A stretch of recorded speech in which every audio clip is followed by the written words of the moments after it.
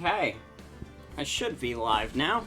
Hi everyone, welcome back to more Ace Attorney. I was gonna do the Splatfest tonight, but then I was like, yeah, I don't really want to play Splatoon right now. I don't know, I just don't have that Splatoon urge. I think I kind of used up my Splatoon points earlier this month. I like out-Splatooned myself. I am good on Splatoon. Nick is right. It's true. So we're on day 3 now. We're on day 3, the trial. So, well, I don't think we're going to be able to finish this tonight, because there's the 2 trial segments here. We have to do 1 more investigation period, and then 2 more trial segments after it. That is 5 different segments, and unless I got through those segments really fast, which I don't see happening, I don't think we're going to be able to beat it tonight. But I'll tell you what, I'll also stream Ace Attorney tomorrow, just to finish it up, because Ace Attorney, after Ace Attorney, that's when I wanted to start putting the Nuzlocke into the stream rotation. That's not going to be the only, like, longer series I'm going to do. I'll tell you more about it when I get closer to doing the Nuzlocke, but basically I'm still gonna kind of be doing what I normally do. There will just be occasional, like, Nuzlocke streams.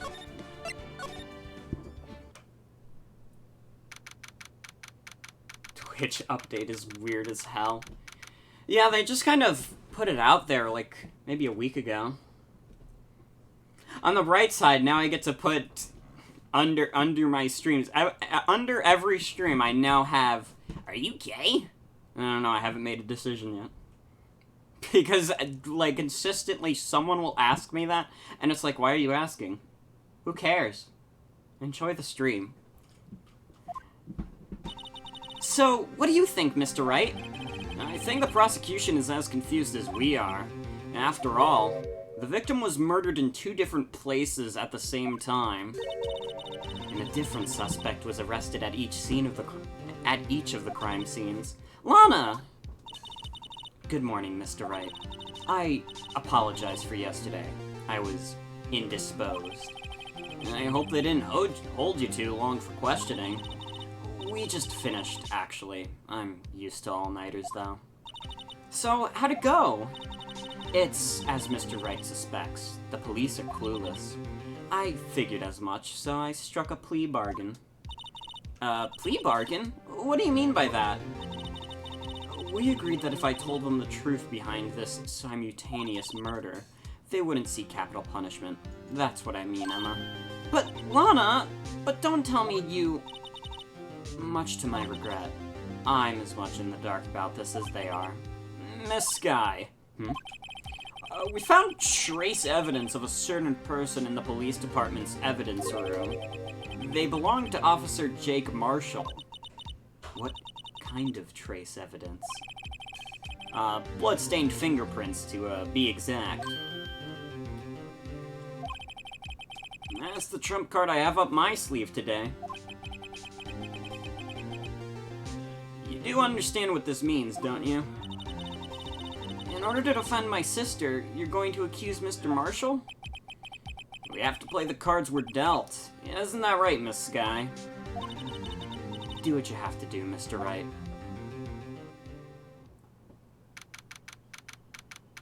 Also, yeah, that's fair enough to deal with people. Don't even worry. I just ignore people who say that.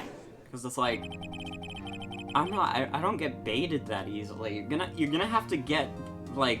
Ask me about, like, Persona 5. That's perfect bait. I will tell you everything wrong that I don't like about Persona 5. You will have successfully baited me into saying that something that will annoy everyone.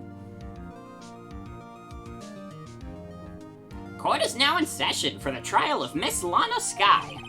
The defense is ready, Your Honor. The prosecution is... I'm afraid you'll have to clarify. It takes 30 minutes by car to reach the police department from the prosecutor's office. Talk about Danganronpa. Yeah, I could probably annoy Danganronpa fans if I talked about Danganronpa. I mean, if I just talked about Danganronpa 3, like, no Danganronpa fan would be angry at me for that, because most of them hate Danganronpa 3. At least the ones that I've talked to. It takes 30 minutes by car to reach the police department from the prosecutor's office. Yet the victim, Bruce Goodman, was slain at both places at the same time. But that's not physically possible, is it? What's more, I hear the victim from the evidence room just disappeared. Yeah, and the body eventually reappeared in the trunk of Mr. Edgeworth's car. Oh, this is one messed up trial. One of my duties as a prosecutor is to present impartial evidence. Today I will present evidence relating to the murder at the police department. In doing so, I believe the way in which we should proceed will reveal itself. And that's what sets Mr. Edgeworth apart. He sounds so on top of things, even though he doesn't know what's going on himself.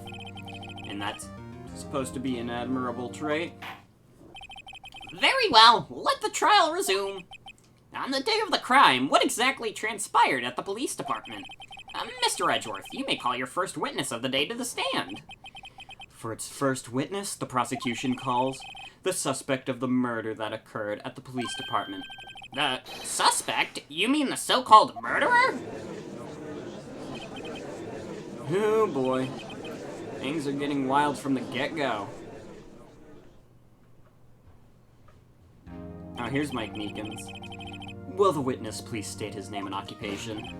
Yes, sir. I'm Officer Mike Meekins, sir. My occupation is, that would be murderer, sir. So you're telling us you're a professional killer? Sir, it was me, sir. I'm the one who did it. I'll never kill anyone again, sir. You gotta believe me, sir. Actually, what we'd like to hear from you is... Sir, I'm what you would call part of a younger generation, sir. A person whose actions adults can't possibly comprehend. Please, Mr. Edgeworth, sir, help me, sir. Officer Meekins. Yes, sir. Give us your report of the crime. Consider that an order. Yes, sir. As you wish, sir. After all, I am part of a generation that must be told what to do, sir. You can't fault him for a lack of enthusiasm. Gen Z Meekins. Meekins is a millennial. Zillennial. Is he like in that awkward period where like he remembers all the stuff from the 90s? But he's just a little too young to fully grasp it, but he's also a little too old to fully grasp, like, TikTok and stuff. I'm still not sure what a TikTok is. Although it's not my normal duty, I was assigned to guard the evidence room that day. I spotted a suspicious man on the security screen and rushed into the room. I was only doing what I was trained to do, sir. I was suddenly attacked. I fought for my life, and then I did it. After that, I passed out until another officer smacked me awake. So the victim, Detective Goodman, attacked you. Do unto others before they do unto you. That's the Meekins family motto, sir. I see. Then you fainted, and a colleague helped you regain consciousness. Yes, sir. He knocked me upside the head, sir. Very well. The defense may begin its cross-examination. What I need here is more info to work with. Only 90s kids remember who put spiders on my deck.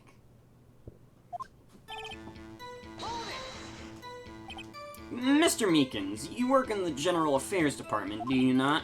Yes, sir. I'm in charge of hiring new recruits, sir. Yikes, now there's a scary thought.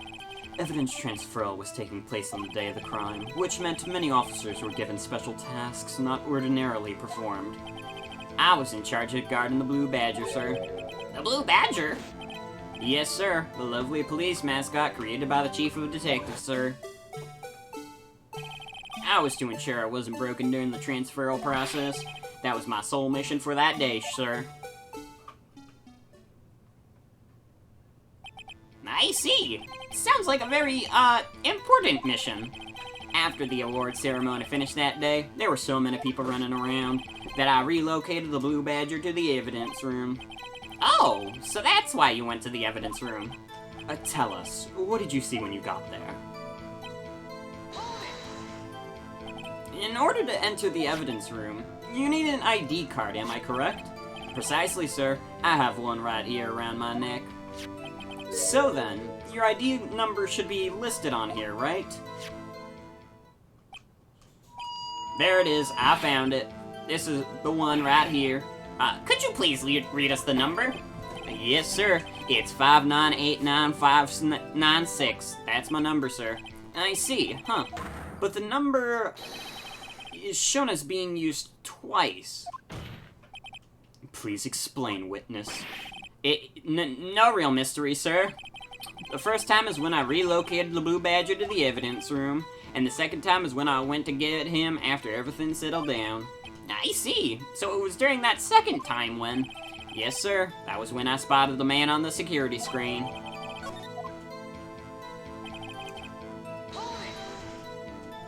So you were attacked. Can you please tell us exactly what happened to you? It was a knife, sir. A knife. Detective Goodman pulled a knife on you? What happened then? Well, with me charging in on him like that, he looked as surprised as I was. You weren't exactly the kind of person someone would want to run into. That's when I reacted, sir. I swung my arms like an octopus, struggling to detain him. That's how I got this gash on my hand. Maybe if you just kept your cool, your hand wouldn't be. When I saw the blood trickling down my arm, I panicked. I grabbed the man by his collar. What exactly do you mean by when you said you did it? Also, hi, welcome to the stream. I know I don't look exactly the type, but I'm really into kung fu films, sir. The man let his guard down for just an instant, so I snatched his knife from him. You took his knife. I spun him around and performed a disarming maneuver. I made sure to close my eyes like a man. See. He must have been desperate. The next thing I knew, his white coat was drenched in the sea of my blood, and then the next thing I knew... Yes? He punched me right in my face, sir. About what time did you regain consciousness? No offense, sir, but how am I supposed to know that? I was unconscious. Oh, right. According to the report from the officer that woke up the witness, it was about 5:30. He hit me right in the head, too. I woke up crying tears of pain.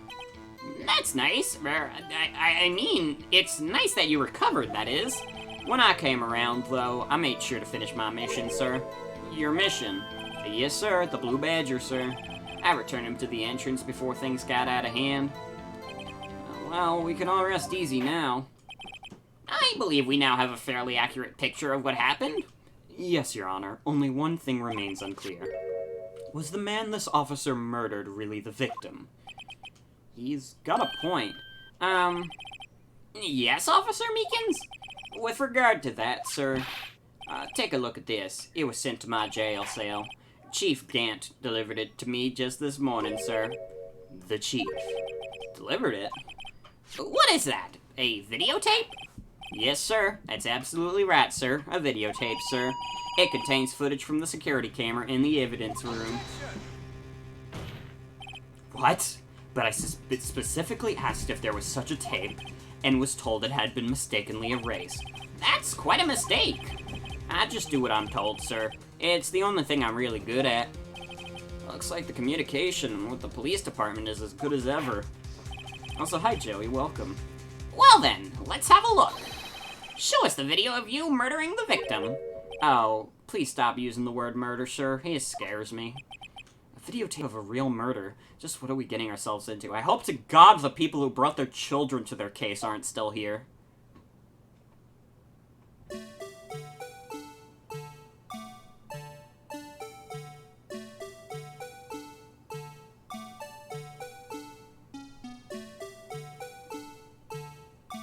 Man, they still got CRTs in this future. Oh my god, that was 3D! Whoa! That was a human person in 3 dimensions! What the hell?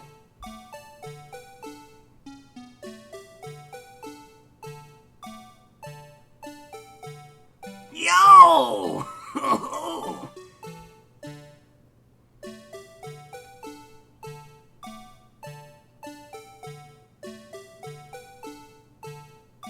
No, Meekins, watch out!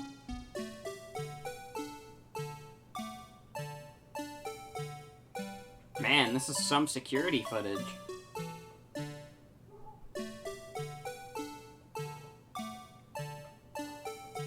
Well, Meekins did not win that fight. That's for sure. They killed him. Well, I believe we're all thinking the same thing. How can we deal with these unsettling feelings stirred within us? What the hell was that wriggling piece of plywood? Sir, that is the pride and joy of the entire Criminal Affairs Department, sir. It's the Blue Badger, sir. Why am I not surprised this isn't going smoothly? Yes, well, anyway. This tape seems to prove that the witness did indeed, encounter someone. Evidence, oh, shit. Your Honor, instead of relying on clearly incomplete footage, the witness's testimony will suffice. Is that alright with you, Officer Meekins? Yes, sir. As you wish, sir.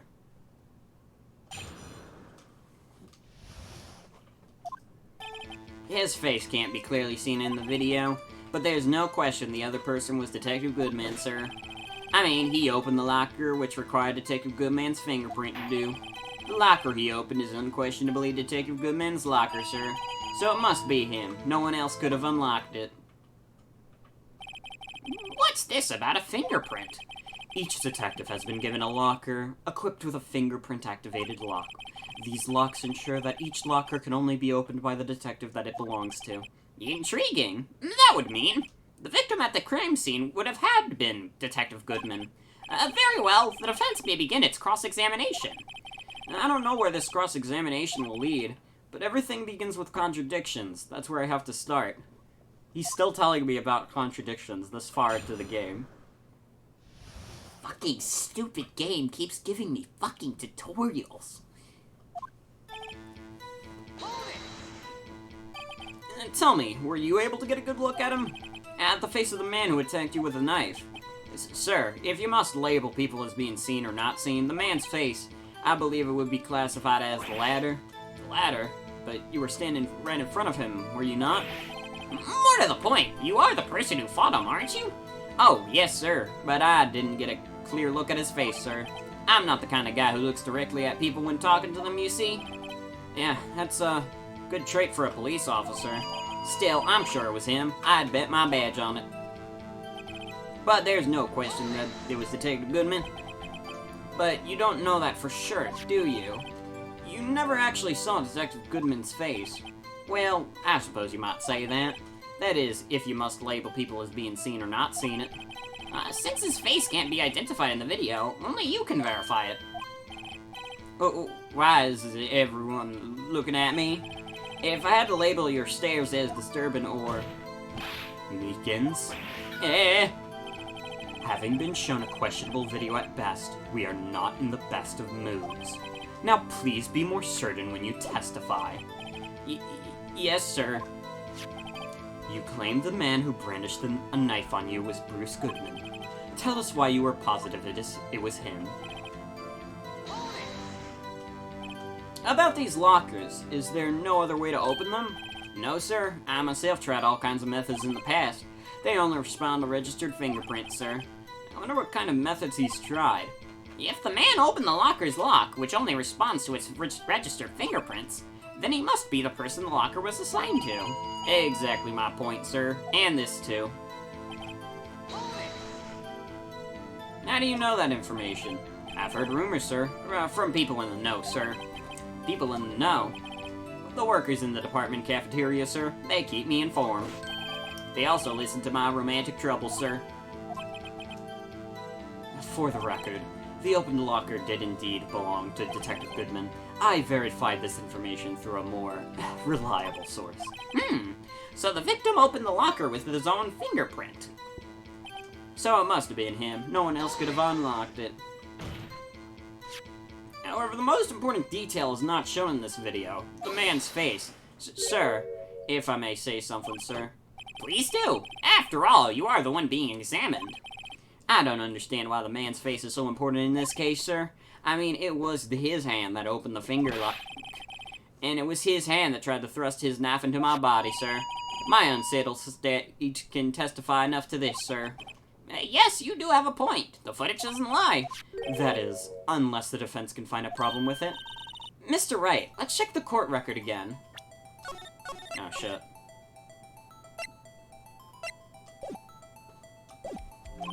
Is there a problem with the security video? Regarding the video contained on this tape, there is one thing in particular that seems rather strange. Strange? This contradiction leads to the possibility that the man may not have been Detective Goodman. What? This video contains a contradiction? Interesting. Your Honor, I have a proposal. Yes, Mr. Edgeworth? I propose we have the defense point out to us this alleged contradiction in the video. You would want me to point it out. Very well. Proposal accepted. Let us further inspect this piece of evidence. I will now play the security tape. Mr. Wright, please show us this contradiction you speak of. I have to point out the problem in the video? This is the first time I've ever had to do that. You can do it, Mr. Wright. It's set up so you can fast forward, rewind, or pause the video. Just take a good look and be sure to point out the right thing. Please don't play it too many times. I can't stand watching this video. How did this guy ever become a police officer? Now then, Mr. Wright, please enlighten us. Where is the contradiction that indicates the man might have been Detective Goodman? Or might not have been?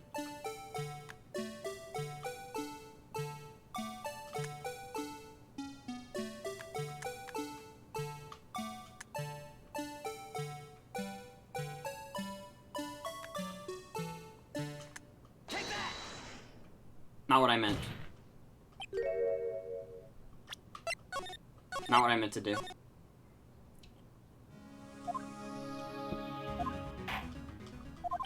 Accidentally clicked Meekins.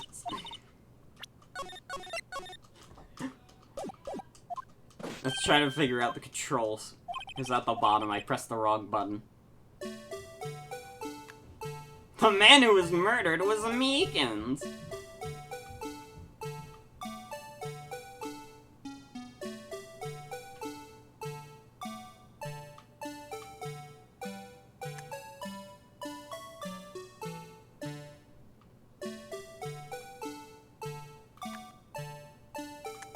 You know the problem?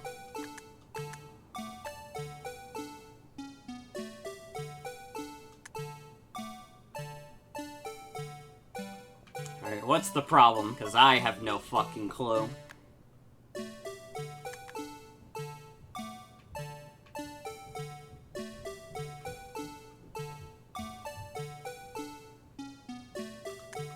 Check the locker when it gets opened. A glove did fall out.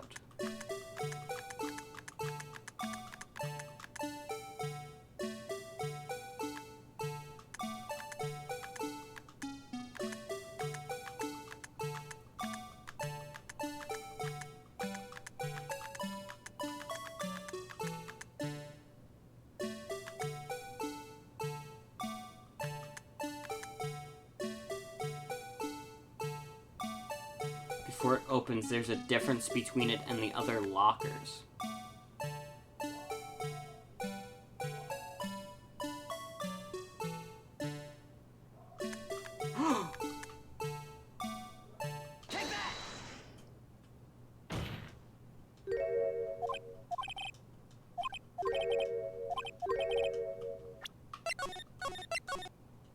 Okay, not specifically the... Yeah, I should try the light. No, fuck! I pressed the... I'm not as used to these controls.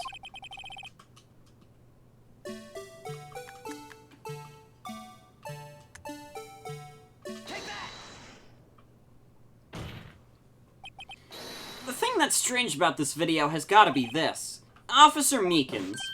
Sir, do you mean me, sir? As I understand, the locker apparatus works like this.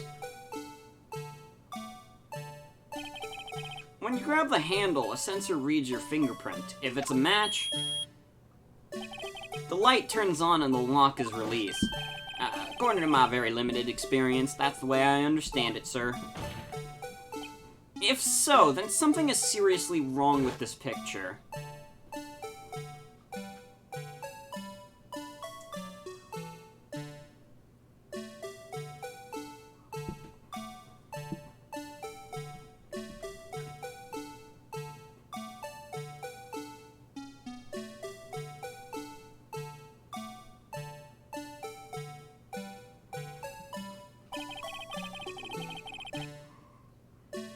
When the victim reaches for the handle to open the locker, let's rewind to a little earlier.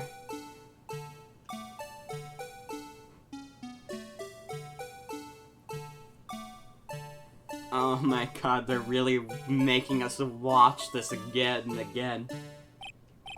Here, notice the light? What's this? It's already lit.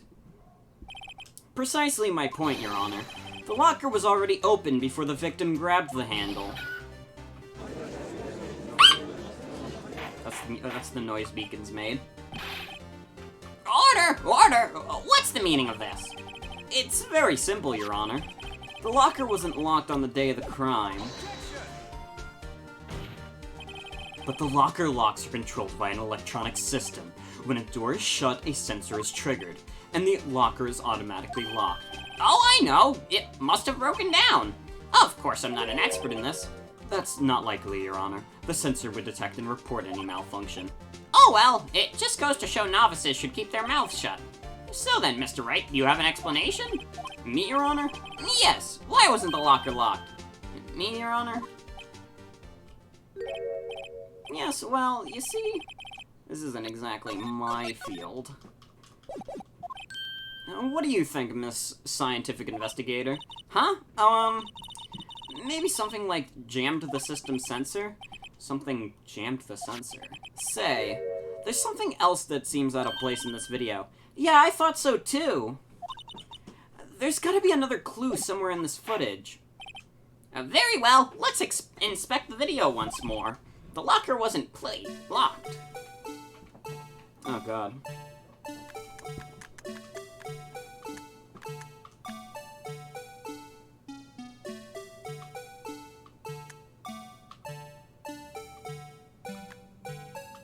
Now the glove.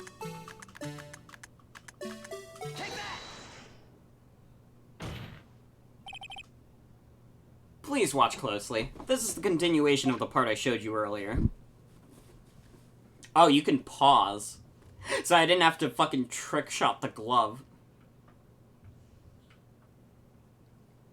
I mean, I gotta say, this is decent, like, 3D work for, like, DS era.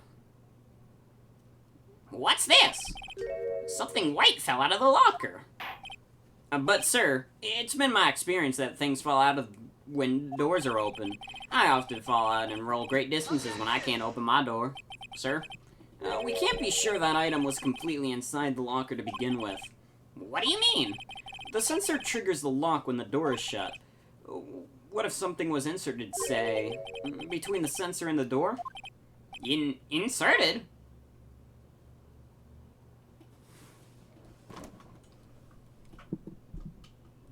I wish you could fast forward during this part.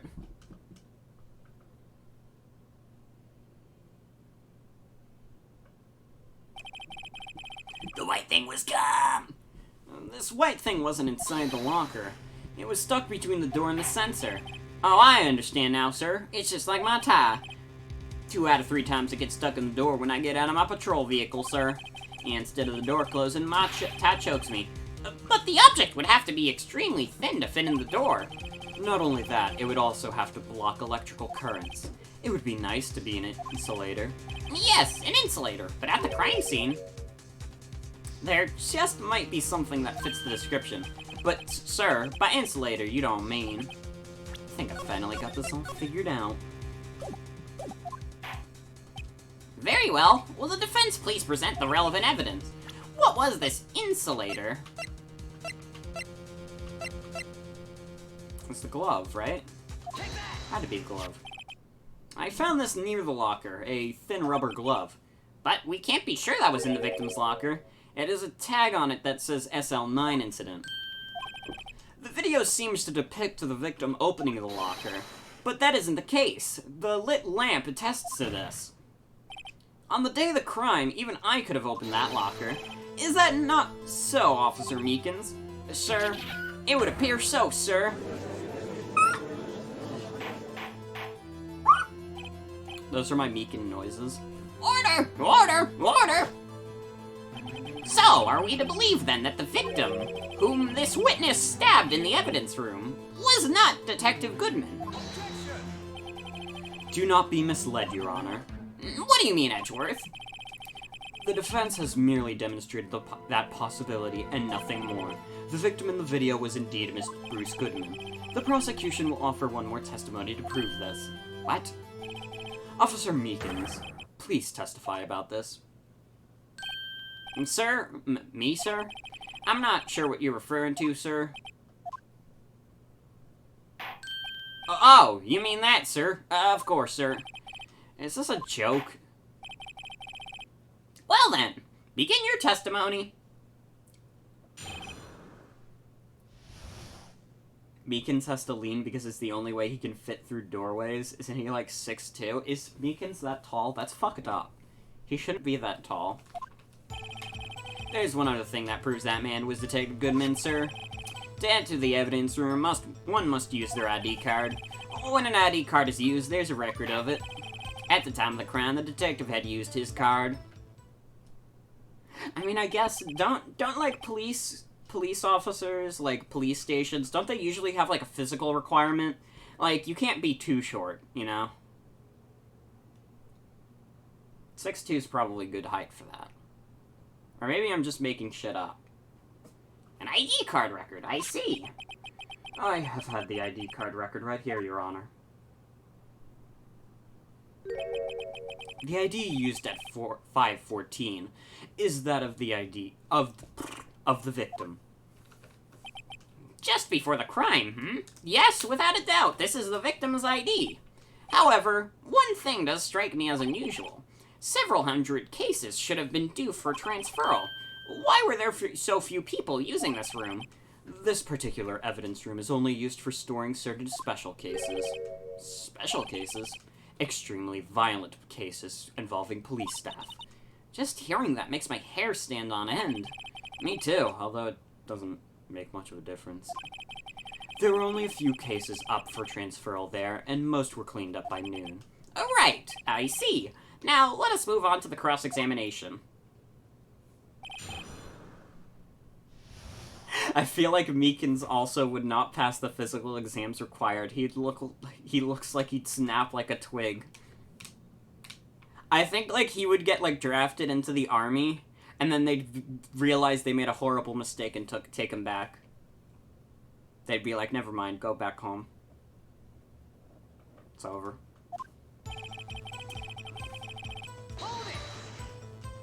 So, unlike your earlier testimony, you believe this to be rock solid, do you? Yes, sir. Solid as stone, sir. If my hand wasn't wrapped in bandages, I'd even give the V for victory sign, sir. Couldn't he just use his right hand for that? Let's hear him out, Foley.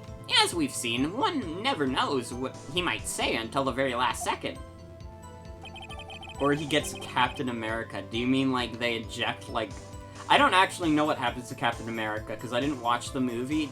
Doesn't, like, Captain America get, like, injected with shit, and that's how he becomes, like, a big superhero, and then he gets frozen for, like, 60 years, or some shit? Is that card hanging from your neck one of these ID cards? Yes, sir. This card right next to my cuff, sir.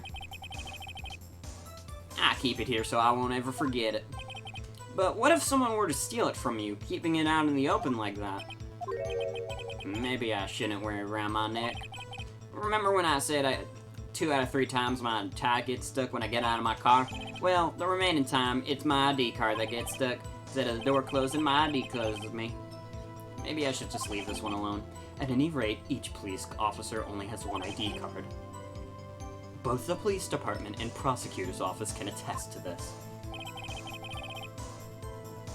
Please proceed with your testimony. When an ID card is used, there's a record of it. Let it be noted that this is the record the witness referred to. Let me see. Yes, that would be it. Detective Goodman. What's the matter? According to this, Mr. Edgeworth, your name is on here. So it is, Your Honor. Not that prosecutor again. Hey, maybe behind us. Mommy, is that man in blue a murderer? Shh, don't stare at him. It would seem. The inquiry committee will want to speak with you again today. I have nothing to be ashamed of regarding my actions or their consequences. For now, let us continue with the cross-examination. Poor Mr. Edgeworth. It must be so difficult for him. Earlier, I believe you testified that when you asked the man to show his ID card, he pulled a knife on you. Yes, sir. He didn't show me any ID card, sir. Don't you think that's odd? I mean, if he had his ID card, all he had to do was show it to you. There wouldn't be any reason to draw a knife. Maybe he just panicked? Everything stems from contradictions. Let's point him out. Mr. Wright, what do you think? I'm confused. What? The problem with this ID card testimony is far too obvious. It's not like Edgeworth to miss something like this. You're thinking too hard about it. Come on, let's show them what we've got.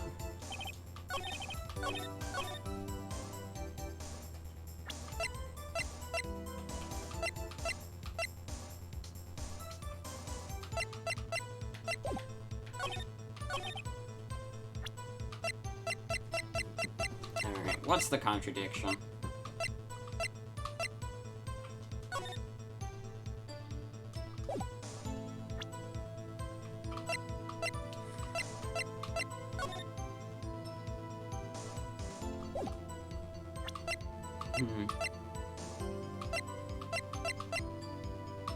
I'm too dumb for this game.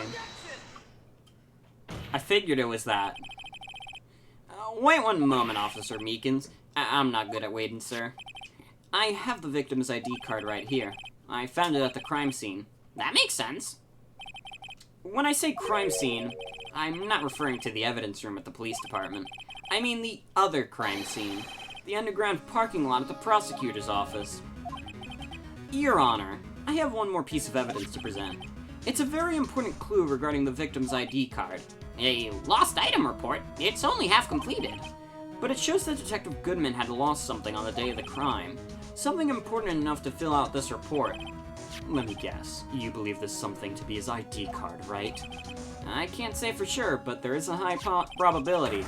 On the day of the crime, Detective Goodman was not carrying his card. Order! Order! So now, what does this all mean? It can only mean one thing. It doesn't even require much thought. The man Officer Meekins encountered in the evidence room was not Detective Goodman, but rather the man who stole his ID card. Order! Order! Order! Does the prosecution have a response? I have only one thing to say to the defense.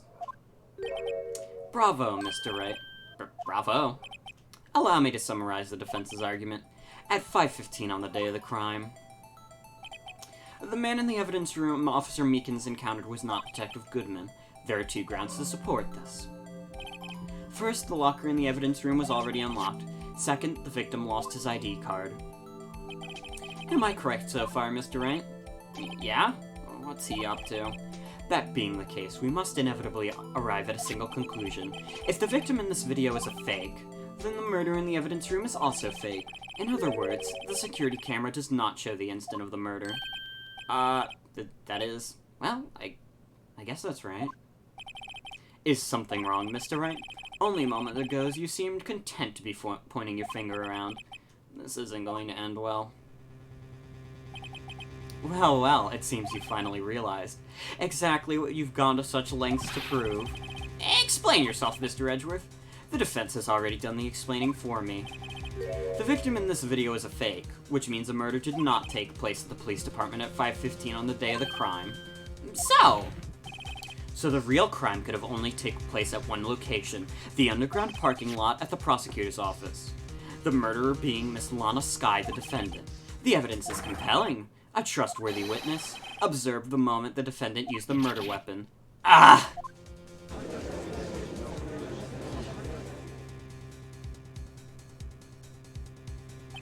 I knew that testimony was way too shabby. It was all a trap from the beginning. The activity in the evidence room still leaves many questions unanswered. Who exactly was the victim Officer Meekins encountered? And where did this person disappear to?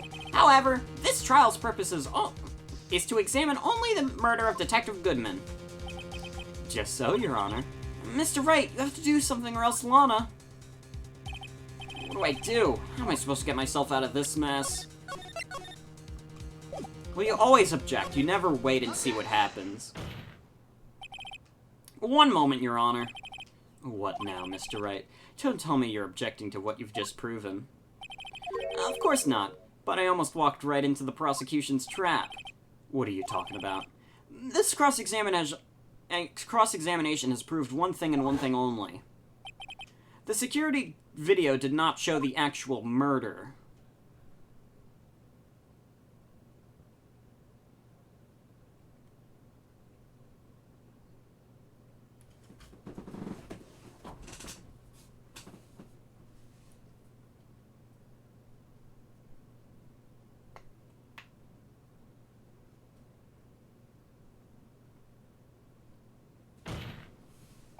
However, it cannot be said that it is unrelated to the murder in the parking lot. Specifically, large amounts of blood traces were found in the evidence room. The defense demands further examination into the truth of the matter. Mr. Edgeworth, Yes, Your Honor? if this court were to examine this further, other net witnesses will be necessary. Is the prosecution prepared? I'm sorry, Your Honor.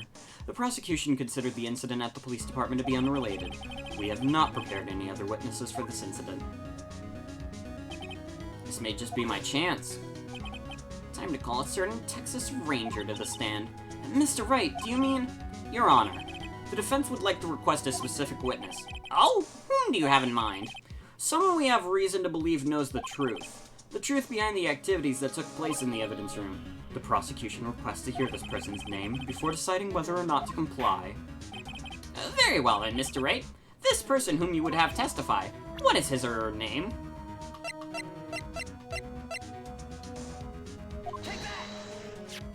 Officer Jake Marshall. Why him? I can't let Edgeworth know everything just yet. He is in charge of the evidence room. I feel like we should hear what he has to say. The prosecution agrees to the defense's request. Since he was responsible for guarding the room, we should hear his testimony. Fortunately, he works in the police department. We shouldn't need more than 20 minutes to prepare. Very well. This court will take a 30-minute recess while the witness is I don't know how to say that word. I don't know court language. Don't expect them to learn court language just because we're playing this game. Will the prosecution please prepare the witness during this time? We will, Your Honor. Court is now in recess. Subpoenaed. Dumb as hell. There's no stopping you, is there, Mr. Wright? Huh? What do you mean? You called for Jake Marshall. It seems you figured everything out. I haven't figured out anything yet. Lana, you're the one who knows everything. Emma. You always know everything. Why don't you just tell us? Mr. Wright is trying his hardest to protect you. I don't recall ever asking for his protection. How can you be so cold? Don't you trust us? Don't you trust me? Hope I'm not interrupting anything, pals. Oh, I guess I am. I'll come back later. No, come back. Wait, Detective Gumshoe, what is it? You've got a lot of nerve, pal, making a detective run all around while on duty. And to top it all off, you call me here. I've seen happier people at funerals. Sorry, Detective. You better be, pal. Hey! Hey! Hey! I didn't see you there, Chief Prosecutor Sky. That's okay. So, have you brought what I asked? Oh. You mean this, right? My apologies, Detective. Due to my present circumstances, I was forced to use Mr. Wright's name when making my request. My name? Never in a million years would I have thought it was you who asked me. Could I bother you to bring me the SL9 incident files? I'll need them by noon. Talk about crazy. The SL9 incident? But, Lana, that's... I thought Mr. Wright might need them, so I had them brought here. Here, you might do well to read them. I can't believe you, the chief prosecutor, were a witness in that case. Miss Skye was a witness? Take it from me, you don't want anything to do with serial murders. Oh, what? Now that I've brought you your stuff, you're gonna ignore me? Emma? But why? Why is your name in here? What? My name's in there. I don't know. Unless... No, it couldn't be. Lana, this SL9 incident, is that... That's the classification number the police filed it under. 2 years ago, the rest of the world knew it as the Joe Dark killings. The Joe Dark... No, Lana. That's over with. No. Emma, wait. She ran away. You know what? I just remembered. I gotta be somewhere. Sorry, pal, but I'm out of here. Jake Marshall, Angel Starr, Damon Gant, Miles Edgeworth. Not to mention Lana and Emma. Everyone involved in this case is connected to those killings 2 years ago. This can't just be a coincidence. Knowing you, you might just be able to figure it out. Time to get back to the trial, Mr. Wright. Best of luck. I'd better take a good look at this file. No, to be continued. We're only like 45 minutes into the stream. Maybe I can finish this tonight if the rest of these segments go that short. Which they won't. They won't. We could try. No, we'll definitely try. This might be it. This is going to get wild. Everyone's saying it's gonna get wild and wacky. Wild and wacky. The court will now reconvene for the trial of Miss Lana Skye. Emma didn't come back. Allow me to call the next witness to the stand. The officer in charge of guarding the evidence room on the day of the crime. Read the file. Witness, please state your name and occupation. You know what, let's just do that right now. Why would I not do that right now? Perpetrator Joe Dark. Crime serial murder. Sentence death. Your Honor, legal legends. Death. Victims. Edward Jones, Jason Knight, Edith Kirby, Rachel Moss, Jeb Bates, Neil Marshall. Trial data. Head prosecutor, Miles Edgeworth. Witnesses, Lana Skye, Emma Skye. Executive investigators, Damon Gant, Lana Skye. Head investigator, Bruce Goodman. Investigators, Jake Marshall, Angel Starr. I mean, that's about what I expected. I mean, in terms of these, it's about what I expected.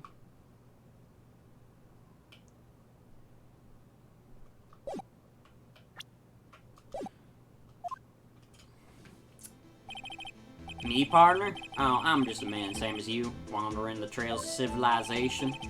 Occasionally helping the elderly cross intersections when needed. Yes, we get it. Oh, I know! You're a patrolman! As for my name, if you listen hard enough, you can hear the howling wind calling it out. To be exact, it's Jake Marshall, Your Honor. Howling wind? I've never heard Edgeworth described that way before. Now, Mr. Marshall, let me ask you something. You were in charge of guarding the evidence room on the day the crime took place. Is this correct? According to the papers, partner. What do you mean? A desperado's soul is as boundless as the desert sands, and no paper can sum it up. Maybe it's best we get on with this quickly. Please share with us your testimony of the day of the crime, in plain old English. This is McCree from Overwatch. My job was to keep a wary eye on that bone orchard. They say I was supposed to make rounds 3 times a day, but that ain't my style. Besides, the room's protected by 2 security systems anyways. If I remember right, I was at the street side saloon at the time it went down. I'm just an innocent traveling man, so if you're out of ammo, it's time I hit the trail. So welcome back. I can't say I particularly care for your attitude. I say I care for your beard, but you don't see me complaining. Wait a minute. What do you mean by 2 security systems? I mean the security cameras and the ID card tester. I reckon even a cowpoke like you know about those. Yes, well, what about the fingerprint-activated locks on the evidence lockers? Fingerprint-activated locks? What kind of newfangled doohickeys are those? He's not being very helpful. He's not that good with machines, or with following orders. Everyone's got their weaknesses now, don't they, Mr. Prosecutor? This one seems like trouble. Okay, Mr. Wright, he's all yours.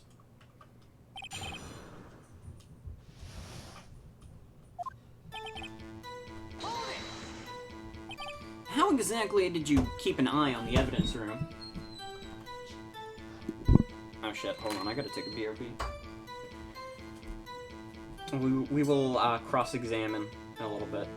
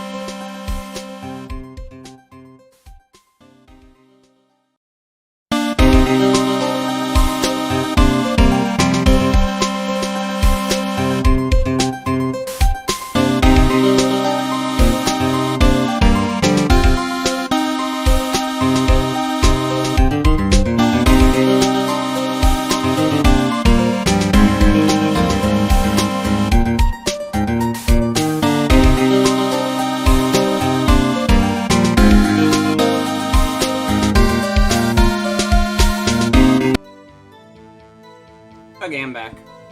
How exactly did you keep an eye on the evidence room? I just made sure nothing moved in the security camera monitor. That room's so still. Even time dies in there. I was just the caretaker who entered the recordings. You interred them. Videos of nothing ain't that useful. When the time come, I erase the tape. If nothing unusual is recorded, tapes are to be erased every 6 hours. Each time I'd erase a tape, it felt like I was erasing a part of my life. This guy has a flair for the dramatic, but it isn't going to do him any good. So, in actuality, you don't physically enter the evidence room. But you made your rounds on the day of the crime, right? Ain't you heard a word I said, partner? I told you that ain't my style. I'm afraid I don't understand. No desperado I know lets rules get in his way. No desperados I know join the police force. So, Officer Marshall, on the day of the crime? Just between you and me, I didn't set foot in the evidence room of that day. There was a rubber glove stuck in the victim's locker. Do you know anything about that? Sorry, partner. Can't say I do. I haven't been in that crypt in weeks. How does this guy avoid being fired? You used to be a detective, so you've used the evidence room in the past, correct? Of course. Back in my day, my locker was a gold mine of evidence. And yet, you didn't know about the fingerprint locking mechanism. Sorry, partner. I ain't good with machines. I couldn't even tell you how a Bach works. That's quite, incredible. The sensors on the locker handles cannot be seen. It's well known that some detectives are unaware of their presence. Now that he mentions it, Detective Gumshoe said something like that too. At any rate, it doesn't seem that this is relevant to the crime. Can you tell us what you were doing when the crime took place? Gumshoe boomer moment. What were you doing in a place like that? I was eating spaghetti. Not even an angel steak lunch can beat that parlor's Vangoli sepia pasta. I'm a fake Italian if I can't say that. Do you mean to tell us that you abandoned your police duty to eat some noodles? Not all desperados eat tacos, partner. That's not what I meant. I hope this has at least taught you a lesson. That's strange. This is usually where Edgeworth says, "Did you not want to raise this year?"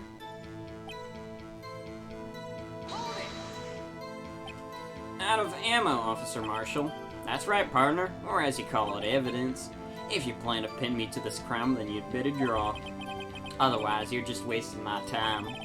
My steel horse is waiting to carry me back west into the sunset. One thing seems clear. Despite being responsible for guarding the evidence room, the witness doesn't appear to have seen anything. Texans don't take orders from anyone. Everyone knows that. Apparently your superiors don't. Okay, I have a trump card up my sleeve, so I'd best keep my cool. Before I use it, though, I'd better up the ante.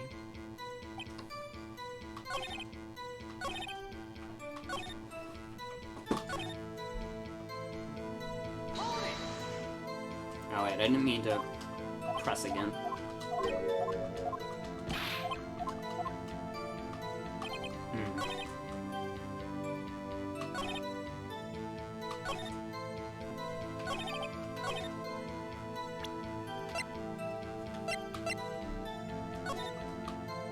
Well, this is definitely not it. That's the trump card. Wait a minute.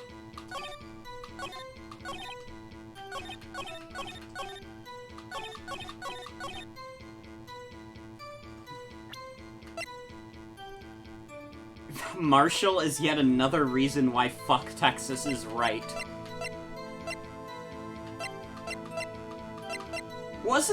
Yeah, these are Marshall's fingerprints. Officer Marshall, doesn't it strike you as odd? That is, you being called in to testify like this? After all, you weren't in the security room at the time of the crime, and yet you dragged me down here. Explain yourself, partner. It's quite simple. You left a very large trail behind at the scene. Or, to be exact, a handprint. Listen real good, partner. Like I said, I'm the caretaker of that crypt.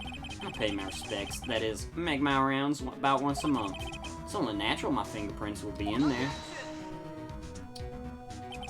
I only wish it were, officer. But you see, your fingerprints were covered in blood.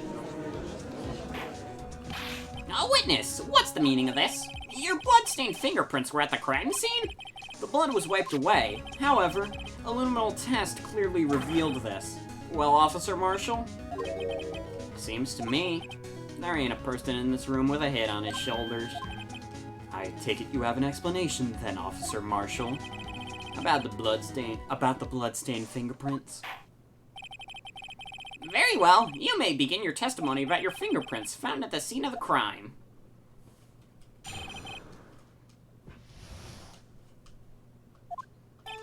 Like I said, it's only natural for my fingerprints to be in that evidence room. One of them just happened to be in the same place as the blood-stained handprint. The murderer touched that locker where my handprint was by chance. The bloodstain and the fingerprint are completely unrelated. Or didn't you know the murderer was wearing gloves? See, I had nothing to do with it. The witness's explanation appears valid, although there's room for doubt. Life wouldn't be fun without any doubt, partner.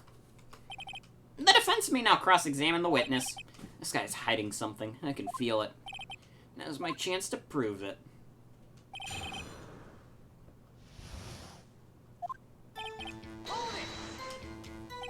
That's because, how did you put it? Pay your respects once a month. Yeah, that's right.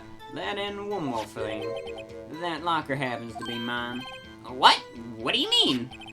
I mean what I said. That's the locker I used when I was a detective. The locker I still use. All that's in there now, though, is a heap of broken dreams. I see. It'd be strange if my prints weren't all over that locker. Apparently his fingerprint data was never removed from that locker's programming. He must have been using the fingerprint lock all this time without ever knowing it.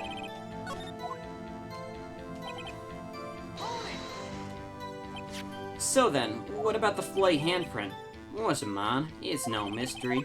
Please explain. My locker is covered with my fingerprints. It just so happened.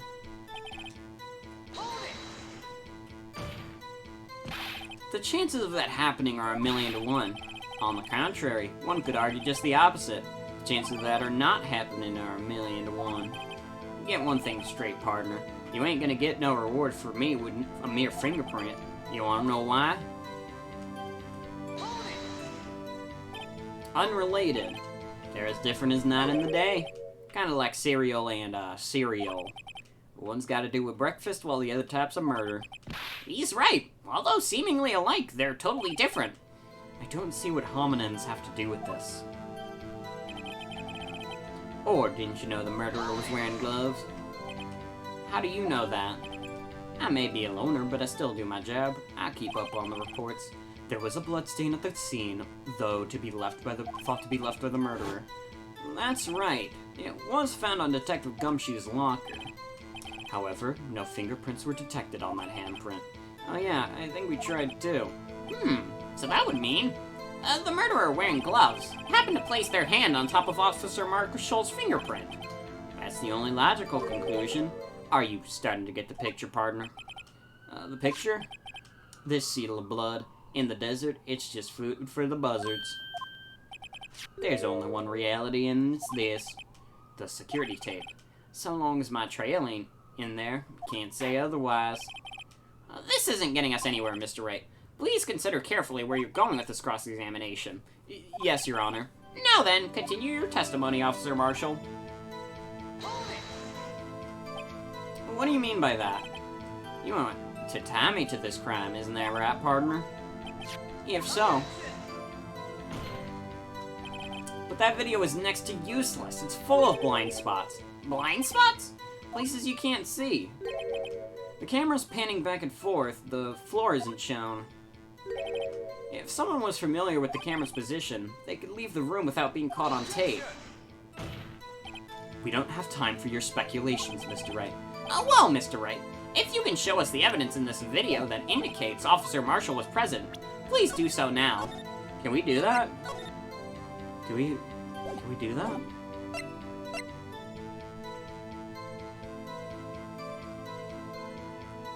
Do it? Okay, I'm gonna trust you guys. Very well. Allow me to point out your mistake, Officer Marshall. Tread carefully, Mr. Wright, or you might end up being the one making the mistake. Now then, let's have another look at the video. Show us the incriminating evidence of the victim, or the witness, Mr. Wright.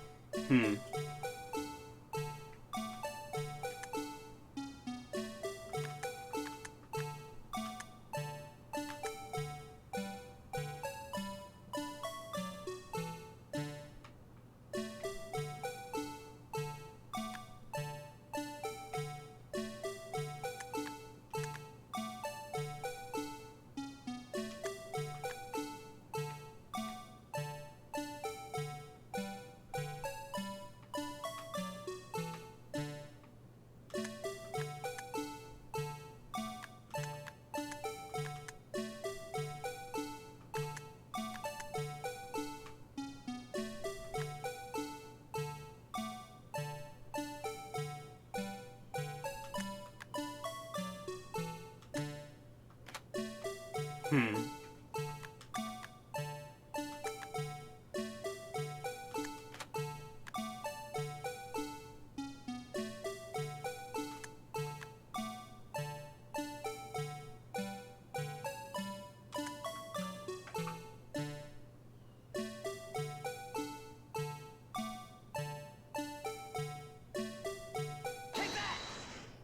Didn't mean to click that.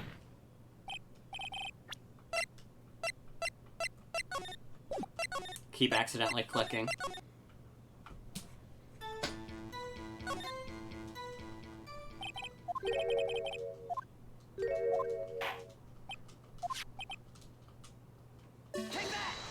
Didn't mean to do that. I keep accidentally clicking shit.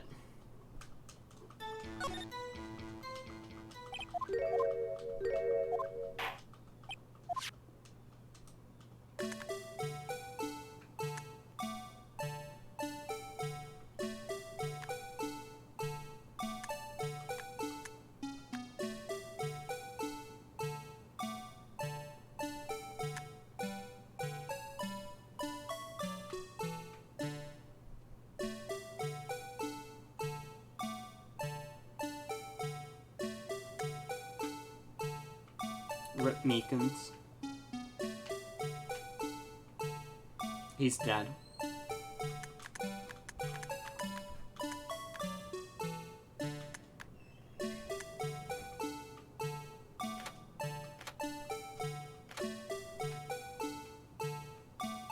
Hmm.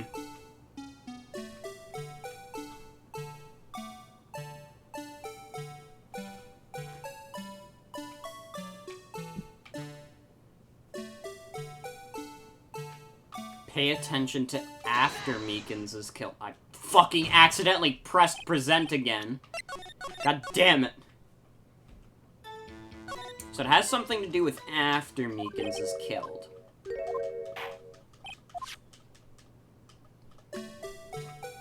That is what I'm being told. I will trust people.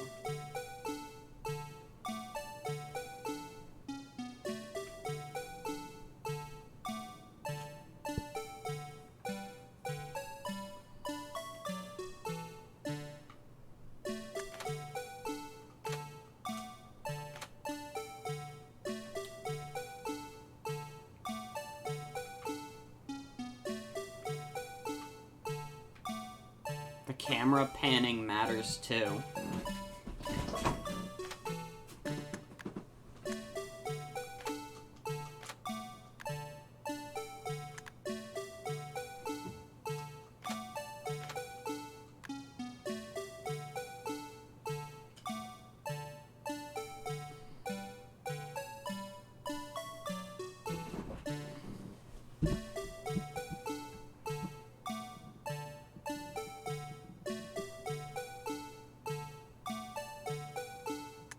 There's something that changes.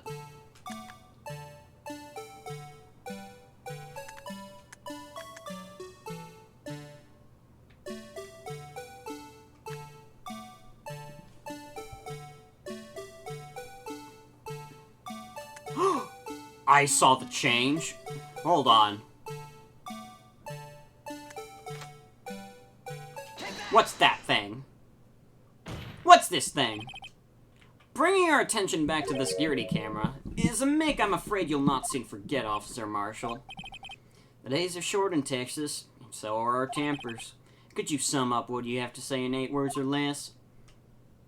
Very well. You can clearly be seen in this video. Exactly 8 words. Not bad, partner. The key lies in a certain locker shown in the video. That locker with the white cloth sticking out, that was the witnesses, I believe. Now then, let's rewind the video a bit.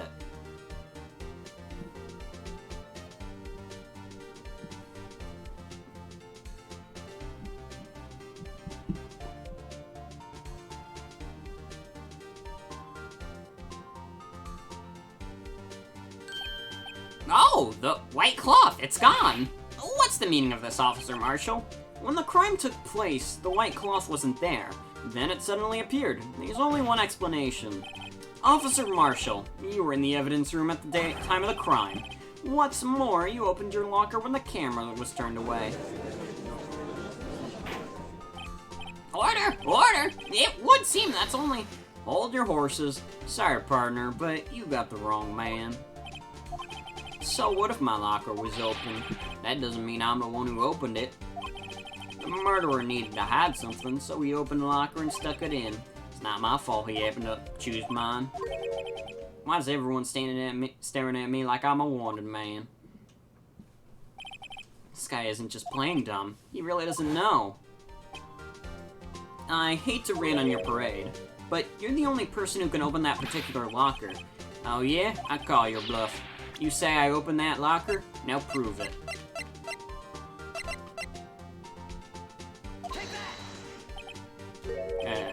Fingerprint sensor. We talked about this earlier today. The lockers can only be opened by the detectives they belong to. What kind of crazy talk is that? Well, Detective Gumshoe did mention something about this. In any case, the locks aren't that obvious. There are some people on the force that don't even know about the fingerprint locks. So, Sheriff, what do you have to say in 8 words or less?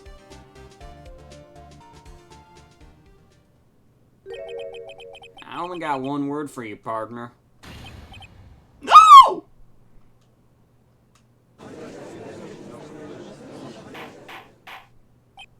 Order! Order! Order! A witness, explain yourself. If this is a joke, it's the worst I've ever heard. I assure you this is no joke, Officer Marshall. Now then, please tell us what you were doing in the evidence room at the time of the crime. Ole, please answer the question. What is he now, a bullfighter? That's alright, Officer Marshall. I believe we can figure out the rest from here. We can? Have a look at these floor plans. There is no room for someone to hide in the evidence room. Yet, Officer Meekins didn't see Officer Marshall. If that's so, then where was the witness? It seems Mr. Wright has an answer. That's right, it's the only possible conclusion.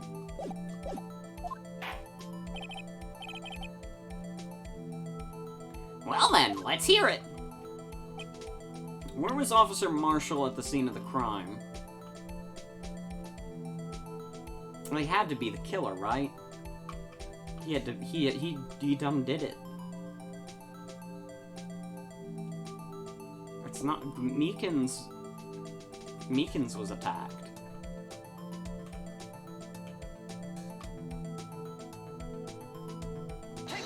Come on. Officer Marshall was standing right here. So Officer Meekins didn't notice him standing there. That's almost as credible as Meekins' warp theory. Wait, what?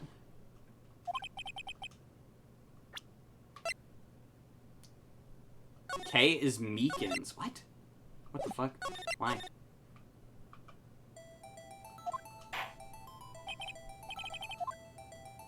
Oh, it's Meekins because Meekins is the suspect. Oh, duh. I'm an idiot. Okay, hold on.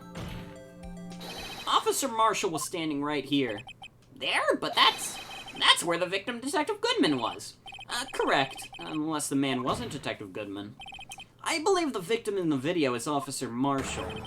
It was you dressed up like Detective Goodman. But that's preposterous. Officer Meekins witnessed the detective at the crime scene. Once he saw the man's face, he'd know for sure. May I point out, though, that Officer Meekins did not know Detective Goodman. He also testified about the man's reaction when confronted. When I entered the evidence room, I asked him to show his card, sir. Yes, and how did Detective Goodman respond? He suddenly pulled a knife on me. Something about the officer's story puzzled me. If the man had his ID card, why didn't he just show him? Yes, he would have needed it to enter the evidence room, so he must have been carrying it. The answer is simple. He couldn't show it. As you can see, Detective Goodman's picture is on his ID card. Oh, I get it. If he showed that, his cover would have been blown. Officer Meekins would have realized the man wasn't Detective Goodman. Do you have anything to say to this, Officer Marshall? You got quite an imagination, partner. We got a term for that. It's called circumstantial evidence. Circumstantial evidence? He's still denying it. you're going to have to do better than that to break a detective. Unless you have hard evidence proving I dressed up as the victim. I can't say I particularly care for your uncooperative disposition. I can't say I care for your beard, but you don't see me complaining. Well, Mr. Wright, do you have any evidence proving beyond a shadow of a doubt that Officer Marshall was dressed up as the victim? Well, who am I kidding? I don't have anything like that. I can see the fear in your eyes, partner. Seems like you're the one who couldn't take the desert heat. This can't be happening. It's so obvious he's the one. What can I do? It looks like your lack of experience has finally been exposed. I'll pass on to you what someone has told me when I was starting out. When you've run into the wall with no place to go, return to the basics. The basics? For me, that would have been what Mia used to tell me. Phoenix, try thinking outside the box. I should look for proof that Officer Marshall was in disguise.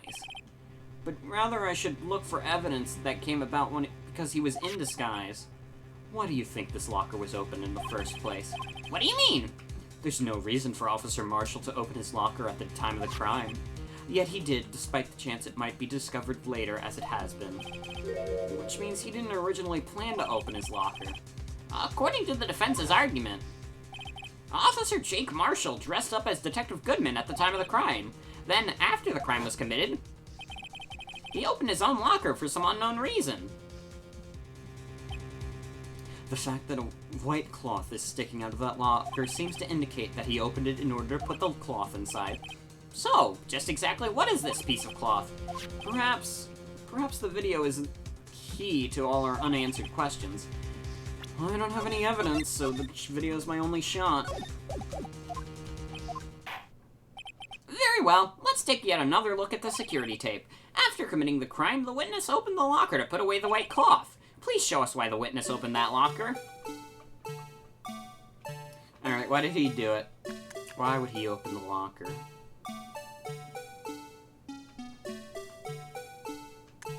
Wait!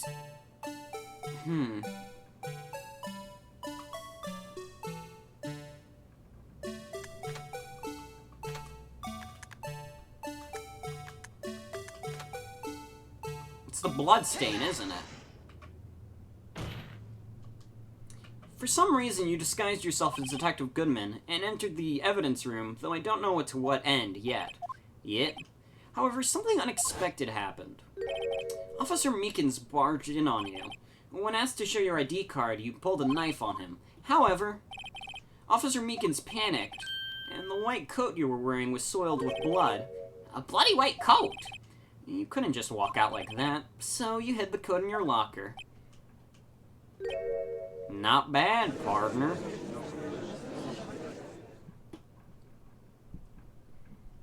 Now then, Officer Marshall, are you ready to tell us the truth? Looks like I underestimated y'all. I hope you're happy now, Mr. Edgeworth. 2 years ago, if you were only half as persistent then as you are today, we wouldn't be here right now would we? Officer Marshall, tell the court what you did. All of it. Alright, seems the time has come.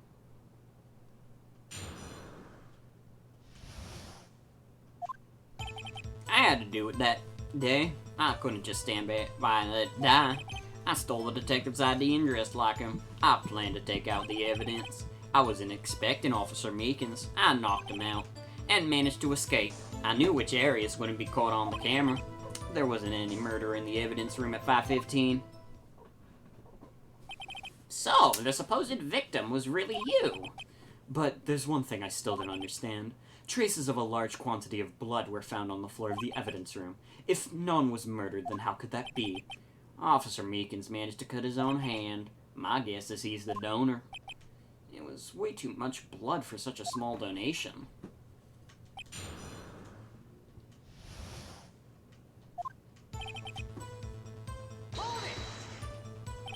When you say it, you mean? Do you even have to ask, partner? SL9 incident. 2 years have passed since that case was closed. It was going to completely end with the transferal that day. Not if I have anything to do with it. The incident's not over. But what did you hope to accomplish by sneaking into the evidence room? when a case is closed, only that case's lead detective can look through the evidence. I wanted to have a look at it myself one more time, no matter what the cost. I don't care what anyone says, partner. That case is mine. But Officer Marshall wasn't in charge of that investigation. Why does he care about it so much? That day was my last chance. That's why Why did you disguise yourself as Detective Goodman? If I didn't make it look like Goodman was carrying out the evidence transfer, I'd be arrested for stealing evidence, which wouldn't get me anywhere. So you did it to fool the security camera. And the detective's ID card? I stole that the morning of the incident. So that really was why Goodman started filling out that lost item report. I returned his ID card. I left it on the floor in the prosecutor's office parking lot. The ID card I found was left there by Officer Marshall. So essentially, you managed to succeed despite your lack of foresight. What do you mean, partner? I mean the fingerprint-activated lock, of course. No matter how well you disguise yourself, you can't change your fingerprints. Under normal circumstances, you wouldn't have been able to open that locker yourself. But he could because a rubber glove just happened to get stuck in the door. That means Detective Goodman must have opened the locker before Officer Marshall. I wasn't expecting Officer Meekins. I knocked him out. You pulled a knife out on Officer Meekins and tried to drive him off? Let's just say I was a little surprised. I only planned on being in the evidence room for no more than 5 minutes. I didn't think anyone would actually come in during that time. Officer Meekins certainly isn't a one-in-a-million type person. Mistaking a detective for an intruder and demanding to be shown his ID. I'll have to think a little more about his raise this year. When did Edgeworth get so much influence? Anyway, he threw himself at me, and I ended up cutting him slightly. I'm sorry it had to turn out that way, with me knocking him out and everything. By the way, what happened to your knife? Oh, you mean this one? I don't know what to say. So you knocked out Officer Meekins, and I managed to escape. I knew which areas couldn't be caught on the cameras. So you did your research beforehand. Those who go into the desert unprepared don't live for long, partner. I didn't think it would make a difference, though. Your security tape is erased every 6 hours. If all had gone as planned, no footage would have been left. However, you bloodied your coat in your struggle with Officer Meekins. If someone was in the security room when I came out, the jig would have been up.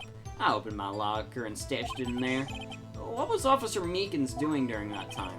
What else? He was sleeping like a baby. So what you're saying is, on that day...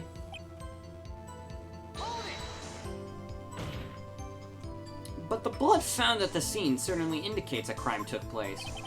What are you, blind? The victim shown on that tape is me, and I'm not dead yet, partner. So, you stole the evidence from the locker. Actually, no I didn't. Why not? When I opened the locker, the evidence was already gone. What? Mr. Edgeworth, where is that evidence? It's still missing, Your Honor. Detective Goodman's locker was already empty. Someone else stole the evidence. Officer Marshall, may I ask you one thing? Fire away, partner. It's a free country. Just remember, I'm also free to decide whether or not to answer. Why did you do this? Stealing a detective's ID, injuring a police officer? This is no small offense. Moreover, you're an officer yourself. This will have serious consequences. It can't just be forgiven with a simple cut in salary. Not that salary cuts are ever a valid solution. Like I said, this isn't your case. This one is mine. And I'll do anything it takes to get an answer I'm satisfied with. The witness has an unusual amount of zeal. Let's hear more. But that case was solved 2 years ago, wasn't it? That's the reason the evidence was stored in the evidence room. Joe Dark was convicted for his crimes. One thing I can say for sure is he deserved his sentence. I remember the Joe Dark case. It involved serial murders, didn't it? I don't intend to complain about it how it turned out, but there's something that still bothers me. Something that went down at that trial. Something that no one will talk about. What happened? I don't know. It's what I'm trying to find out. Why is he so concerned with that incident? Maybe I should present him with what I think his real reason is. I had a feeling we'd wind up here sooner or later. Everyone involved here is related in some way to that case. I'd better take another look at the files.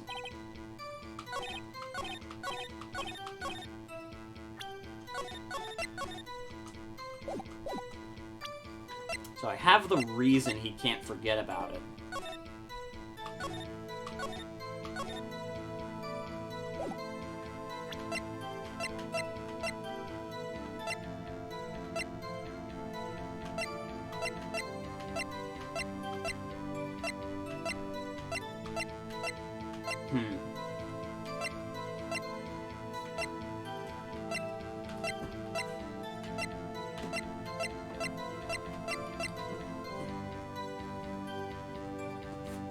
Look at the victim.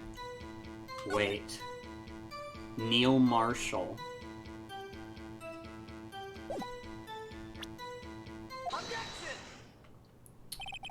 Officer Marshall, I think I understand.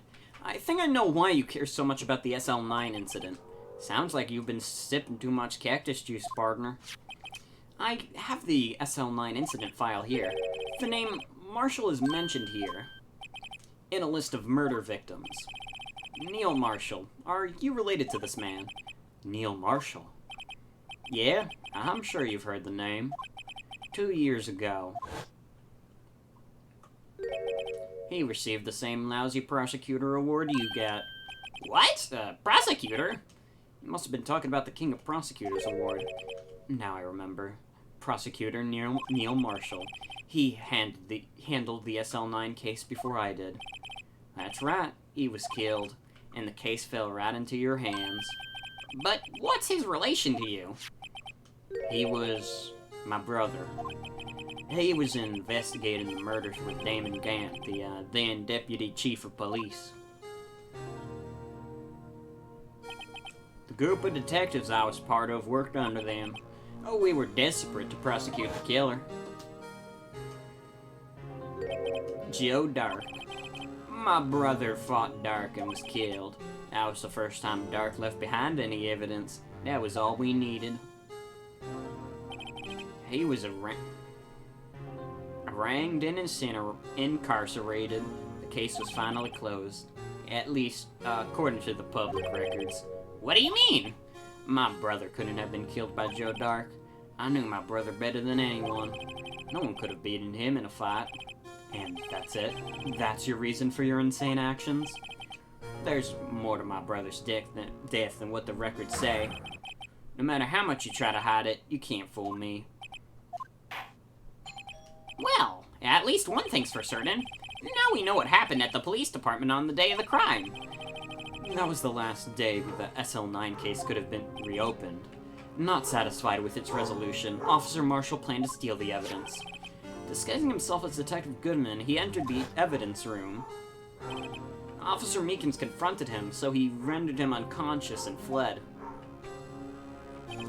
Yes, this mystery has finally been cleared up. No murder took place at the police department that day. The things that happened by chance never cease to amaze. At exactly the same time as the murder at the prosecutor's office, this fake murder was going on at the police department. Chance? It's gotta be more than just that. So, if no one was murdered at the police department on the day of the crime, that means the murder in the prosecutor's parking lot was a real one. Which in turn means only one person could have committed the crime. Chief Prosecutor Lana Skye. But wait, a verdict wasn't reached in yesterday's trial. Which is why we examined the incident at the police department today. But there's only one reason the defendant was not convicted yesterday. There yet remained the mystery of the simultaneous murder at the police department. It seems to me this boy's got the draw on you, partner. All of the mysteries at the police department have been resolved, no doubt about it. Our sole murder took place at the prosecutor's office. The only suspect is Lana Skye, and the testimony of Miss Angel Star is completely incontestable. If you have a response, make it a single word or less. Ah! I rest my case. It seems this trial has reached its conclusion. There's no room for doubt. Well done, Mr. Wright. Thanks to you, I didn't need to waste my time disproving the alleged murder at the police department. There's no doubt what I proved today is true. The apparent murder on the security camera's tape was really fake, but I didn't realize I would end up proving Lana guilty. Now then, the time for the verdict has arrived. This court finds the defendant.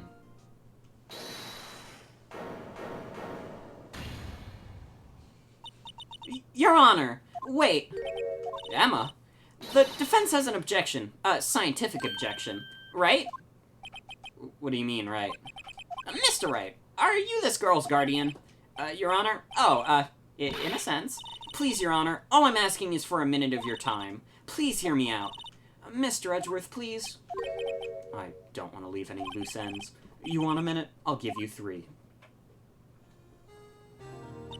I was kind of in a shock.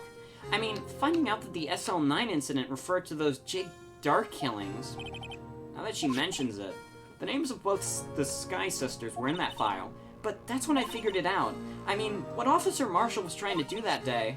So I knew his fingerprint had nothing to do with the crime, and that left only one thing, the other handprint. You mean the traces of blood found on Detective Gumshoe's locker. But no fingerprints were found on it, right?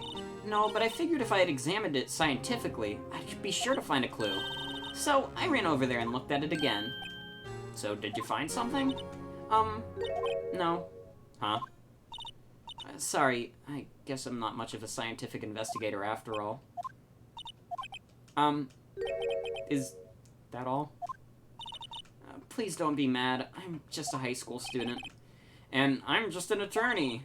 But, Mr. Wright, those traces of blood are the only clue we have. If we can't find something wrong with them, please, Mr. Wright, you're a professional. If anyone can save Lana, it's you. Me? Oh, boy. Time's up. Now then, Mr. Wright. With regard to the incident at the police department, does any reasonable doubt remain? It appears the defense is troubled by the other blood mark. Looking at the floor plans, a handprint was discovered around there. Is there a problem with this? Mr. Wright, I'm sorry I couldn't be of more use, but still, if you can't find anything wrong with that blood mark, Lana will be... Please answer my question, Mr. Wright. We don't have all day. Yes, Your Honor. Oh, if ever I've needed to concentrate, it's now. Could there be something I'm missing? There has to be. This handprint left at the crime scene clearly shows a contradiction. The only thing that seems clear is you're grasping, Mr. Wright. You've been staring pretty intently at those floor plans. Tell me, is there a problem with them? Yes, this is strange. Take a good look at these floor plans. Something is missing.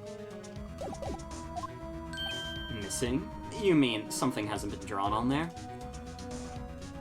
Yes, something that when drawn will completely change the meaning of the blood mark. Let us pray the defense isn't simply trying to buy time. Very well, Mr. Wright. With all this evidence here, there's gotta be something I can use.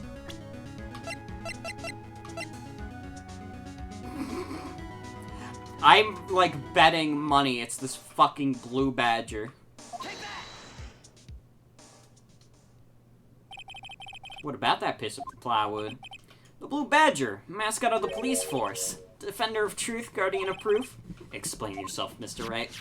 Please look at the floor plans of the crime scene. The blue badger is not there. So watch what happens when we put him in. This is where he was dancing at the time of the crime. Well, what? Ugh. That's right. So long as the blue badger is dancing there, it would have been impossible to place a handprint at this spot on the locker. What?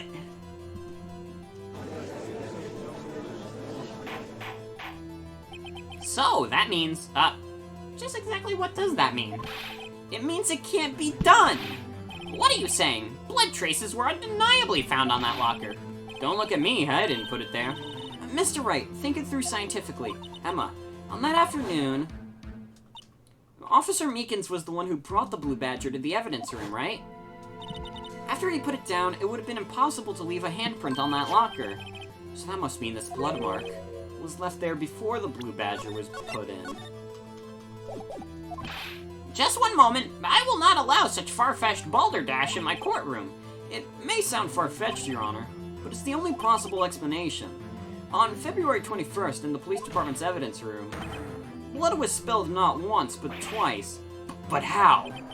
One time was captured on this tape taken by the security camera.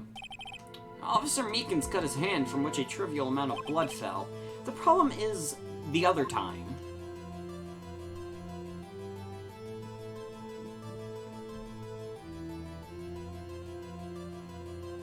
Honestly, you definitely could have put a handprint there.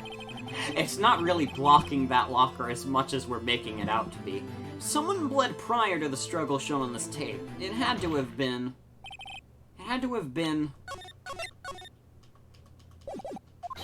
Detective Goodman when he was really murdered.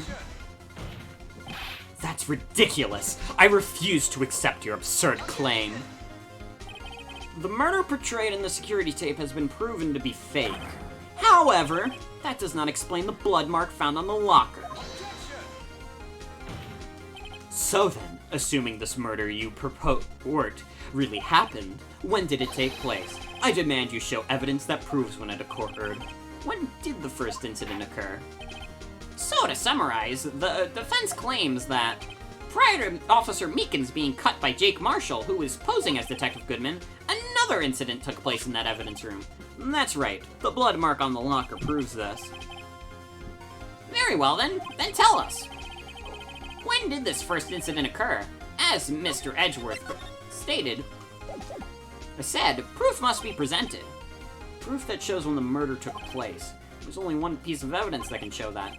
Now then, will the defense please present its evidence? What shows when the first crime took place?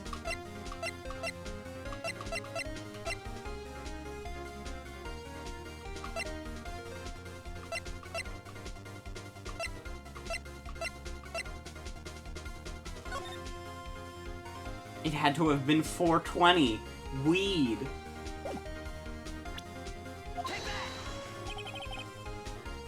If the crime took place inside the evidence room, then the killer would have had to enter it. And in order to do so, an ID card would have been required. An ID card? Oh, the ID card record.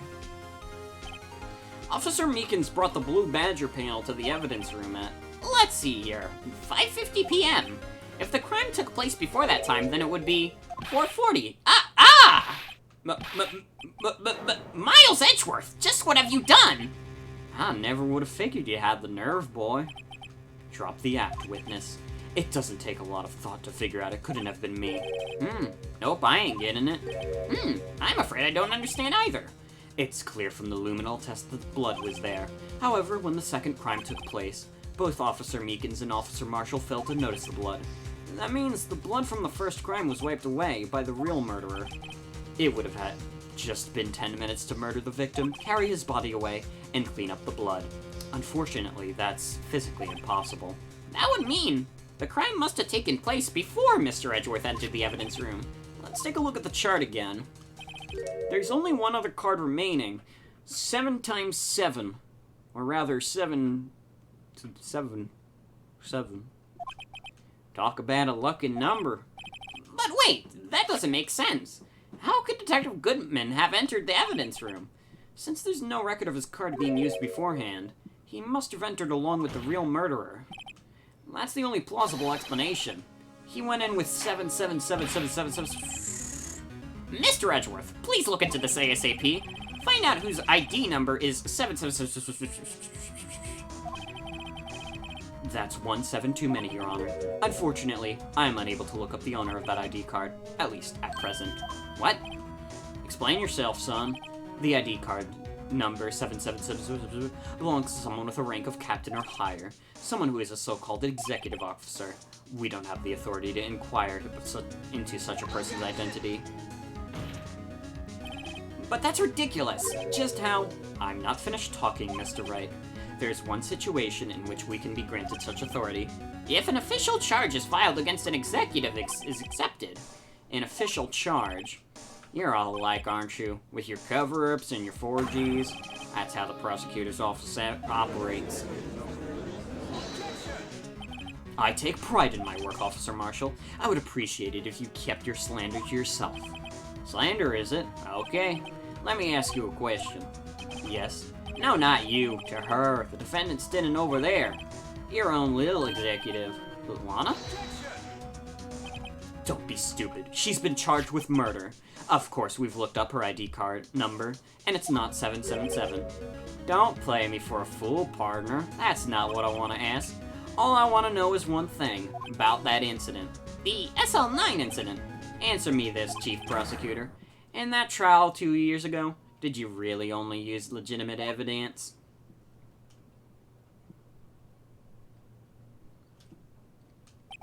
Do you need the witness to repeat his question, Chief Prosecutor? I heard him fine, Mr. Edgeworth. 2 years ago, I was in charge of the prosecution for that trial.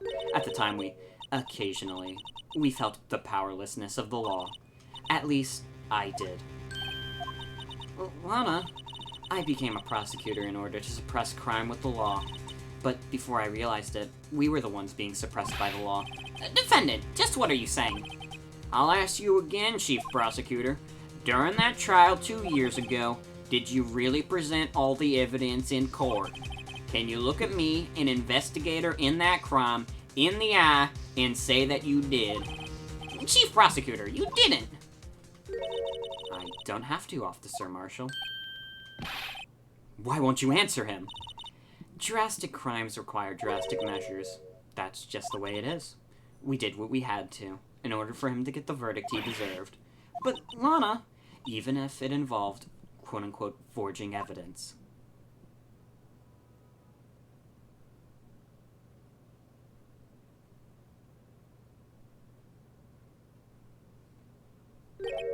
See? That's what I'm talking about. No. Ah! Order! Order! Order! Order!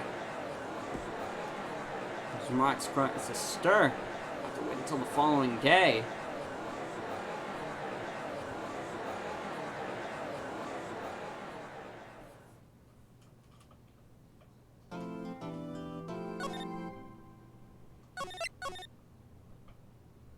Day 3 investigation.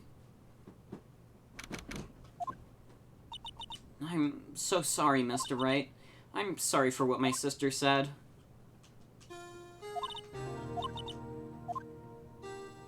We just saw that, don't worry.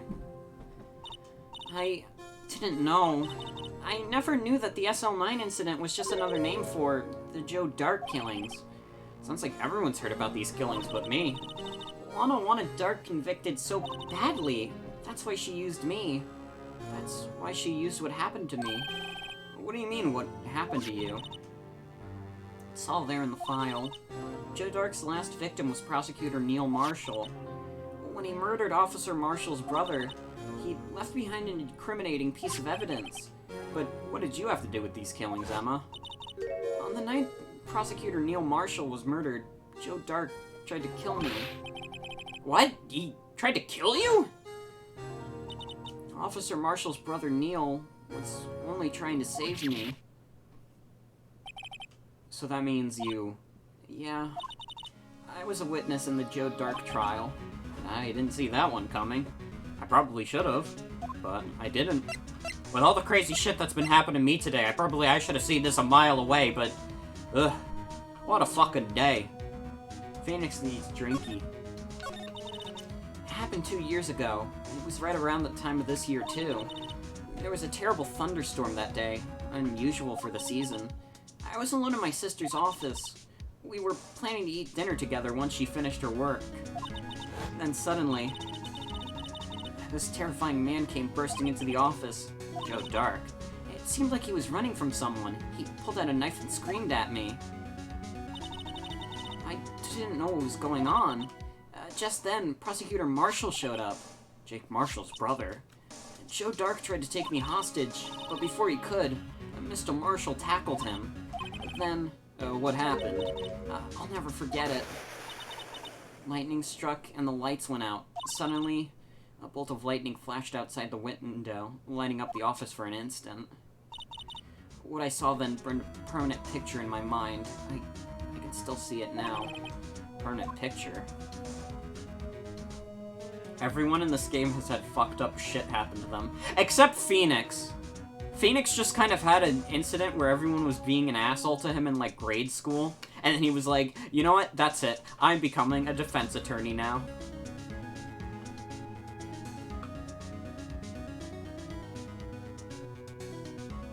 Well, Phoenix's mentor was murdered. Oh, true.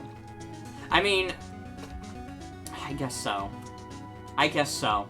You got a point there. She was murdered. But that was also after he became a defense attorney. In my defense, that was after he became a defense attorney. I was thinking before the events of the game. We'll see. I'll see if there's more, though, when we play the other games. I don't remember the moment when Dark stabbed Mr. Marshall, so you weren't able to testify about that. No, I was only asked about when I was attacked. That must be why why she made up the crime.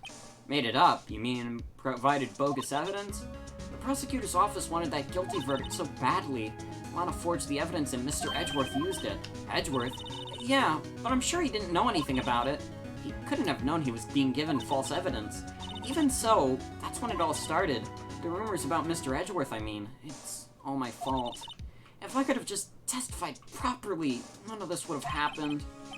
So it's true, even though he may not have known about it. Edgeworth really was involved in falsifying evidence. After that case ended, Lana was never the same. She became cold like she is today. She must not have been able to face up to what she did, especially not to Emma. What did you see at the instant the crime occurred? Dark knocked down Mr. Marshall and raised his knife. Neil Marshall was stabbed right in front of this poor girl. I don't remember what happened after that. Apparently I passed out. When I came to, Lana was cradling me in her arms. Poor Emma, you've been through so much.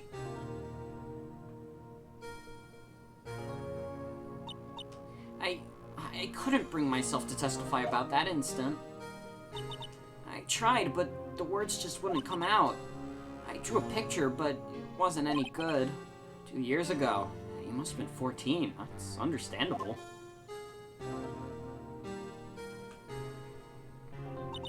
Once it was all over, I made up my mind. I decided that when I grow up, I'd become a scientific investigator. I want to be able to fight crime with my testimonies, and find the evidence to make an airtight case. That way, Lana would never have to forge any. I see. I think I'm finally starting to understand what makes Emma tick. But there's something still that bothers me about that crime.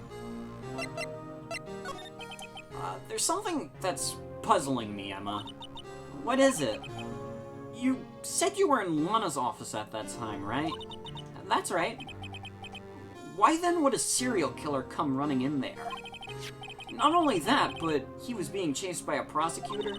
Oh, there's no mystery there. Joe Dark had been taken in for questioning that day. Taken in for questioning, you mean by the police? Of course, this happened at the police department. He tried to run away halfway through the interview and fled into my sister's office. But why did he run all the way over to your sister's office? Because the detective offices in the questioning room are right across from the elevator. Across from the elevator? But Lana was the chief prosecutor, wasn't she? No, silly, didn't I tell you? 2 years ago, Lana was a detective. She was the best in the entire force. What? That's news to me. After the Joe Dark case, she was transferred to the prosecutor's office and made chief prosecutor. Lana used to be a detective? I better have another talk with her. Ugh.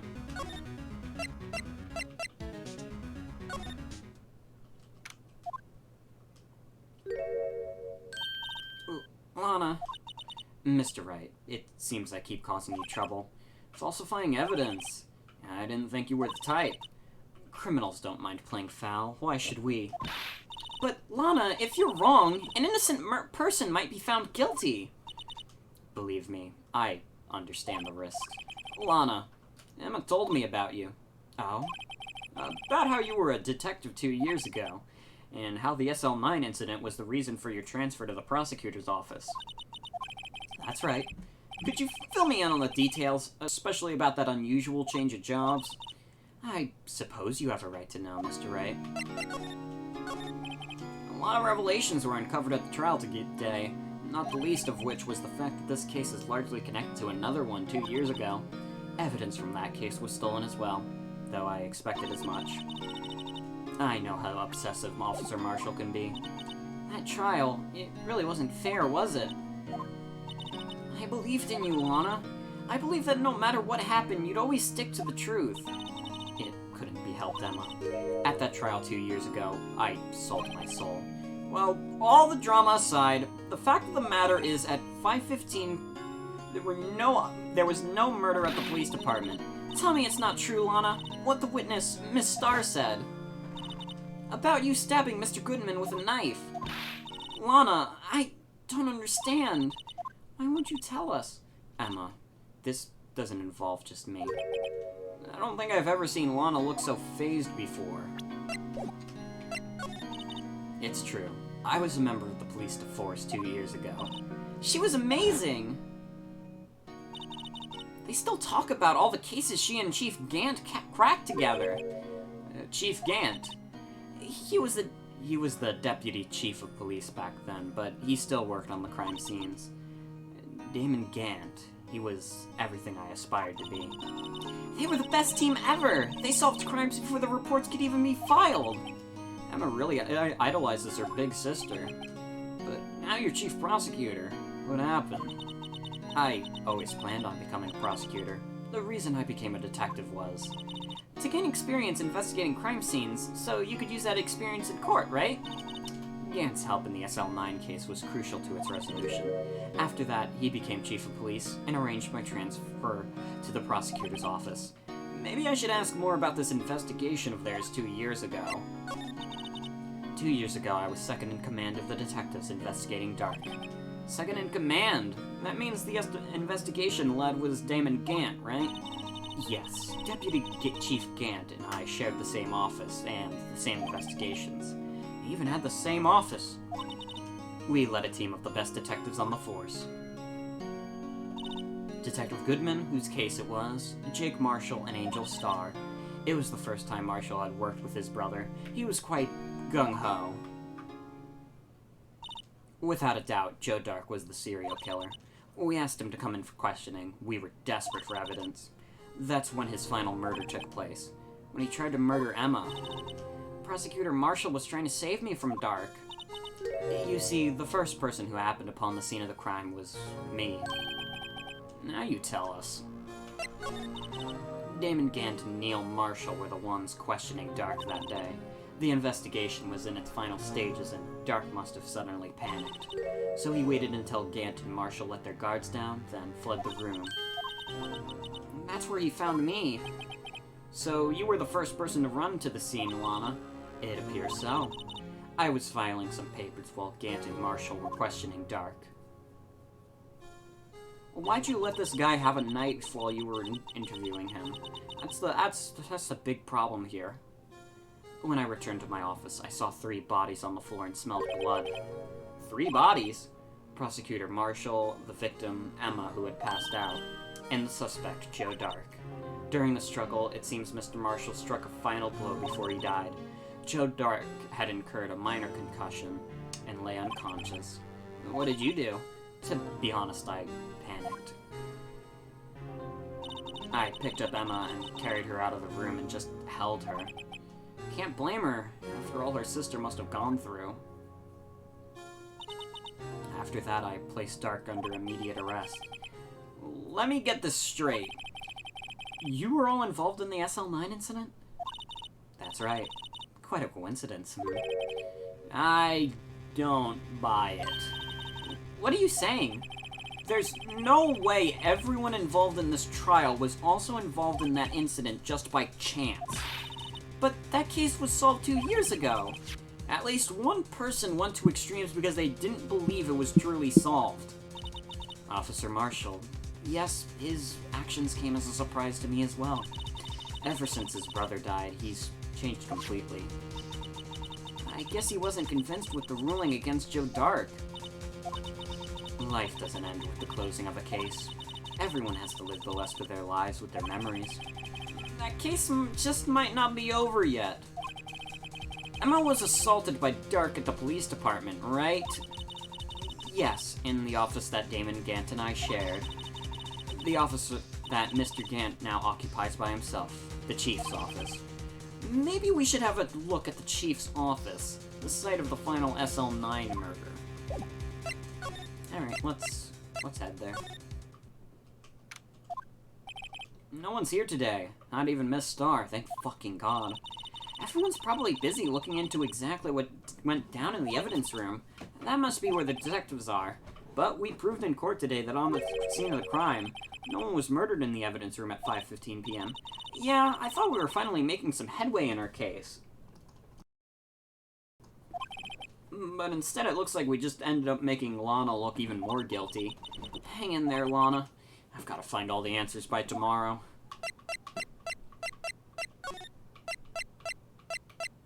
Oh no, wait. He's at the police department. What am I thinking? Howdy, Bambina. Oh, Mr. Marshall. I never thought things turned out this way when I woke up this morning. Que sera, sera. You never know where life will lead you, eh, Bambina? I should have known my luck had run out when old Billy dried up this morning. Billy? Must be his pet cactus. Say, where are you headed? Just over to the prosecutor's office for a little interrogation. It's a voluntary appearance, but we all know I won't be coming back. Sorry, but you can't go into the evidence room today, partner. But, Mr. Marshall, how did you do it? Why, the prospector said west. If ever there was a case I needed to know the truth about, it was that one. Before you turn yourself in, Mr. Marshall, would you mind telling us exactly what happened? Looks like I won't be getting a steak lunch today. Something was fishy about that trial from the beginning. It wasn't just me either. All the detectives thought so. What do you mean fishy? Some of the facts reported were inconsistent with the evidence we found. For example, the murder weapon. The murder weapon? You mean that switchblade knife with the broken tip? That was Joe Dark's, alright. But in the initial autopsy report, a question was raised. Question? The blade of the knife was not a perfect match with the wound the victim sustained. What does that mean? That means there is a good chance that knife was not the murder weapon. However, in the report that was finally submitted, a possibility had been erased. But the facts have been concealed with forged evidence. That case left scars behind on all of us. The scars that the SL9 incident left behind. I got the looks, but he got the brains. He was one of the best prosecutors around. I had just made detective when it went down. It was our first case together. How old was he? Your brother? He was 27 at the time. He was awarded the highest honor that very day. The highest honor? You mean the king of the prosecutors? I knew it. What are you looking like me that for? That's an honor for a prosecutor. Mr. Marshall must have been really close with his brother. The day the SL9 incident took place, that wasn't the same day as... That's right, it was the day of the evidence transferal. Interesting. It was drizzling that morning, and by nightfall there was thunder. I can't believe 2 years have gone by already. I tried to steal the evidence so the case wouldn't die. Apparently someone tried to stomp you. Detective Goodman was murdered, and the evidence locker was empty. There was something going on behind the scenes in that case. We all knew that later. Every detective involved in that investigation, save one, was, taken care of. Miss Starr was fired, and I was demoted and boxed away in a tiny room. What about Detective Goodman? If they did something to him, too, the commissioners would have gotten suspicious. No, they were careful enough to make it not be too obvious. They? Who are you talking about? Don't get upset, Bambina. I mean Damon Gant and, Lana Skye. The investigation led to Damon Gant and his, second-in-command, Lana Skye. There wasn't a person on the force who hadn't heard of that duo. That case was the biggest step in both of their careers. After the case ended, Lana transferred to the prosecutor's office, right? Yeah, Damon Gant, the new chief of police, arranged for that to happen. She's never been the same since she left. Everyone who knew her said so. Chief Prosecutor Skye was totally different when she was a detective. I didn't even mention it. Emma said something like that, too. Tell me, what happened to my sister? Sorry, Bambina, but her secret is too well guarded. I never found out. Lana's secret. It all started 2 years ago. So there you have it. That's my story. Did you enjoy it, partner? It was certainly, enlightening. There's one thing for sure that I found in the court today. That boy Edgeworth is my enemy. He was the one who used falsified evidence to get a guilty verdict, but someone else was the one who gave him that evidence and planned everything. That someone is Damon Gant. Don't believe me? Well, I don't blame you. I won't even be a patrolman after today. Too bad I won't be around to work with you when you become a real scientific investigator. Adios, Bambina.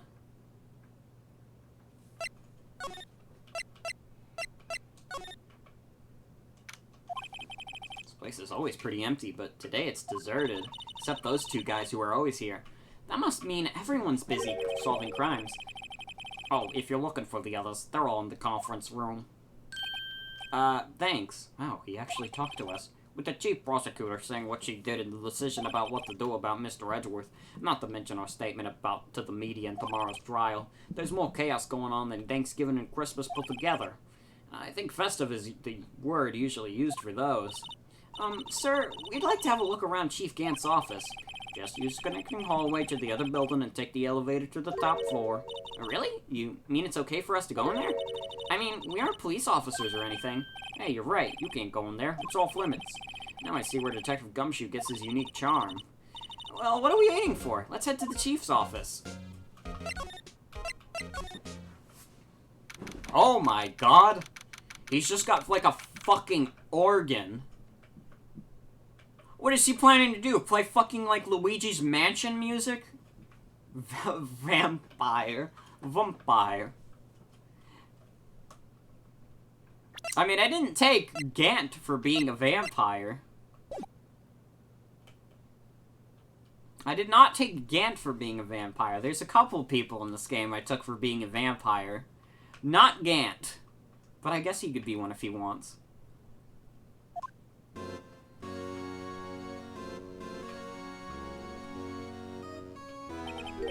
Oh, where am I? In the chief's office, silly. At least that's what it said on the door. Check out that pipe organ. That's real, isn't it?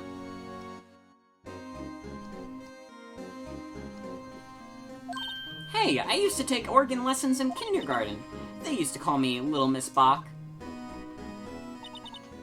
I thought I was a genius. I never could remember where C was. Oh, it's you two. Chief Gant! He put that paper he was reading on in his desk. So, Righto, have you been swimming lately? No, I haven't. I've been kind of busy lately. I can appreciate that. I've had my hands full too with Mr. Marshall's misconduct and Lana's provocative statement. Provocative statement? Oh, you mean about the forged evidence? 2 years ago have passed since that incident. My, how time flies. See that big picture on the wall over there? That's a picture of Lana and Neil and me. So this is Mr. Marshall's brother, Prosecutor Neil Marshall. We took it to commemorate our work together. Something's not right with this picture. I can't quite seem to put my picture... It's the fucking pot! It's the pot! The pot! I know that pot! The ugly pot!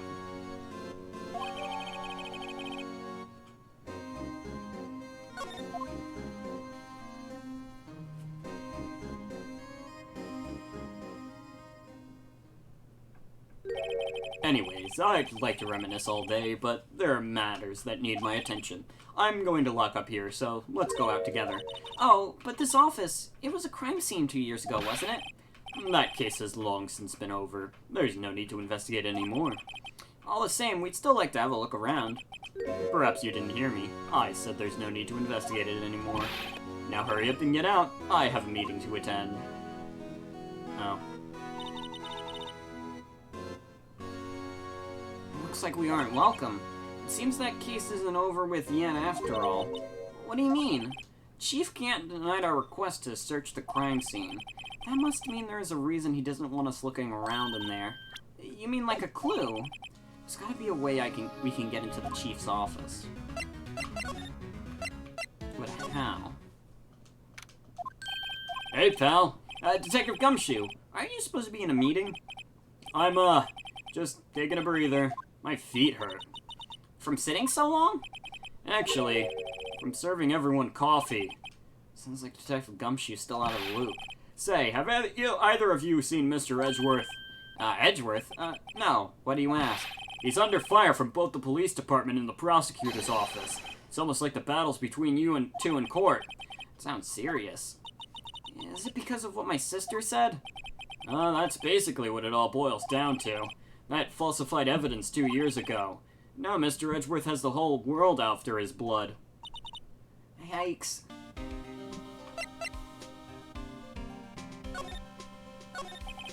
But why would Edgeworth be blamed? It's not like he knew the evidence was forged. Well, Anna Skye is the guilty party here, isn't she? Regardless, a prosecutor is responsible for the evidence they present in court. Not only that, but as you know, there's been a lot of rumors going around about Mr. Edgeworth. His amazing talent as a prosecutor has kept him safe from those who don't like him. But now with this, are there really so many people who hate him? In our world, only with those with talent rise to the top. Mr. Edgeworth not only has that, but he's young. There's no better recipe I know of for making enemies. Hey, Dick, keep up the good work. Yes, sir. Let's go out for lunch again. My treat.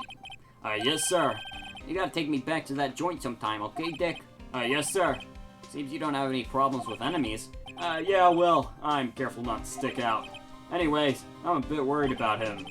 Under all this pressure, I'm afraid Mr. Edgeworth might just crack. Actually, I took a look at the file earlier while the coffee was brewing. He seems genuinely concerned for Edgeworth. Well, did you find out anything? The only evidence Dark left behind was during his final attack. His final attack? You mean when he killed Prosecutor Marshall, who was trying to protect some girl? Me? Seems Detective Gumshoe never realized Emma was the girl. That's when he left the most incriminating evidence of all. Well, what was it? Oh, let's see. I think it had something to do with the murder weapon. Oh, I forget. Look, it's all written somewhere in here, okay? His power of recollection never fails to impress. Maybe we should show him the murder weapon. It might jog his memory. Joe Dark was 42 at the time of the crime. He was just your run-of-the-mill businessman, you know.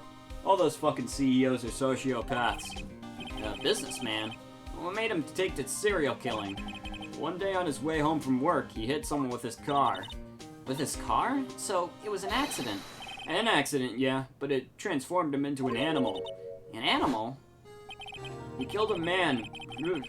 A kid walked by just too, so he killed him too.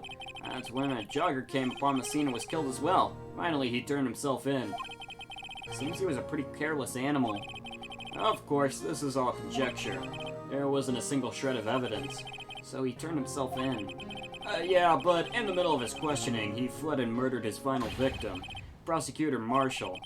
That crime was witnessed by someone too, but luckily Dark was arrested on the spot. It's a good thing that last witness wasn't killed. That last witness, aka Emma.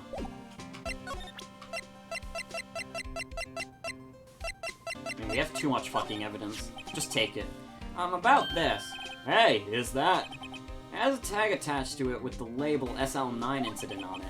I believe this would be the broken murder weapon you were speaking of. What are you doing with that? Ever since that case was closed, the knife's been locked away in a locker.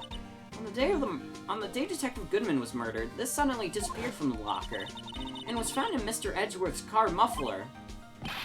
That's it! Now I remember what the incriminating piece of evidence was. When you showed me that knife, it all came back to me. Well, what is it, Detective? Quick, before you forget again. This knife, it was Joe Dark's, wasn't it? That's right. We traced it back to the store he bought it at. Plus, it had his fingerprints on it, too. But no one actually witnessed him using it to murder anyone, right? That's where his luck ran out. When you take a good look at the knife, you'll see it's broken. You don't have to take a good look at it to notice that. Yeah, well, anyway. Take a guess where the broken off tip of the knife was found. That's what did him in. Where was it? The victim, Neil Marshall, was carrying it inside his own body. It was found deep inside the stab wound. Did it match Dark's knife? You bet. Down to the last fiber.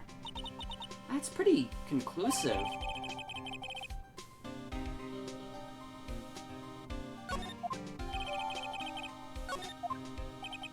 Well, there you have it in a nutshell. That's all I know. Can I ask you one more thing? What is it? If it's money you need, you should ask Chief Gant. It's not money, but it does concern the Chief. His office is a crime scene, right? It's where Prosecutor Neil Marshall was murdered. The Chief's out now and his office is locked, but we'd like to take a look around if that's okay. Well, any detective's ID card can unlock that door. What? Really? But if I let a civilian in there, I'd be charged with breach of trust. A breach of trust? Simply put, I'd be canned. Oh, sorry, pal. I don't plan on getting fired because of you. How about this ID card? It was Detective Goodman's. That won't work either. The data was deleted the day he died. Oh. So in other words, Gumshoe was our only chance of getting into that office. I wonder if there's something we could show him that would make him change his mind. Maybe. We could try.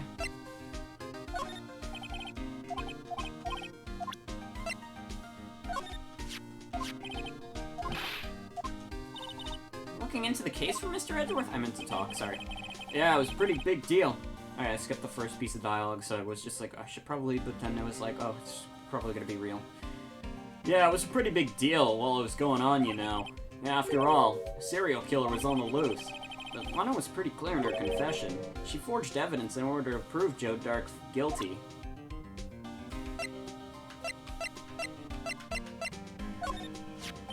About that jar. I think I've seen it somewhere before. Somewhere? Or maybe it's one of those memories people have from previous lives. This must be the most uninformative detective I've ever met. Something about it makes me feel uneasy. It's like I'm in the Chief's office and he's yelling at me. Chief Gant? Where could I have seen that before? That's where you've seen it. That's where you've seen it, detective.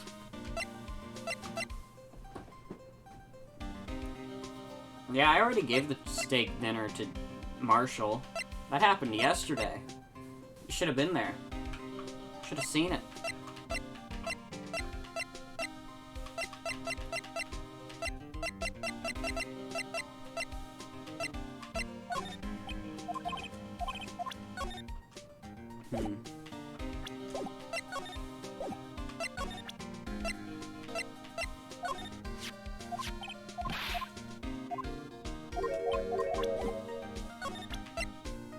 There's gotta be something we can convince him with.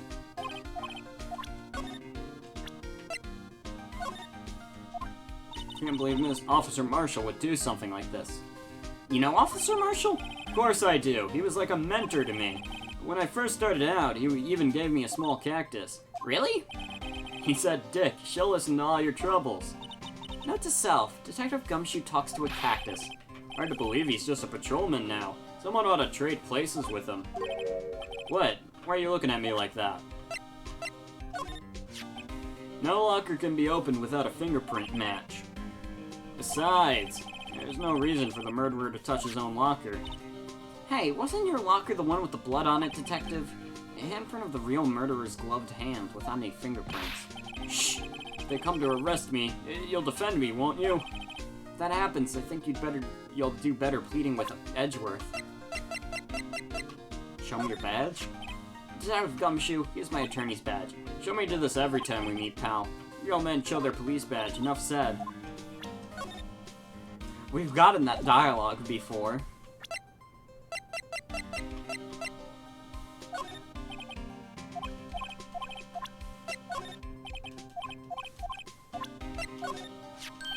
Oh, a lost item report, huh? Very impressive, Detective. You know what it was right off the bat. Well, I am a master of misplacement, you know. A master? That has such a cool ring to it. The way I see it, if things are meant to be lost, then they're meant to be lost. There's a higher power at work there. How? A higher power? Maybe I shouldn't let Emma hold any evidence.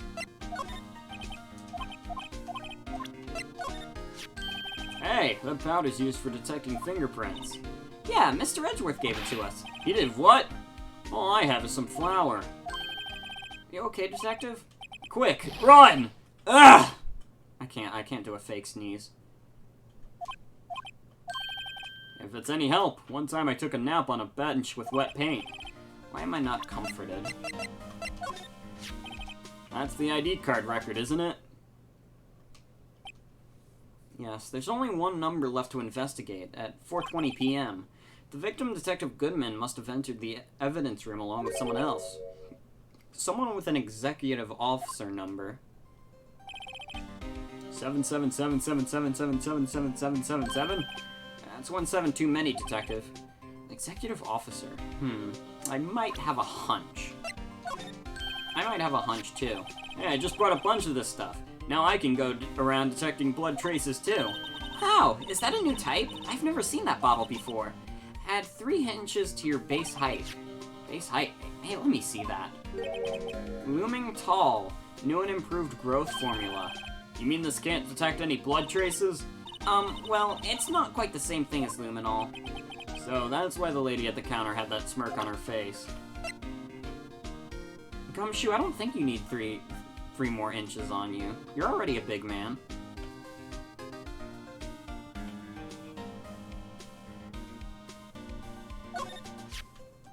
About this. Hey, is that...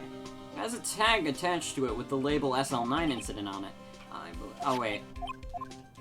We already went through this dialogue.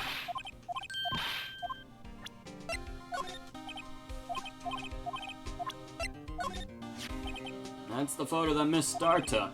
Anything you can tell us about it? That Miss Starr is quite a lady. Why, I remember it was winter. I was 16. She was the only one who would ever talk to me about what happened. 16? That's how old I am now. I wonder what happened. I wonder if Detective Gumshoe wore a trench coat. Oh wait, I think we did this dialogue. You might not have what you need for him to talk more. Oh, okay. I'll keep showing him shit anyways. I like having Gumshoe dialogue.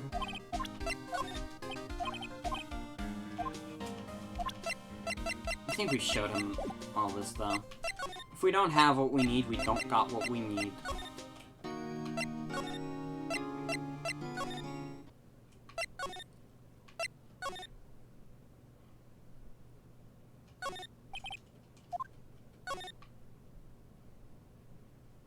Was that barrel always like that? So, this is the famous oil drum. Well, no time like the present. I'll try to kick it over myself. Hiya! That's okay, okay. Don't cry. That Lana Skye must be one strong woman. What the fuck happened to Gumshoe when he was 16?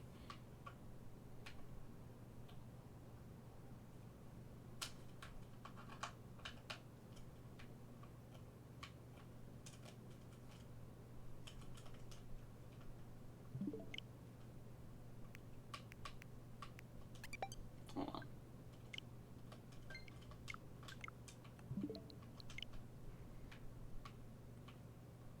Yeah, this controller's weird sometimes. Sometimes it doesn't quite.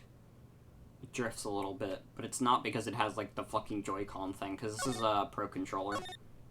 It's got its own shit.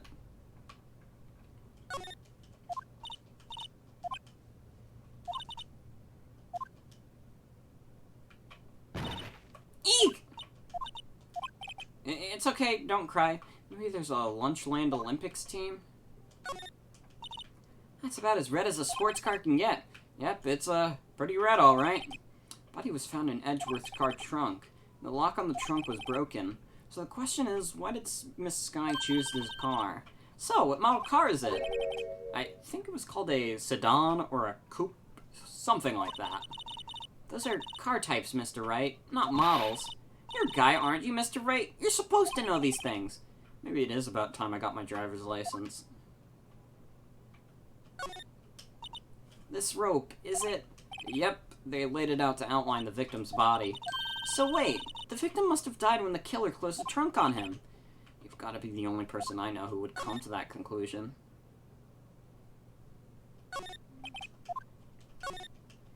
So this is the famous divider. Sure helped us knock a hole in that testimony yesterday. Come to think of it, this divider helped our case even more than the actual witness. The Great Divider! A chip off the old parking block. It's just a wall, scientifically speaking. Here, a phone. Let's see if it works. Hey, don't touch stuff we don't need to be touching. I can't hear anything.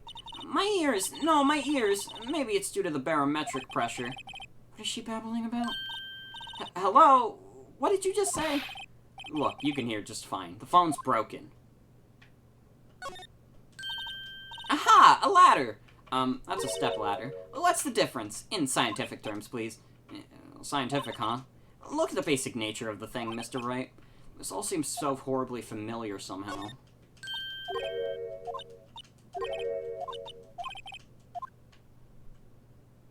Okay. I don't think there's anything we're gonna get here. We haven't been to Edgeworth's office yet. I wonder if Edgeworth is back yet. There he is. It looks like he's writing something. What are you doing here? He sure was quick to throw that paper on the floor. Tough day in court, huh? I've had to live the past 2 years with rumors flying around. What's another allegation to me? Cheer up, Mr. Edgeworth. I'm rooting for you. That's Edgeworth for you. Always trying to hide his real feelings. So, what do you want?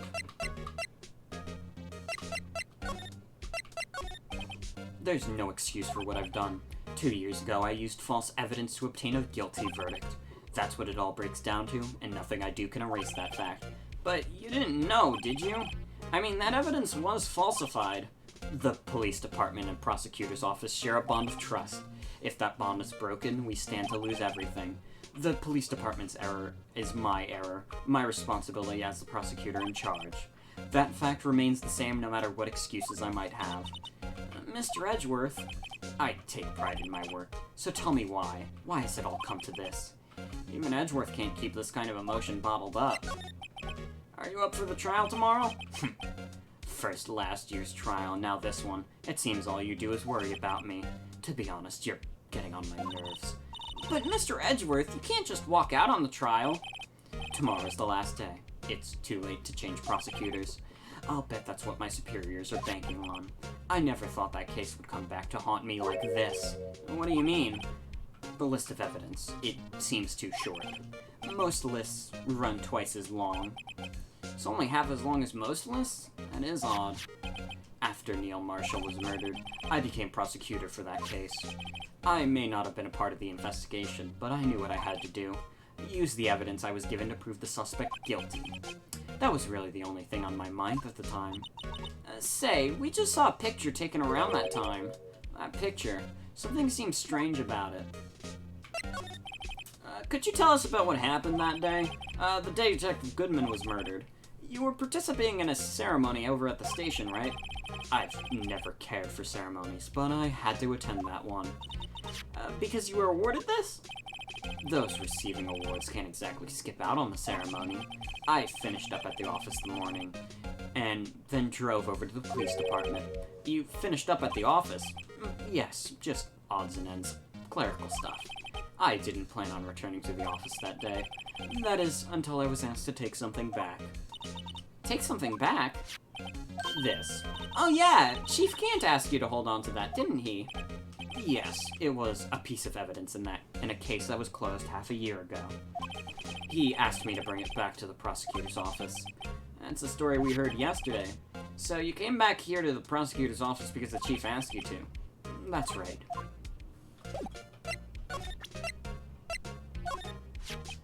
This picture was hanging on the wall in Chief Gant's office. Prosecutor Neil Marshall. He had just started making a name for himself. Looks like this was taken when he received the King of Prosecutors trophy. Speaking of that, there's something that bothers me. Yes. That trophy Mr. Marshall is holding, it's a little different from yours. Yes, you're right. Ah, I remember now. Remember what? That was when the official prosecutor's trophy looked like until 2 years ago. There's a story behind its design. A story? Sounds interesting. Would you mind telling it to us? It's simple, really. Contradiction. That's what the award's based on.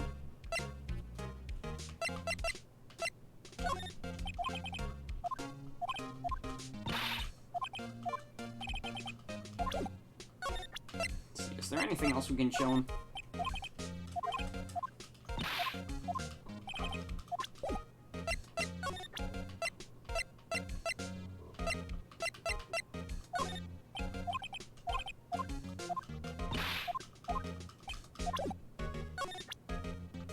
I'm so mad. Wright and Edgeworth are one of the best gay relationships I've ever seen written in a game, and it's not even on purpose. Alright, what do we think, lads? Is there anything we could possibly... Oh, you know what? You know what? There's that paper. I wonder what he was writing before. Come on, Mr. Wright, let's take a look. Are you crazy? Edgeworth is sitting right there. Just distract him. I'll check it out. Hey, Edgeworth. Is that Detective Gumshoe out the window there? Oh no, he's falling to the ground. Hold on. First, let me see what this girl's doing crawling around my feet. He didn't even look. What? Letter of... If you're having trouble reading, I'll read it for you. It says, letter of resignation. Resignation? Edgeworth, you don't mean... I'm tired, Wright. I feel as if something inside of me has died. But, Mr. Edgeworth, none of it is your fault. I know the path I've walked. You don't need to tell me. And the path I've walked hasn't been a just one. I can't forgive myself for what I've done. And no one else should forgive me either. Oh, I think he's serious. Mr. Wright, please, you have to do something. This letter of resignation. I wonder if I could use it for anything. What the fuck am I gonna use it for? Aha! Court Edgeworth has quit!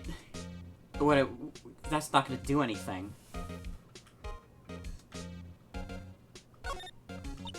Wow, this jacket looks even lacier than his usual ones. This must be his lucky trial jacket. Lucky jacket, right. I've never seen him wear it. I'm sure there's a story behind why it's in a frame. Maybe I'll be naughty and take a picture. She's getting way too excited about this. You show it to him when you want him to do the dishes. He won such a prestigious award. Why would he just leave it on the couch? You'd think he'd want to show this thing off more than the giant steel samurai. What is it? This is the King of Prosecutors Award, right? Of course it is. You know that. I saw something today that looked like this somewhere. Something that looked like that. Yeah, only different. Where was it? She's right. Something's amiss here. Maybe I should show Edgeworth that item.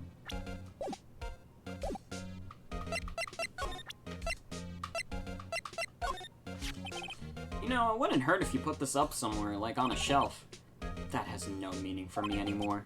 What do you mean anymore? That's who I was last year. What good is it to dwell on the past? He's asking me?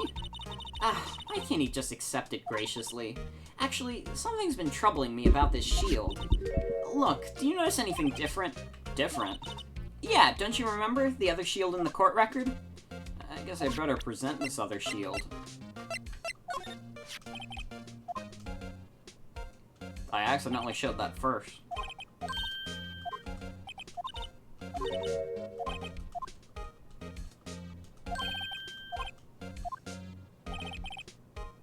Did the photo open a dialogue option? It didn't before. Story?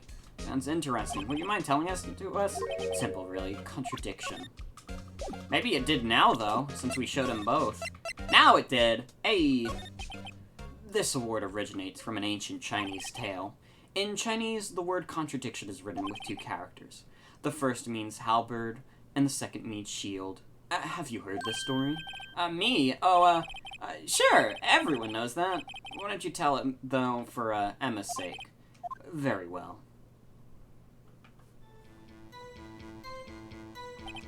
Long ago in the kingdom of Chu, there was an arms merchant. One day he presented the king with two items. The first was a halberd he could slice through any armor or shield. The second was a shield he claimed could withstand any weapon. Wait a minute. Those claims contradict each other. Very perceptive.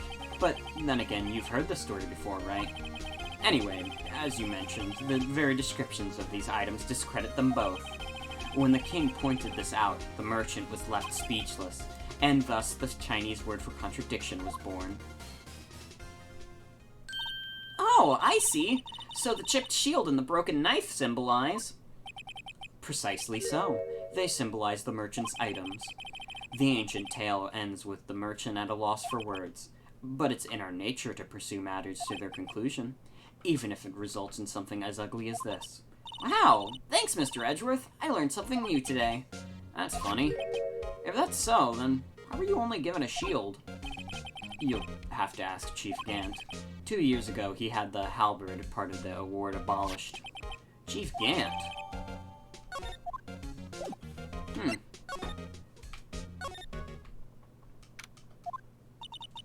Excuse me. Oh, it's you. Would either of you care for a quarter pound of roast beef? Miss Starr. I guess she's out of lunches. You certainly are the curious sort, aren't you? Kind of like the first person who sucked a cow's nipple to discover milk. Still, I never thought you'd go digging up that case from 2 years ago. Everyone in this trial was involved in the SL9 incident. Not only that, but the murder occurred on the very day the evidence from that case was due for transferal. This can't be attributed to mere coincidence. Aren't you forgetting something? You know, that little scene I happened to witness? The instant Lana stabbed Detective Goodman with a knife. No matter how much of the past you dig up, it won't change what I saw. Roast beef is meant to be savored when eaten. Miss Starr's hatred towards Lana. It all dates back to 2 years ago. Joe Dark. That's not a name I'll soon forget. We trailed him for half a year. Oh, the pressure. Still, I don't think I was ever more alive than I was then. Those days were steamier than a bowl of hot gravy. Poor old Jake Marshall, though, must have been going through hell. You mean, because of his brother's death? They were close, those two.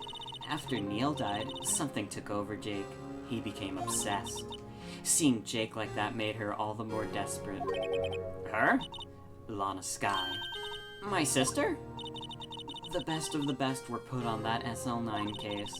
Of course, they were led by that legendary duo. Lana and Chief Gant! That legendary pair was the reason we were able to keep up our investigation. That's why we were so shocked to see how it turned out. You mean with the forging of the evidence? Don't get me wrong, Joe Dark got what he deserved. Still, it was obvious the evidence produced in court was being manipulated. Items our teams never found would suddenly appear, while other items were kept secret. But you don't have proof anything illegal was done. I'm proof enough of what happened. After that case, all of us save Goodman were relieved of our duties, most without even so much as an explanation. Then Lana Skye transferred to the prosecutor's office and became chief prosecutor. Lana always wanted to be a prosecutor. Nothing's quite as simple as it appears.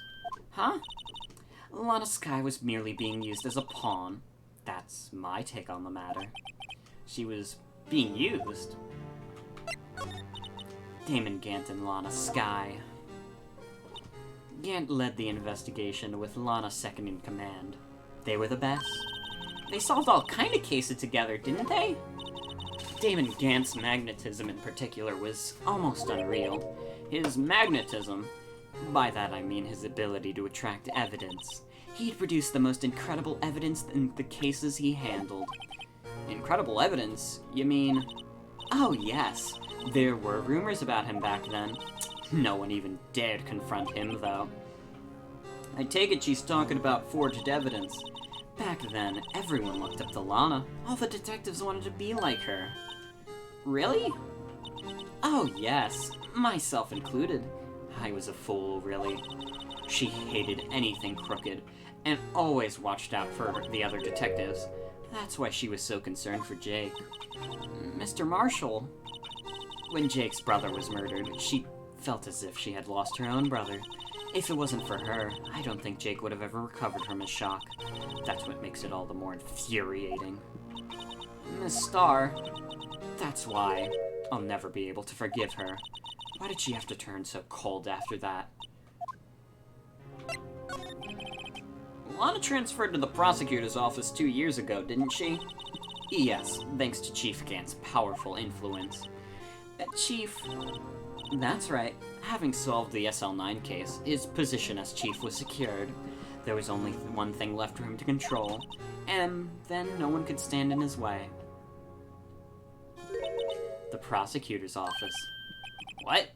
You mean, that's why Lana transferred?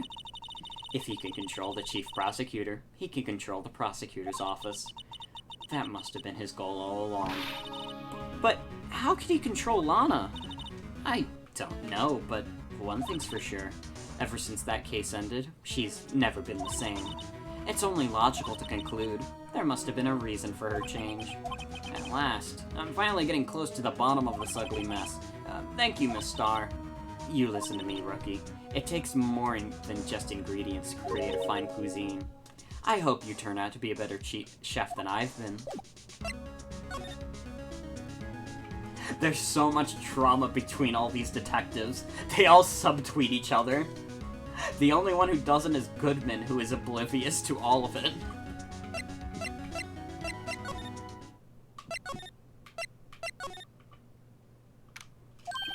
Oh, you're back. You're still here? I gotta make 150 copies of these files. Brewing coffee, copying files. I'm turning into a regular DJ. You're a DJ as well? If I'm not mistaken, I think he means desk jockey. Oh, that DJ! I gotta admire your persistency, but my answer's still no. I'm not letting you into the chief's office, period. It'd be my neck on the line. That office is the last crime scene in the SL9 incident. I have to take a look in there. There's gotta be something we can do to make the detective change his mind. I know exactly what'll change his mind. What's this crumpled up piece of paper? No way! Mr. Edgeworth can't be serious! Is he ever not serious? I can't believe they've pushed him this far. Mr. Edgeworth really feels responsible. When I first met him, I thought he was as cold as ice too. But I know different now. He trusted us detectives to provide us with sound evidence, but we betrayed him. Detective? That's it. I've made up my mind. But... Here, take my ID card. We can't do that. If someone found out, he wouldn't let you off the hook with another lost item report. Look at me. It's no secret I'm already out of the loop. After all, I'm friends with Mr. Edgeworth. Depending on how this case turns out, I may be already as good as terminated. What? So at least let me do this, for Mr. Edgeworth's sake. Alright, detective. Thank you. Gumshoe is very loyal. And you gotta admire that. Here goes, Mr. Wright. This is how horror movies start. I feel like we're going to get killed by walking in here. We're in! If anyone finds us now, Detective Gumshoe's a goner. If that happens, I'm counting on you to bail me out. Eek! Ah!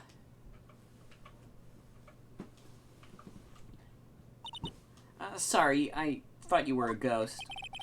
I didn't even know you could slap a ghost. Detective Gumshoe, what are you doing sneaking up on us like that? I wasn't sneaking. I was just worried something might go wrong. So I came too. If you're here, then what's the point of giving us your ID card?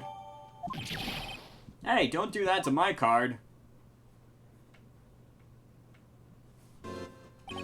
I hardly ever get a chance to come in here, so I figured I'd have a look around myself. Besides, we're all in this together now. You really do want to get fired, don't you? Not if we're lucky. Now come on, let's see what we can find out. I've got a bad feeling about this. That desk on the other side of the room, was that your sister's? Yeah, that's where I was waiting for Lana. On that day 2 years ago. Is anyone using it now? No, sir. This is entirely Chief Gant's office now. He practices a strict policy of preserving the crime scene. That's a strange reason to leave it there. He leaves it as a warning to everyone else. He wants us to always be alert. He told us so himself at our New Year's party. Of course, he was pretty intoxicated at the time. I see. So, ever since Lana left, no one ever touches that desk? No one except Chief Gant, and the cleaning lady who comes in here every morning. Still, 2 years have passed since that incident. There can't possibly be any clues remaining. Can I ask you something? Sure. You only came here to look around, right? It's because of one of the SL9 crime scenes. I mean, that's your only reason for coming here, isn't it? Why do you ask? You don't think... Nah, you wouldn't be. No. No, there's no way. Never mind. Don't worry about it. Okay. Now then, let's look around for more. Hey, hold on! Not so fast, buddy. What is it? When someone tells you don't worry about it, it's supposed to start bothering you, pal. You don't just let it go at that. Sorry. This guy's starting to get on my nerves. Okay, so what's bothering you? You two don't think Chief Gant might be a suspect, do you? What? He's right, Mr. Wright. What do we think of him? Chief Gant. It's finally come to this. What do I think of him? Perhaps it's best I don't divulge my feelings, yet. There you go, ignoring me again. Ah, shut up. I accidentally clicked again.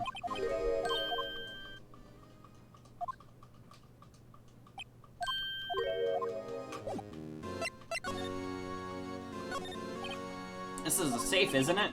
Safe. That word is ripe with intrigue. Okay. If you say so. Looks like a code needs to be entered in this panel to open it. 7-digit number. I think I might just know what it is. Don't fucking tell me. Do you know what it is? I have a hunch. Oh, I know. You want to try my birth date? It's... No fucking way. I don't believe this. I will be so fucking pissed.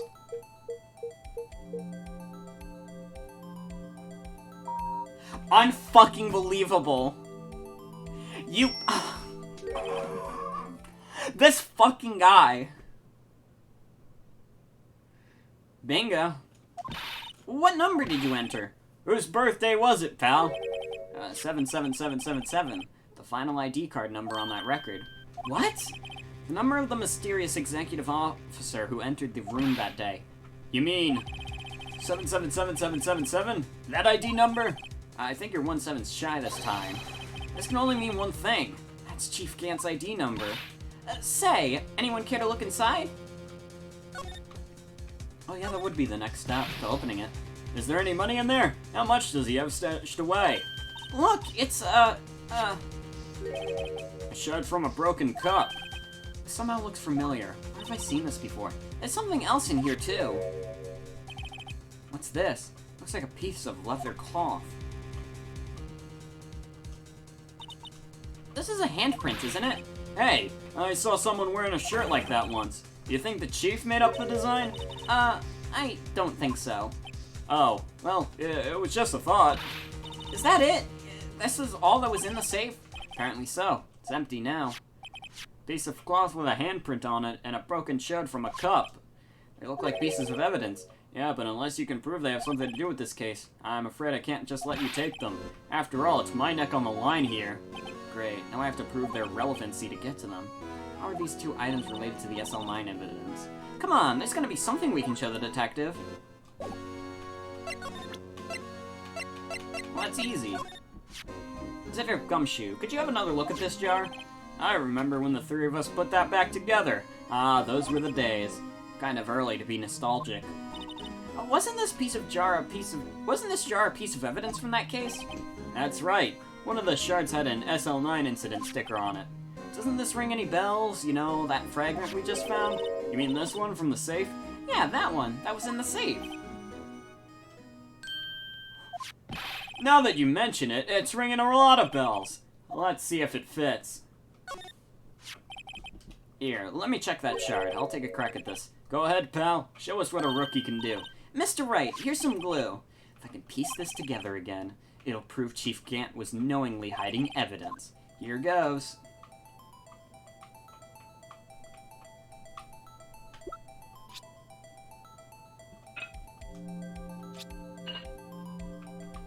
That was easy. There, it fits like a charm. That of course means Chief Gant willingly and knowingly hid a piece of this jar in his safe.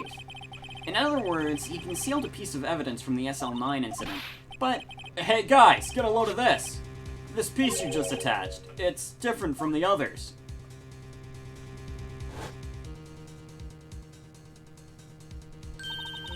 There's a reddish line on it. A reddish line? That's blood. I don't get it. Why would Chief Gant hide this in his safe? Well, it looks like we got what we wanted. This is the real deal, isn't it? This armor and these weapons? Sure is, pal. Chief doesn't care for imitations. First the pipe organ, now this armor. Do you know how many taxpayer dollars must have gone into this room? What? You mean we're paying for this? That's it. I'm not paying 1 cent of my taxes. You don't have any taxes to pay. Shh! Be careful what you say. Who knows? The Chief might be hiding in this armor as we speak. I don't think he'd fit in there. Even if he did, he'd never be able to get back out. Cut it out. You guys don't know how scary that guy can be. Emma the Anarchist.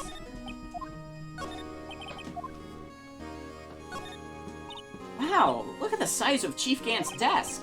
Speaking of that, when we were here earlier... Oh, it's you two. Chief Gant, put that paper he was reading in his desk. I wonder what he was reading. This looks like a list of evidence. A list of evidence? In most cases, the list runs twice as long as this, though. Hey, look at the case name! Huh? SL9 incident. I wonder what this is doing here. Hold on, Detective. What did you just say? I said I wonder what... No, about evidence lists. Normally they're twice as long? That's right. I guess there wasn't a lot of evidence. Hassiv's list of evidence. The list of evidence. It seems too short. Most lists run twice as long.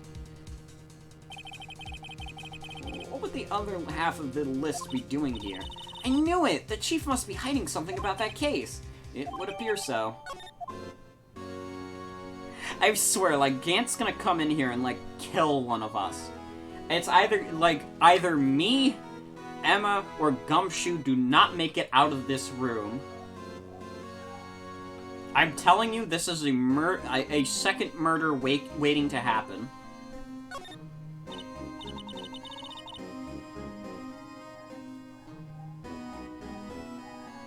He's gonna crush your head with his giant clapping hands.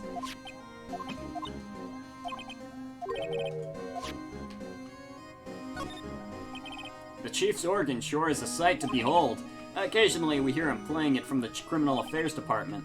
That's on the 2nd floor, and this is the 15th floor of an entirely different building. When the detective screws up, the Chief calls them into his office and makes them listen to the organ for hours. What's so bad about that? Music soothes the soul. After that, the detective can't hear anything for days except the ringing in their ears. So it's an instrument of punishment, literally. But aren't the Chief's ears affected? He never listens to anyone anyway. That's beside the point.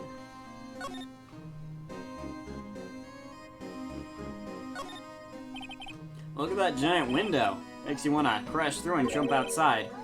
This is the 15th floor? I know, I was just saying. Saying what? Ever since making Detective, I always dreamed about doing something like that. Note to self, Detective Gumshoe has a lot of dreams. So long as he doesn't go through crashing that window when he gets fired. Don't say that! Yeah, that's fucked up. These shelves are mostly empty. Lana must have cleaned them out when she transferred over to the prosecutor's office. There's a small picture frame on the left shelf. Hey! This is when Lana and I went to that theme park!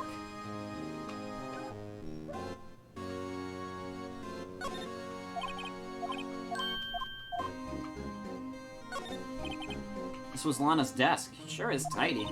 Lana's always been a meticulous cleaner. There's not even any dust on it. Looks like someone's been keeping it clean. Does Lana ever come back here? No. Chief Gant must keep it clean in memory of their partnership. They were the stuff legends were made of. Does he keep it in memory of her or in memory of the crime?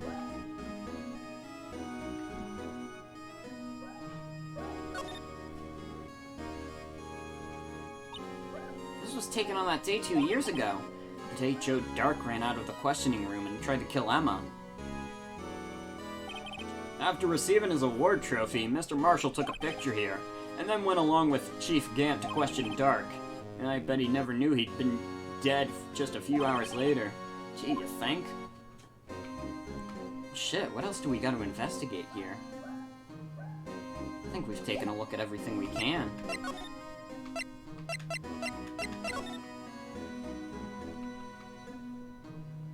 Unless you guys see something I missed.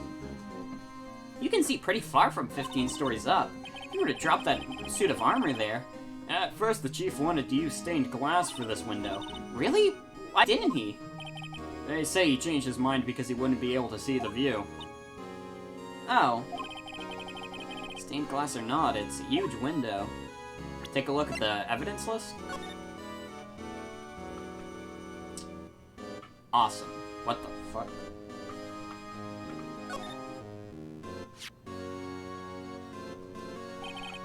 I wonder what this is. Looks like someone drew some kind of sketch here. What is it? Did you find something? Can't make it out. I'd better keep quiet about it from now. Oh, no, it's nothing. Why are your eyes moving about like that, Mr. Wright? I better not forget about this picture. I think I know what that picture is, and I don't like it. Well, I just don't like it.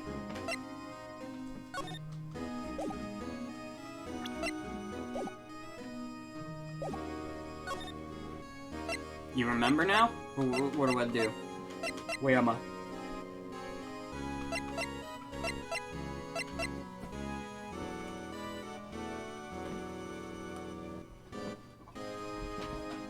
Oh, I need to stretch also. Taking a quick stretch. Probably gonna have to get Fergus inside. You can hear his barks.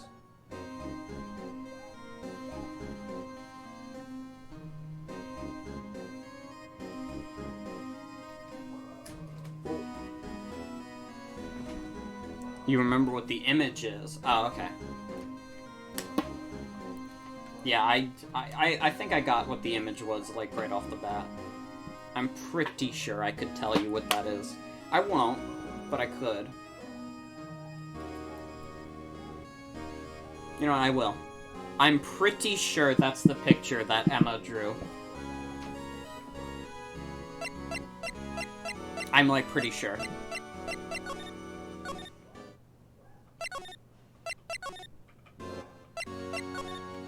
What else do we have left to investigate?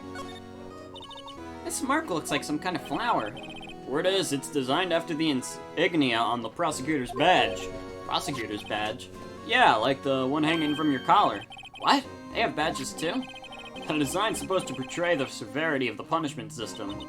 Now that you mention it, it does look all pointy and kind of painful. But Mr. Edgeworth never wears a badge. That's because he's a sharp dresser. A badge like that wouldn't go too well with his outfit. So sharp dressers don't need to wear badges? I guess everyone just kind of lets it slide. I don't see how that's supposed to signify severe punishment. I don't know what else we can examine here.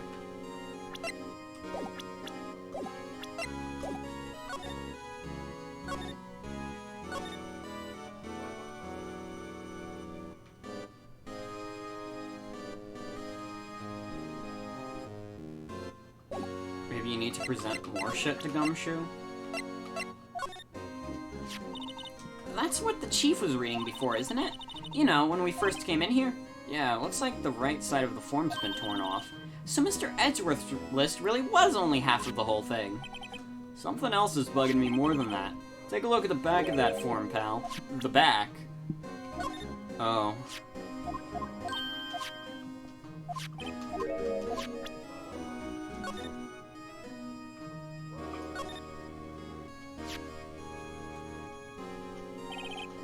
I wonder what this is. Looks like someone drew some kind of sketch here. What is it? Did you find something? Also, how can you not make that out, Phoenix? That's a pretty clear sketch, to be honest. Like, that's pretty good for a 14-year-old. Come on. Head back to Edgeworth's office. Yeah, maybe. Doesn't look like we can do anything else, so we might as well speak with Edgeworth. Roxy's upset about something outside. Why did I go back here? That's not what I meant to do.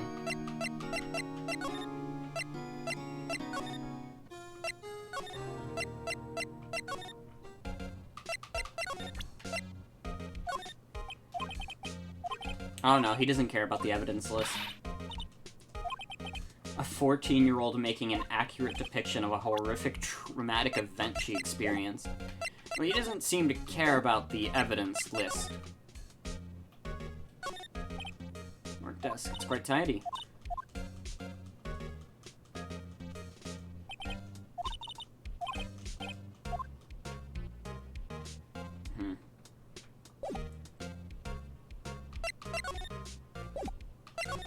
No, yeah, he doesn't give a shit about the evidence list.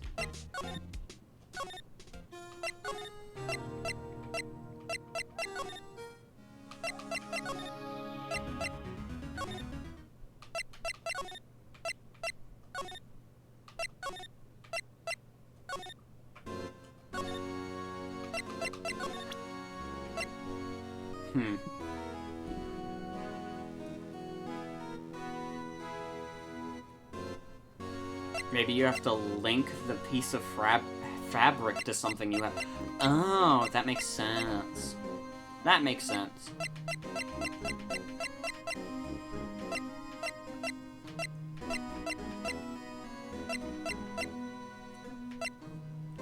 True. What do we have that could be used?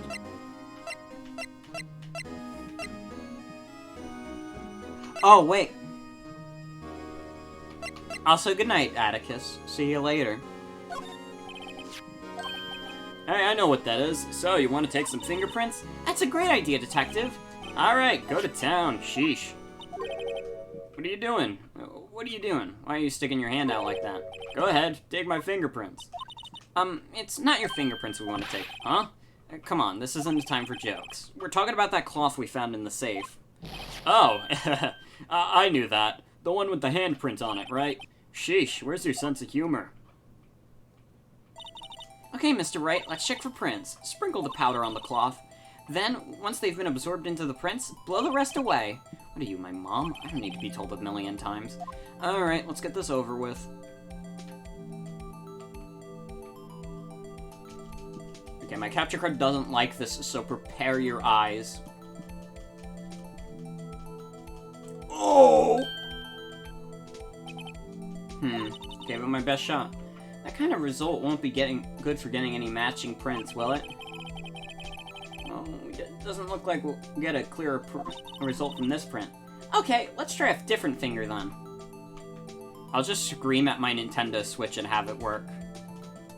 Alright, prepare your eyes. Ooh.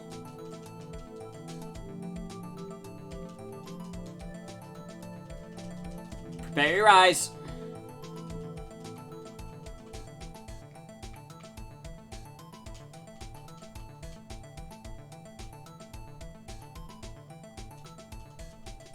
And of course it doesn't fucking work. Oh! There we go. Not Gant. But Emma Sky?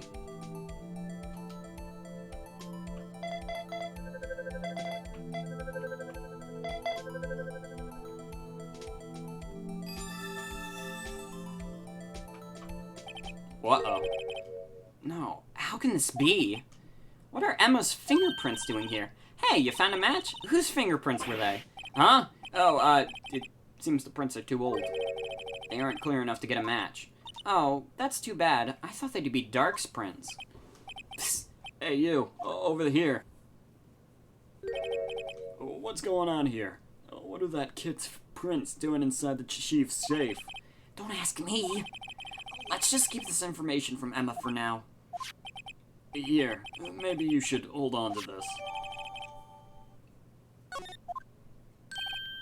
Well, was I any help? Of course. Thanks to your ID card, we were able to get some hard evidence. Now, that's not very kind, is it? In other words, if it wasn't for his ID card, he would have been useless. Isn't that right, you in the coat? Eek! Chief Gant! We didn't think you'd be back so soon. Fortunately, I'm a man who believes in signs. As I was walking to my meeting, I happened to look out a window and saw a stray dog run right into a pole. Just then I thought of a certain detective. Do you mean me, sir? Now then, I am afraid I'm going to have to ask you to leave. Yes, sir. Sorry. Oh, you in the coat. Me, sir. Drop off your ID on the way out. You won't be needing it anymore. But sir... Now get out. Yes, sir. We'll be on our way, then. Wait, you, the one without the spiky hair. Don't go yet. Me, sir? I'd like a word with you. But, sir, I'm not a licensed scientific... Investigator. You with the spiky hair. You're free to go. Mr. Wright... I don't like this. I don't like this. I don't like this. I don't like this. I don't like this. I don't like this. I don't like this. Look, pal, if I've told you once, I've told you 1,000 times. The chief's office is off limits. But no, you just had to go sneaking in there like that, didn't you? And I thought you said you didn't care anymore if you were fired. Yeah, but if I knew it'd be like this, I never would have said it. Now that I've seen the evidence Chief Gant was hiding in his office, I think I'm finally starting to get the picture. But why has she kept eerily silent about it this whole time? Anyways, you listening to me? I'm going to try and smooth things over with the chief again. Later, pal. After that, I heard from Emma. She said the police wanted to ask her some questions, so she'll be busy for the rest of the day. I see. So the chief asked Emma to come in for questioning. It's no use thinking about it. Tomorrow's the final day in court. I'm committed to doing everything I can to defend you, which is why I'm here. But I've already told you all I can. What you've told me over these past couple of days is absolutely nothing. Not a single useful thing. Really? I believe I did mention something quite important. Something I told you right at the beginning. I said that I was the one who stabbed Detective Goodman. You know, I think I've finally figured it out. I knew who it is that's lurking behind your words. Mia did a great job mentoring you. I'm rather jealous. It seems Edgeworth was right. Edgeworth? Once you're convinced you know something, no one can persuade you otherwise. Thick-headed is the term he used, I believe.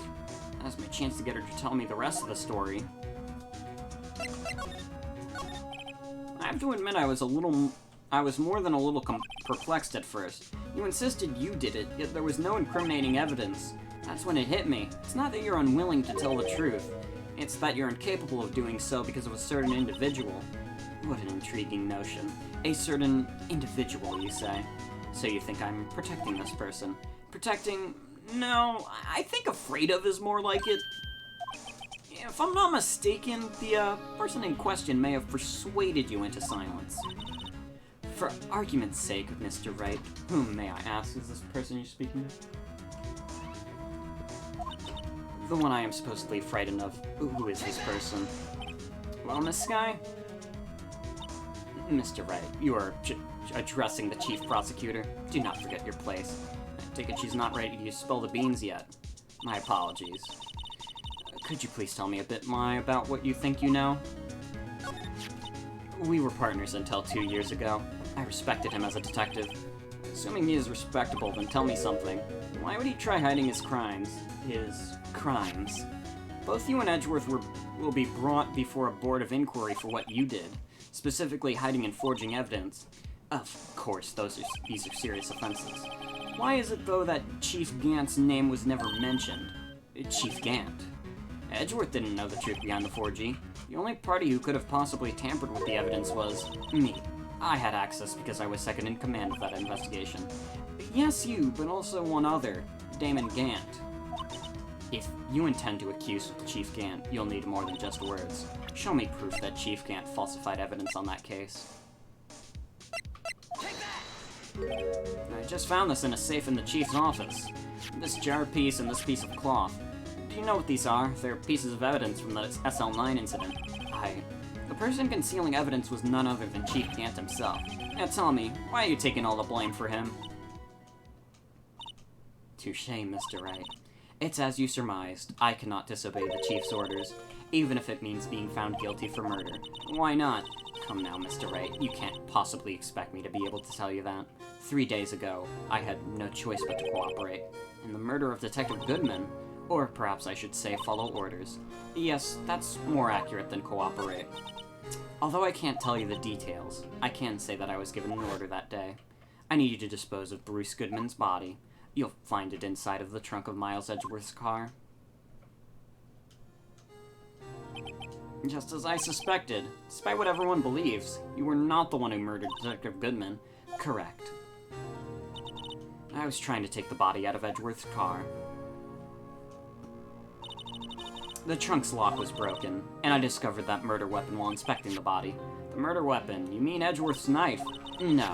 When I found the body, this was the knife stuck in it. The knife from the SL9 incident. Serial killer Joe Dark's knife. I couldn't just leave that knife in him, so I took it out and stabbed him with another knife. That would be Edgeworth's knife. That's right. Even though he is already dead, my hands were shaking at the thought of stabbing him. That's why I ended up cutting my hand. And that is the reason for the bandage on your right hand. Yes, it seems that I got blood on the victim's shoe as well. And then... she saw me just as I plunged the knife in. Miss Starr, huh? Why did you need to hide Dark's knife so badly? It took a lot of work to finally close the Dark case 2 years ago. It was over with. I didn't want it to ever be opened again. My intent was to prevent that by any means possible. So, you hid Dark's knife. The weapon used to stab the detective was evidence in the Joe Dark case. If word got out, which it would, the reporters would have a field day with that. So you wrapped the knife in your scarf and hid it, in Edgeworth's exhaust pipe. Right. Then I called my sister to tell her what happened and to ask her to hide the knife that was inside the muffler. You asked Emma? I didn't want anyone on the force to know about this. That would explain why Evan was so confident about Lana's innocence. Speaking of phone calls, I had a bad feeling about one of them that day. A bad feeling? The truth is, after I received those orders from Chief Gant, the first thing I did was get a phone call. A phone call to Patrol Officer Jake Marshall. To Marshall? Why on earth would you call him? The lead investigator for the SL9 incident had been murdered. I wanted that fact to be kept hidden, and I needed help. He was the only other person I could trust. Or at least, I thought I could trust him at the time.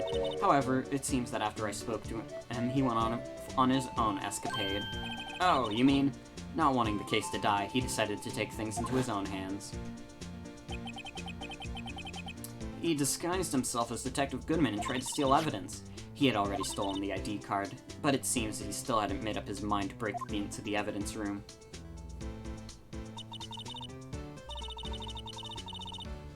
After my phone call, any remaining doubts he had must have disappeared. So your phone call calls the incident in the evidence room?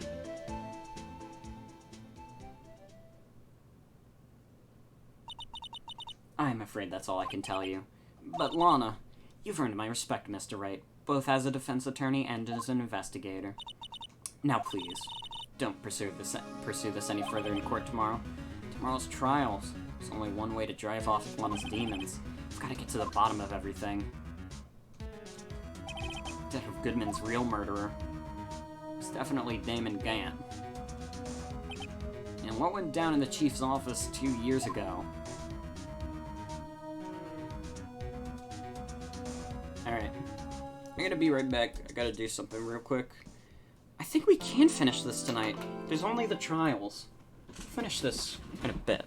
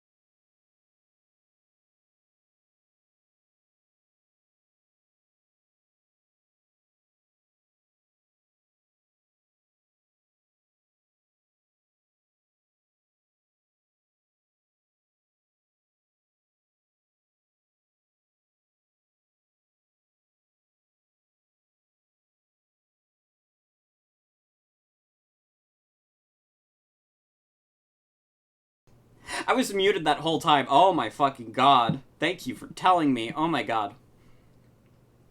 Oof. Okay. So I was saying, you know, I like doing these Ace Attorney streams. They're fun. We just don't get enough time to talk during them. So I was gonna take a moment to chat.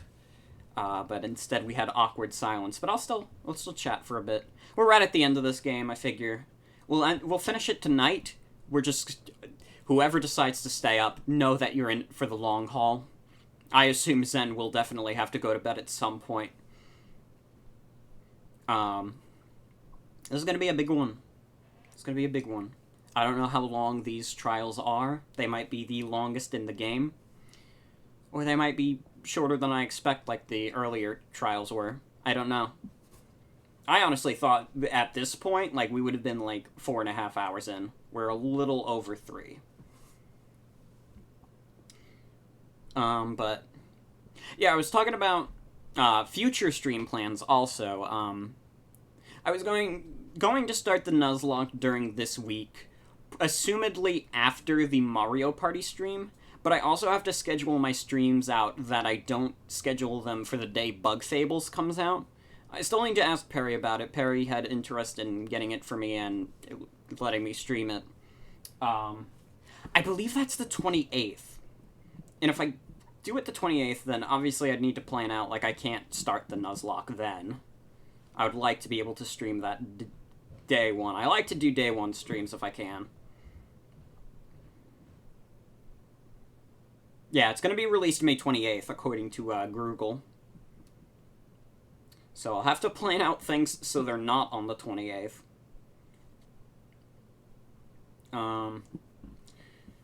So that's a future stream I want to do. I was also interested in doing one of the Panel de Pon games on stream. That would be a shorter stream, obviously, but I could do... The one I specifically grew up on was, like, Pokemon Puzzle League on the N64. I'd love to play that. That would be dope. I haven't played that game since I was young. I've learned from playing Panel de Pon on SNES Online that I'm actually not that bad at it. Me and Sienna had a good going at it. We were pretty evenly matched, and I was like, oh, I shouldn't be evenly matched with anyone at a game. Especially not Sienna. You see how Sienna kicks my ass in, like, Smash. I guess Puzzle League and Fighting Game are different skill sets, though. I mean, I'm not that good at puzzle games either. Have you seen me play Tetris? I haven't won a single Tetris 99 game in my life. Game's been out for over a year. But I would love to do some type of Panel de Pon, if people were interested. Once again, I'll probably do Pokemon Puzzle League. That would be fun, I think.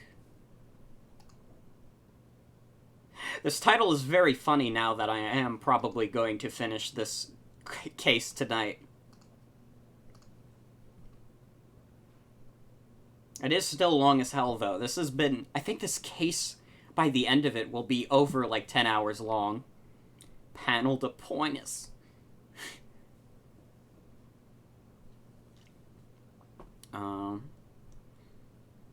What else was I gonna say? I think that was about it. If you were wondering where I had to BRB, I had to get Fergus inside. It's drizzling out. He needs to be not a wet puppy. He needs to not be a wet puppy in the rain. That would be very sad. Okay, final trial, final day. Refresh chat, just to be sure. This is the defendant lobby, alright, but there's, no defendant. I've been trying to reach Lana all morning. Where the hell could she be? Where's Emma, for that matter? It almost seems as if something's been happening behind the scenes. Oh, wait, that's Edgeworth. I keep thinking Gant is the only one who will jump scare me. Edgeworth. Knowing you, you've already figured it out. Who the owner of the 777777 ID number is, that is. Well, I have a pretty strong hunch. Looks like I'm not the only one who figured it out. You know, the only reason this trial didn't reach a verdict yesterday is because there was still some room for doubt regarding this ID record. If that number does belong to whom you suspect, then no doubt will remain. After all, he hasn't been officially charged with anything. True, not yet. In any event, once all doubt has been removed from that list, I can call for a ruling.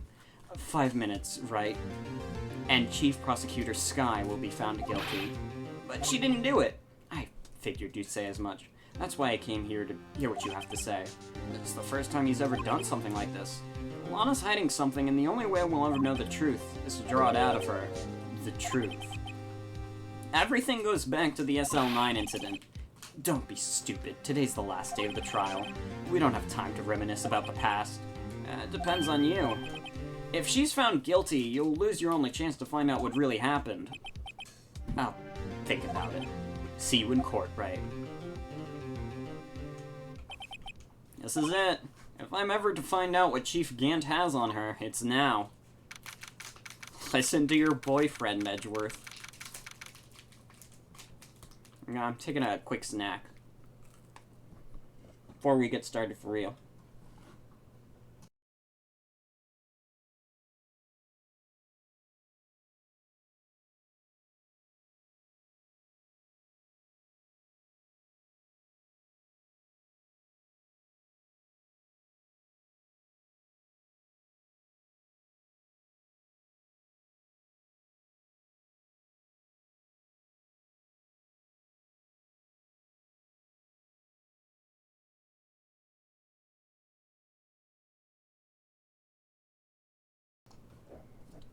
Take a quick snack. I took a quick snack break. Court is now in session for the trial of Miss Lana Sky. The defense is ready, Your Honor. The prosecution is ready, Your Honor. Normally, this is when the prosecution puts forth its opening statement. But before that, the police chief has a proposal to make. Chief Gant. Uh-oh. Morning, folks. How's everyone doing? Hey, Udgy. Been back to the pool yet? No, I've been drowning enough as it is in my work. Oh, that's a good one. Don't think I can top that. If you don't mind me asking, Chief, exactly what is this proposal of yours?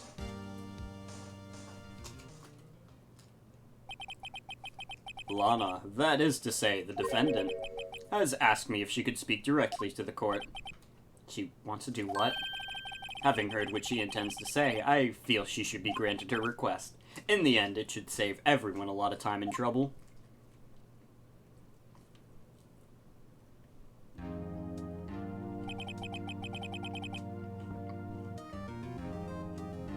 I'm like the kid in the audience who's like asking dumb questions. Mommy, did she do it? Why did you bring me to a court trial? Mom, I wanted to have a real brunch. I wanted a real brunch, you brought me to a murder trial. Why is this guy dressed like Shakespeare? Like he's from a Shakespeare play.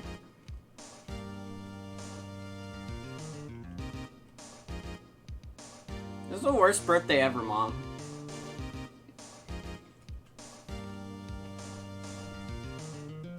That's just what California is like.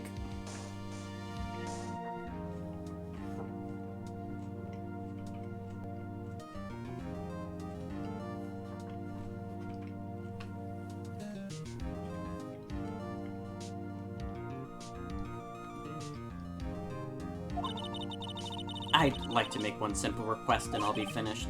Well then, what's your request? Your Honor, I'd like you to put an immediate end to this trial. Huh? I confess to all charges against me. On February 21st of this year, I murdered Detective Bruce Goodman in the underground parking lot of the prosecutor's office. No, Lana!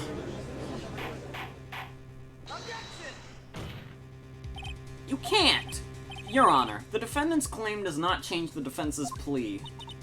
In that case, Mr. Wright, I no longer require your services. But, Lana, Your Honor, I hereby forfeit my right to an attorney. The prosecution may lack direct evidence against me, but it has sufficiently proven its case through testimony and circumstantial evidence. I would like you to render your verdict now, if you please.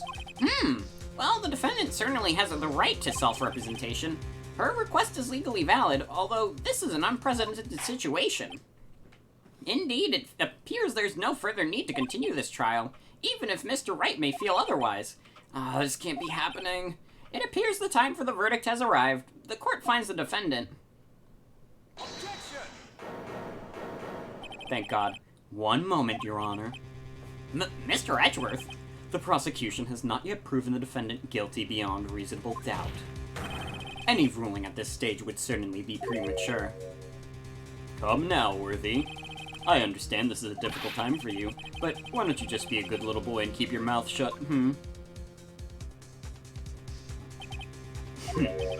I don't think I care for your tone, Chief Gant. What? Creating another fabrication to cover up your past mistakes? Sorry, but I'm no longer the naive little boy you would have me be. With this sudden confession from the defendant, it's obvious to me some kind of deal was struck behind the scenes. Some kind of deal, Not everyone operates as you do, Worthy. I thought so. Your Honor, the prosecution would like to change its first witness. Oh, to whom? As its first witness, the prosecution would like to call Miss Emma Skye. I request the court hears her testimony. Mr. Edgeworth, I am exercising my right to self-representation. I don't think we need to continue. I don't care what you think, Miss Skye. The exposure of truth sometimes results in tragedy. However, no matter how tragic the truth may be, it would be an even greater tragedy to avert one's eyes from it. Very well. The court shall grant the prosecution's request. That's okay with you, right, Chief Gant? Worthy, you'll live to regret this. Mark my words. Miss Emma Skye, please take the stand. Looks like Edgeworth has decided to take his horse by the reins. Now then, witness, please state your name and occupation. My name is Emma. Emma Skye. My occupation, I'm Lana's little sister, and I want to be a scientific investigator. 2 years ago, you encountered the serial killer Joe Dark of the Joe Dark killings. Is this correct? Yes, I'm trying my hardest to forget about that, though. I'm sorry, but I'm afraid I'm going to have to ask you to recall those events one more time. Mr. Edgeworth, please remember this trial concerns the murder of Detective Goodman. Is an incident that was resolved 2 years ago really all that relevant? Yes, it most certainly is. Well, okay then. He sure gave in fast. Now, please testify about what happened to you 2 years ago. The trip to yesteryear has finally begun. It's bound to lead to the truth behind this trial.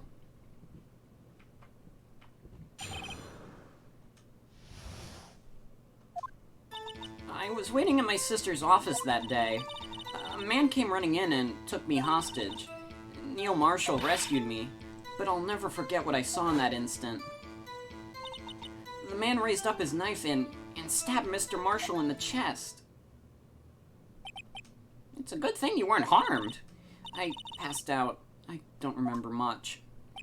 That's understandable. However, please tell me, Mr. Edgeworth, what does this testimony have to do with Detective Goodman's murder? That will soon become apparent, Your Honor. You've got to admire him for his courage, considering he has no evidence. Very well. The defense may begin its cross-examination.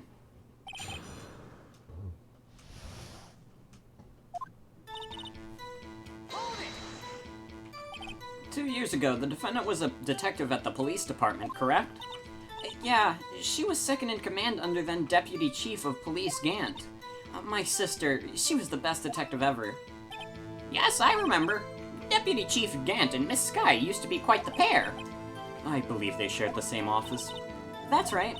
I'd always sit at my sister's desk and dream about playing that organ. I wanted to play it that day, too. The police department and the prosecutor's office held a ceremony that day. Lana promised to take me to dinner after she finished her work. A man? Yeah, Joe Dark. He was, a serial killer. Joe Dark was brought in questioning on the day of that ceremony. We were desperate to get anything on him that would lead to an arrest. When he saw his chance, he fled the room, right? Upon fleeing the room, Dark proceeded to take the elevator. He must have been in a panic because the elevator was going up. Then he ran into Skye and Gant's office. There was a lot of noise coming from outside, so I opened up the door to have a look. That's when I saw him.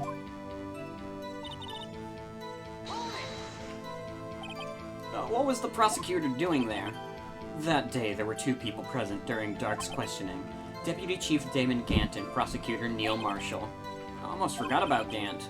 Neil Marshall had just received the King of Prosecutors Award. Young and dedicated, he went straight to the questioning room after the ceremony. I assume that would also be why he was the first to run after dark. When dark grabbed me, I thought I was as good as dead. And that's when Prosecutor Marshall came running in. I don't clearly remember what happened then, but... Can you tell us about that? Mr. Marshall jumped on Dark. Just then, the lights went out. The lights? It was just about this time of year. There was a terrible storm going on and lightning struck nearby, so the electricity went out. Wait a minute. If it was pitch dark in that room, you shouldn't have been able to see anything, right? Right, but just then lightning flashed again outside. That sudden flash left an unforgettable image of the scene in my mind. I see. I told the detective about what I saw then. The detective. Yeah, Detective Goodman. He was in charge of the case. Detective Bruce Goodman, the victim. So you spoke with Detective Goodman about this 2 years ago. Yeah, that's what's so scary about this trial. And you told Detective Goodman about what you saw. Yeah, but at the time, the words just wouldn't come out. That's why I drew a picture. Picture? Yeah, I think she mentioned that before. Well, Mr. Wright, have you heard anything? Enough? Your Edgeworth sounds like Fred Knudsen of Down the Rabbit Hole fame. Does it really? I didn't expect that comparison.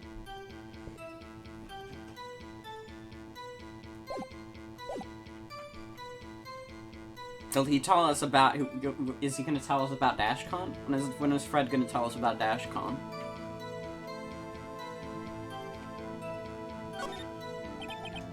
This picture the witness drew, I believe it has a very important meaning, but the list of evidence I was given 2 years ago didn't contain a picture. Witness, would you mind if we added this statement to your testimony? Yes, Your Honor. I don't think it's been lost. I don't think it's been lost. Mr. Edgeworth, this little girl put all her heart into drawing that picture. And yet you would insist on denying its existence? Huh? Hey, I'm not the bad guy. All I'm saying is that as the prosecutor for that case, I wasn't handed such a picture. That may well be, but that doesn't mean it doesn't exist. Behold. This is the evidence list for the SL9 incident. Please turn it over, Your Honor. Turn it over? Turn it... Ah! What's this? Yes, what is that? Hey, that's it! That's the picture I drew! Indeed! Two men appear to be wrestling here. What's the meaning of this? What are you doing with that list? Me? Only the prosecutor in charge should have access to that list. Huh? These lists, they're different from each other. What? It would appear, Mr. Edgeworth, that the evidence list you were handed 2 years ago was incomplete. These two lists fit together to form one. You can see the marks here from where they were torn apart from each other. So you see, Mr. Edgeworth, it's quite obvious what happened here. 2 years ago, only half of the evidence in that case ever reached you. What? What? Order, order. But, Miss Sky, why did you draw your picture on the back of such an important list? Because that's what Detective Goodman handed me in the questioning room, Your Honor. Wait a minute. If this list was torn in half, then that means... Your Honor. You're alright, Mr. Wright? Your eyes are bulging from your head. If the evidence list was torn in half, then there might be more of that drawing on the back of Mr. Edgeworth's list. Yes, that's quite conceivable. Mr. Edgeworth. It's possible, let's see... Is something wrong? Do you even have to ask? Sorry, Your Honor. There is indeed something drawn on the back of my list. It's that thing.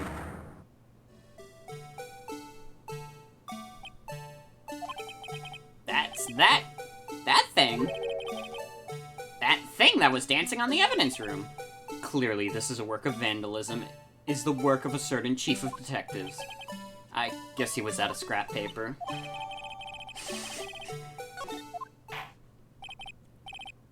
Very well. Witness. Will you please testify about this picture you drew 2 years ago? Huh? Oh, yes, sir, Your Honor. What's wrong with Emma? She seemed to be thinking about something when she was looking at the picture.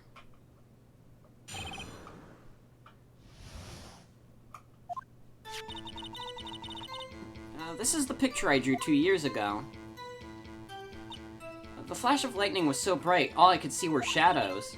After that, I must have fainted. This picture shows exactly what I saw in that moment. To think a flash of lightning could burn such an image in your mind. Thanks to that, though, she was able to show us exactly what she saw. Well, I don't see any contradictions here. This clearly shows Joe Dark was about to murder prosecutor Neil Marshall. The defense may now begin its cross-examination.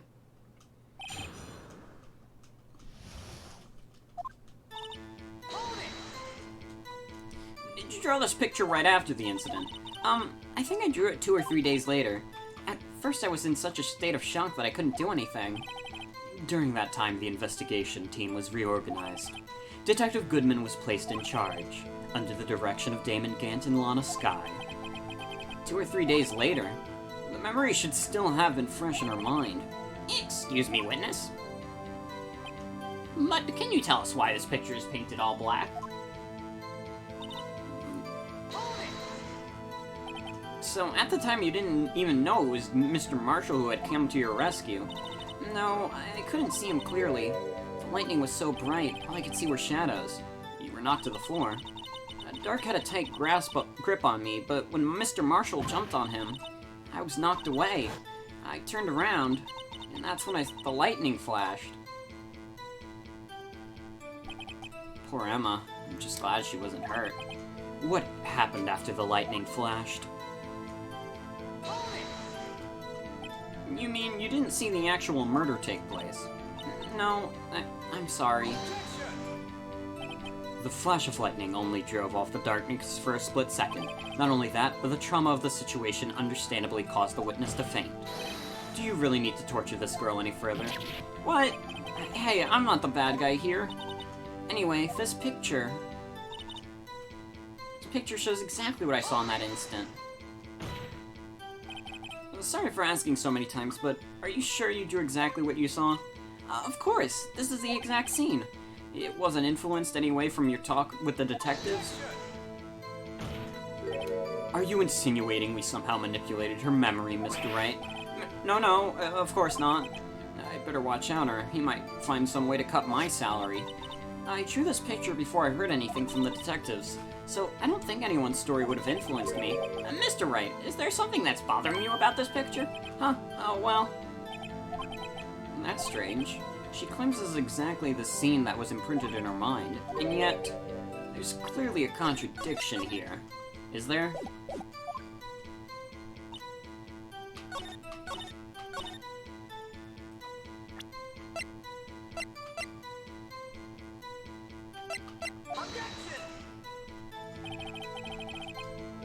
Okay, that didn't help. Handprint don't mean nothing right now.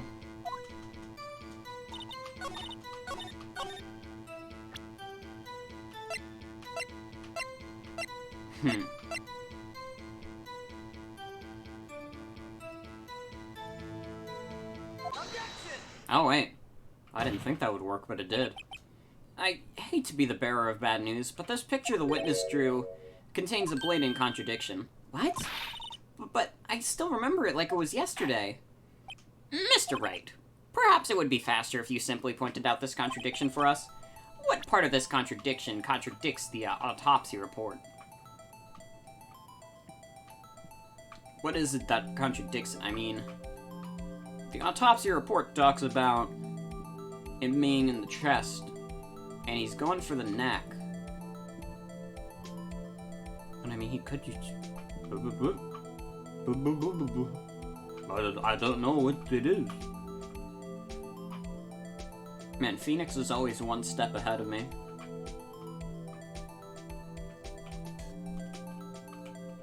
Alright, what do you guys think? Any ideas? Wait a minute. It can't be the knife. Can it? The contradiction, of course, lies here. take a close look at the knife the man is holding.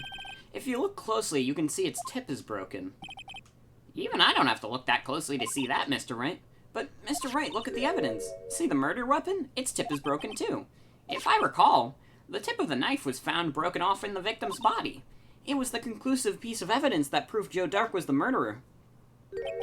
I'm afraid it's not so simple, Emma. And where, pray tell, could you possibly see a problem? It's obvious, really. The victim suffered a single stab wound to the back. If the victim was only stabbed once, then the murder weapon should not yet have been broken. Ah! What's the meaning of this? Perhaps the knife was broken beforehand.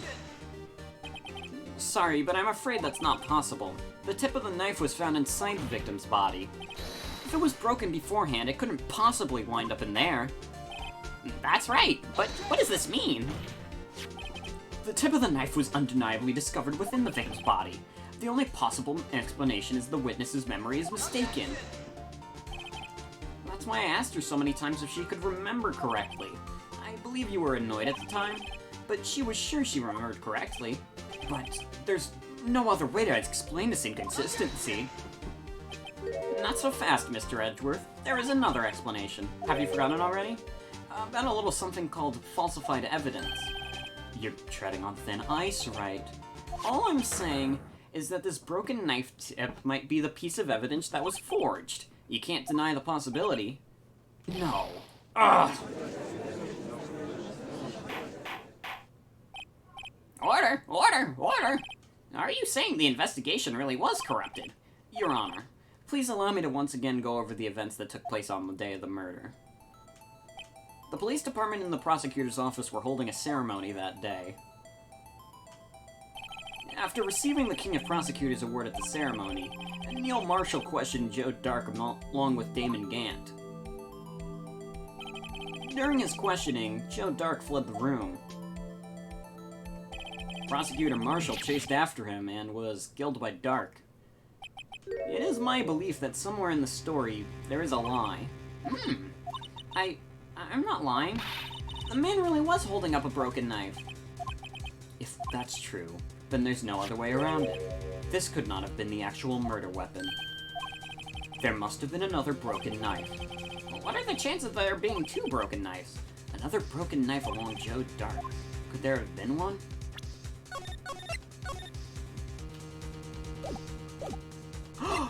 What if it was the vase? What? Oh my god.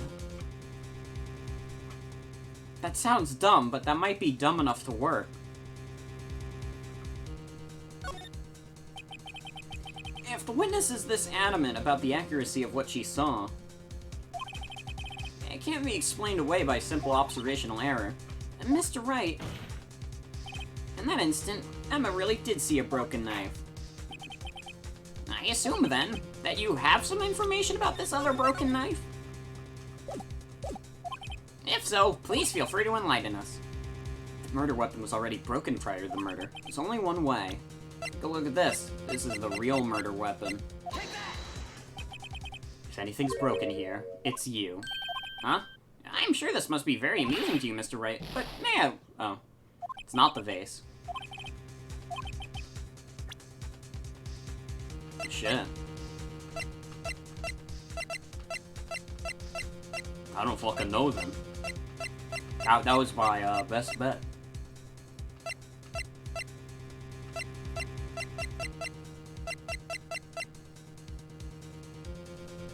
This is not a broken knife. So it can't be Edgeworth's knife.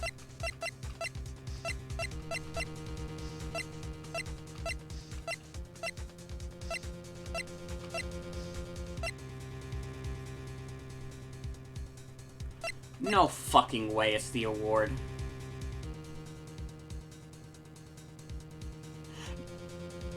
The halberd was removed from the...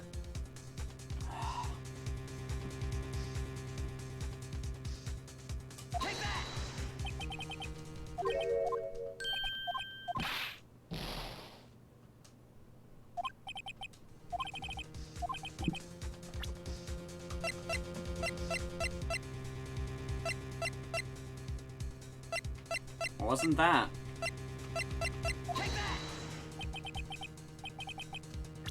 Okay, hold on. Let's load so I can get my chances back. Because I hate not having a full bar. So it was the statue. The answer lies in the past. 2 years in the past. Right here inside this picture. This is a picture of the award ceremony. Aha! What is it, Mr. Edgeworth? It's the broken murder weapon.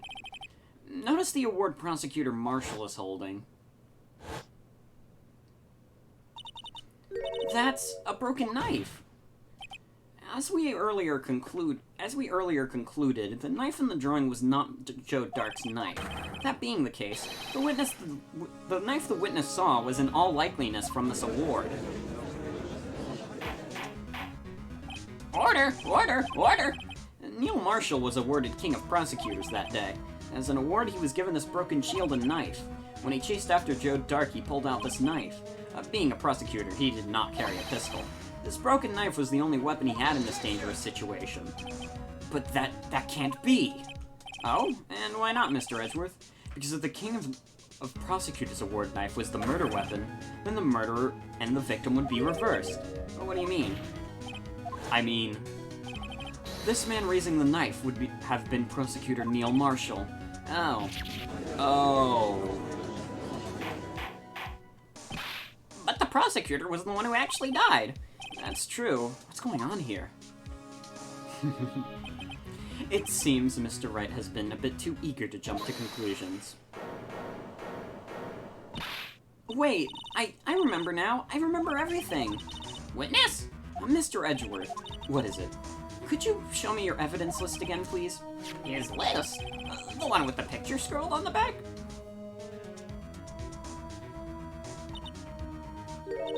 I knew it.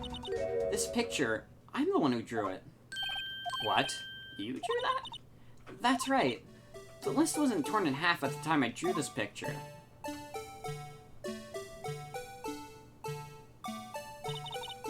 All this time I've been trying so hard to forget. I must have locked this part deep way inside me. Perhaps it would be best if we added this to the witness's testimony. Would you please tell us what you've recalled, Miss Skye? Yes, Your Honor. First the knife mix-up and now the blue badger? It should be interesting.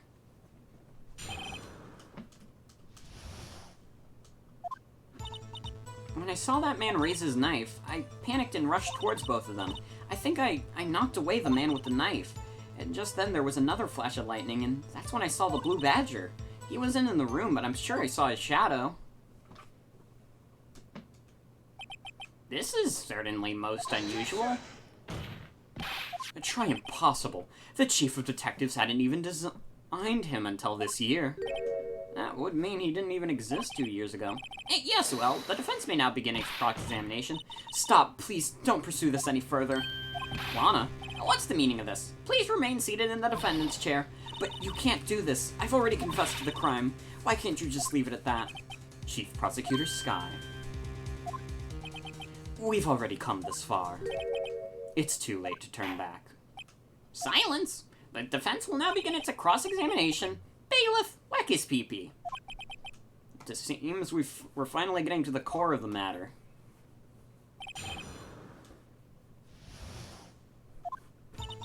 When I saw that man raise his knife... when you say that man, I assume you refer to Joe Dark? Yeah, at least I think it was him. You think. All I could see really were shadows. The power outage that had immediately preceded the event is also documented in the prosecutor's office reports. So then you... Why would you do something so dangerous? What else could I have done? He was about to stab Mr. Marshall. She seems convinced that Dark was the one holding the knife. But as we've just theorized, Mr. Marshall was the one holding the knife. Well, I didn't know that at the time. When that Dark guy knocked me down, all I could think was, I've got to help that other person. I think I knocked away the man with the knife. What do you mean you think? It all happened so fast, and I was in a shock. I don't remember everything clearly. What I did, it's all kind of a blur. Miss Skye was almost killed before she was witness to a murder about to take place. With so much happening in only a matter of seconds, a little disorientation is only natural. I saw the other man about to stab the other person, who I thought was Mr. Marshall. I knew I had to stop the man with a knife. What you did was very brave, young girl. So then, what happened next? Just then, there was another flash of lightning, and that's when I saw the blue badger. Are you sure about this? Of course, see, I even drew a picture of him here. But it was the chief of detectives who have thought up this hideous beast, and that was just this year. The blue badger didn't exist 2 years ago. This is all quite verifiable. I know it sounds strange. I was surprised too when I saw him at the police department. I had this nagging feeling that I'd seen him somewhere before. Now I finally remember.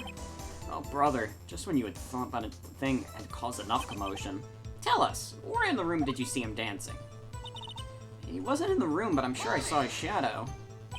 His shadow. So you mean you didn't actually see his face with its winning smile and all? That's right, but I still remember it. He had 3 creepy horns. This is pointless. That thing couldn't have possibly existed 2 years ago, and the witness must be mistaken. That may well be. But what's important is what caused her to think she saw what she did. Oh, then I suppose you have an explanation. If so, by all means, tell us what this shadow really is. What was it Emma saw when that lightning flashed? Who is the Blue Badger, really? Blue Badger hadn't even been dreamt up when Emma drew this picture, yet she's certain she saw its shadow.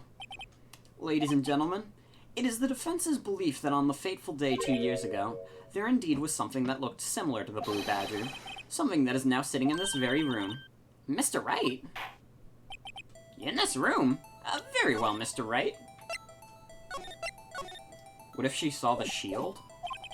What is it that the witness saw in this instant? Please show us this mysterious Blue Badger look-alike. Doesn't look like the King of Prosecutors shield.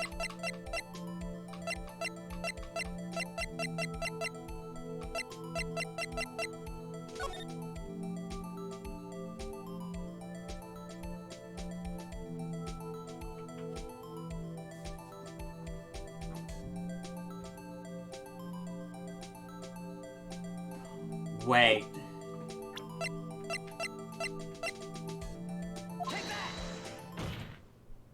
The mysterious Blue Badger was in fact this. But that's, what exactly is this? I believe it's some sort of jar. But, Mr. Wright, that doesn't look anything like the Blue Badger. Indeed it doesn't. As it stands now, it's just a plain jar. However, what if we were to change our viewpoint?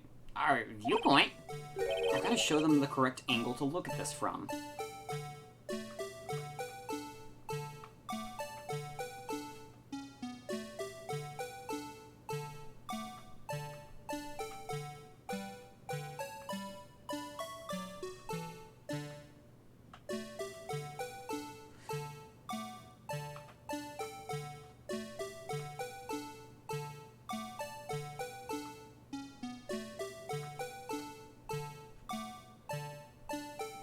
I feel like I'm in a fucking, like, prank show right now.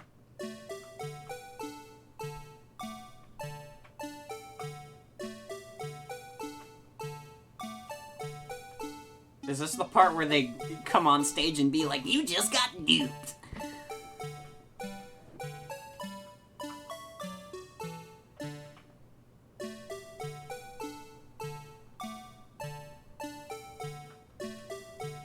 So fucking stupid.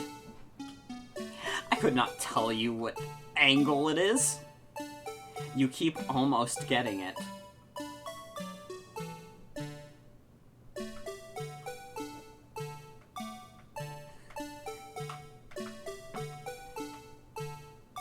Up a bit.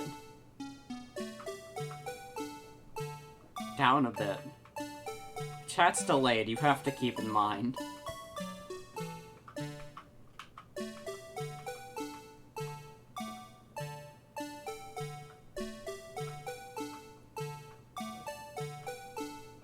Am I on, like, I swear to God, like an impractical Joker is gonna come out of my window.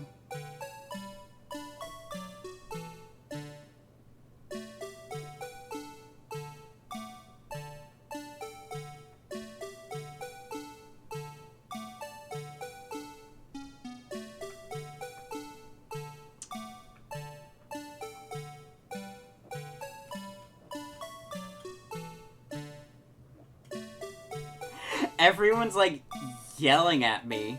I have it upside down now.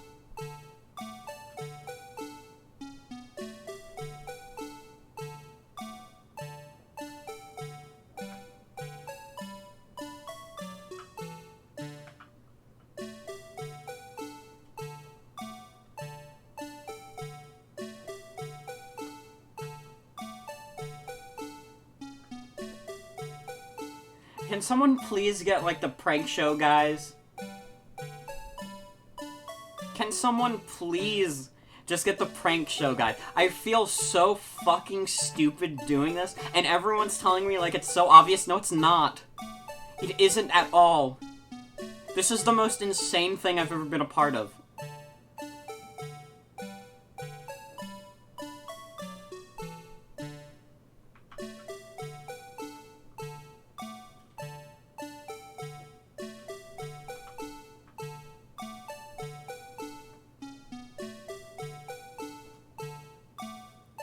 I literally don't know what you people are getting at. I don't know how to tell you that this is not getting us anywhere, and because of the chat delay, like, I will never be able to get this. Angle the wide side towards you, and have the handles up.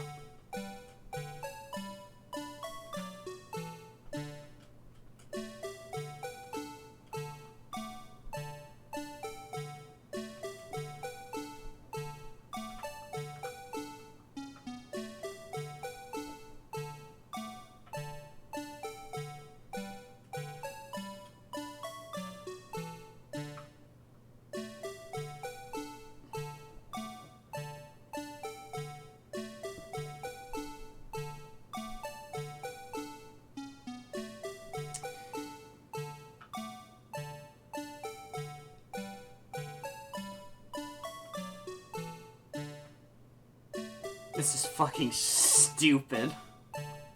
Take that! Objection!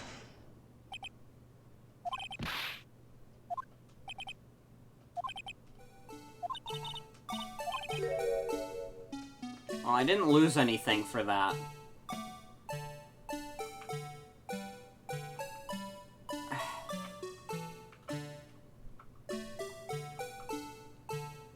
Take that! Objection!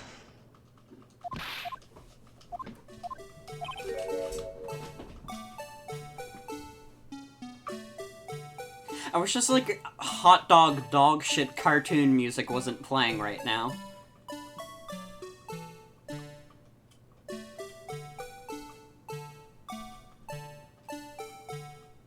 Take that! Objection! Ugh.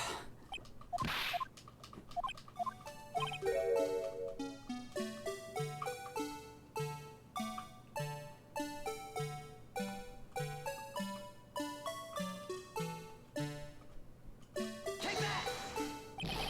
Objection!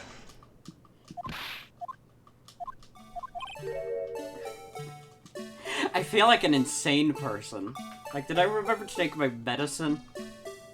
This is what this fucking case makes me feel like. This case is Morgan's villain origin story. It has to be kind of in the middle of what you've tried.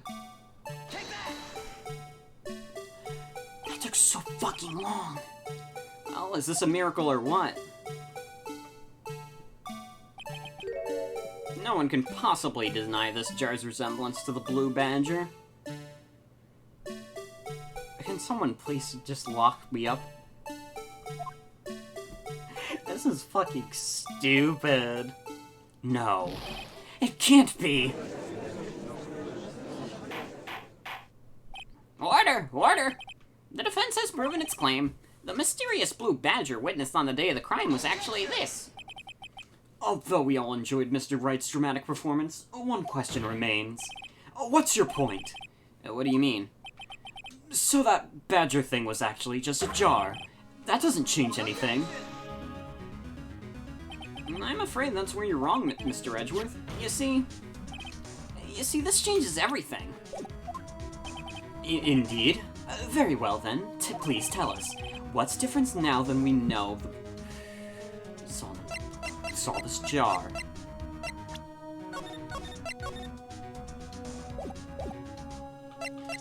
This is me in the circus. What does it change? I am so, like, fucking baffled by this stupid fucking jar. The shield is the one that changed the murder weapon, though, isn't it?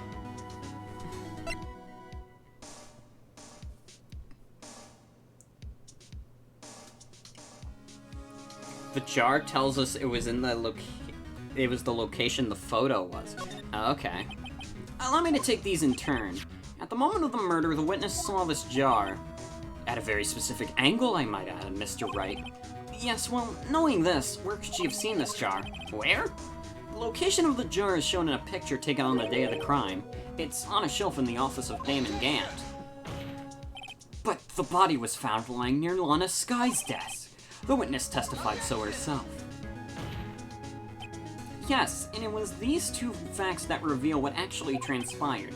You see, the struggle between Dark and Marshall did not take place in Lana Sky's office. It happened on the other side of the room in Chief Gant's office. Are you implying the murderer moved the victim's body from Damon Gant's office to Lana Sky's office? Yes. Why would he do that? There's no reason. Exactly. If there wasn't a reason, he wouldn't have gone through the trouble. The only logical conclusion is that there was a reason. Do you know what that reason was, Mr. Wright? Oh shit. I finally figured it out. So this is why Lana tried to stop the trial. It's too late to quit now, though. Please recall the witness's testimony. She said she knocked away the man who was holding up the knife. In the next instant, the jar was hit and flew through the air. Now tell me, what could have sent the jar flying? That would have had to been the impact the man made when he was knocked into the wall. Ladies and gentlemen, if I may draw your attention to this picture once more. If the man was knocked into the direction of the shelf the jar was sitting on, what would he have hit? The suit of armor, holding a very sharp and dangerous looking sword. Yes. And since the man who was knocked into the armor was carrying a broken knife, he would have been Neil Marshall wielding the King of Prosecutors trophy. No, Mr. Wright, you can't be thinking... Yes, there's another possibility about what actually transpired in that room. Another possibility? Of course, the perpetrator would have had no idea, but nonetheless... I don't know if I can go through with this. Mr. Wright, what's the matter? If events took place as the defense theorizes, then the outcome is obvious. In that moment, assuming the man Emma Skye knocked away was actually Prosecutor Neil Marshall.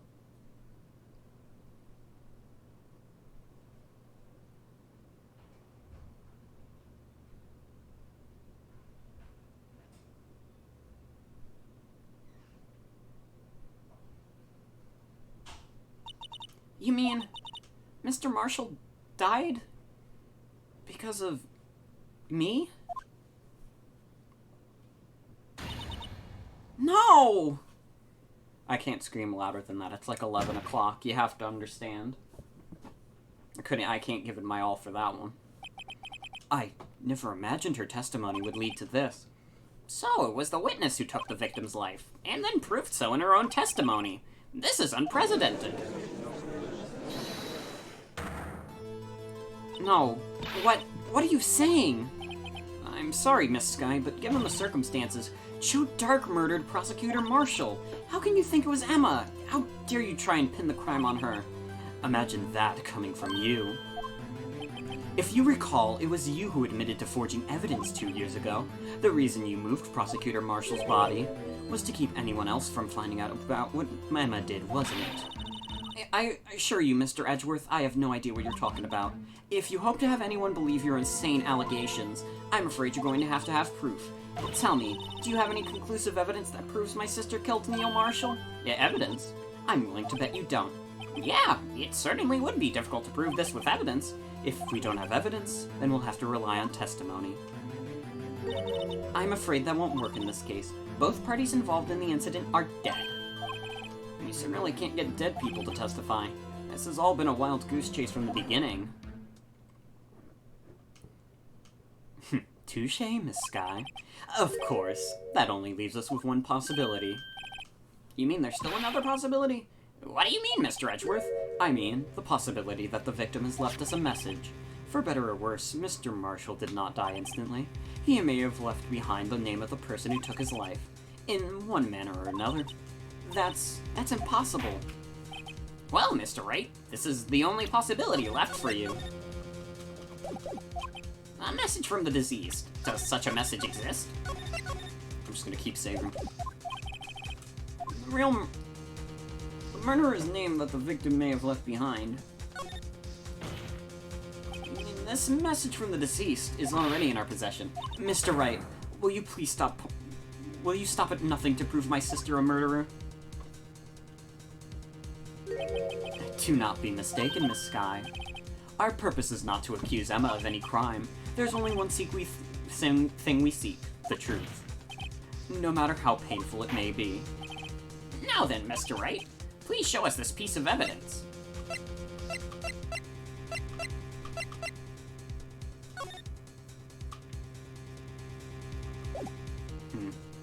I don't know if it's the cloth.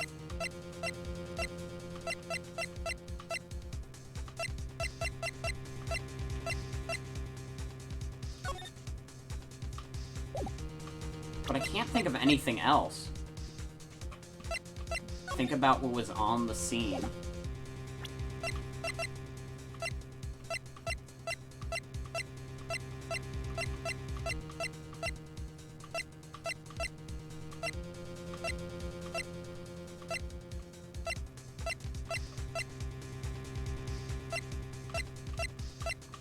What was at the scene and who could have written a message on it?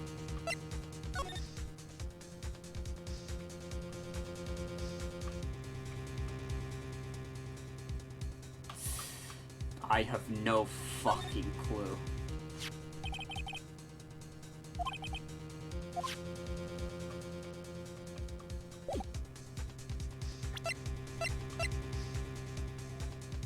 You never found out what the blood was. This is the message left by the deceased. This is that blue badger from before, right? Oh, is he just going to speak the killer's name? If that thing could, I'm sure it would. Looks like everyone's forgotten this is just a jar. A message was left here on the surface of this jar. What do you mean? If you look clearly, you can see a faint trail of blood on this jar. It looks like someone wiped the blood away. Yes, but notice, for some reason, the blood on some of the fragment was not wiped away.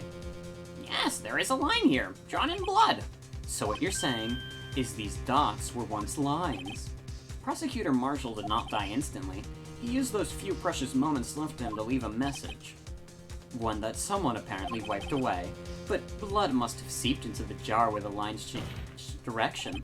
Precisely so. All we need to do is connect these points, and the victim's message will become apparent. No.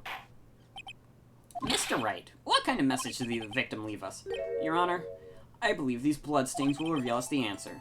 I've got to connect these dots. There's only one thing the victim could have written, given the circumstance. His murderer's name.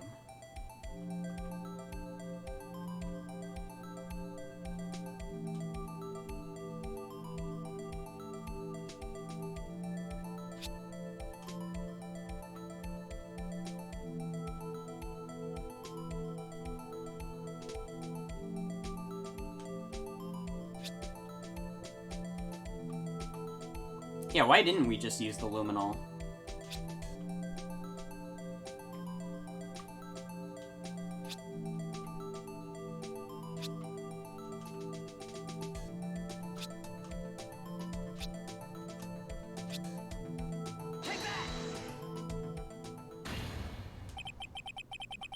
Because Capcom needed this show off the touchscreen. It's a defense attorney's duty to prove their client's innocent. That's why all I've been thinking about is saving Lana. After all my efforts, I never thought it would turn out like this. Emma. So this is the final message Prosecutor Marshall left behind.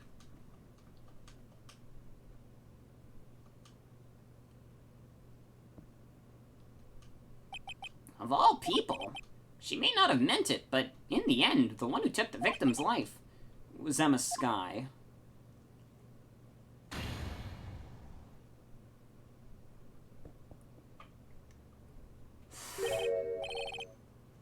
Seaworthy? Can't say I didn't warn you. Chief Gant. Do you understand the implications of what you've done? What? What are you talking about?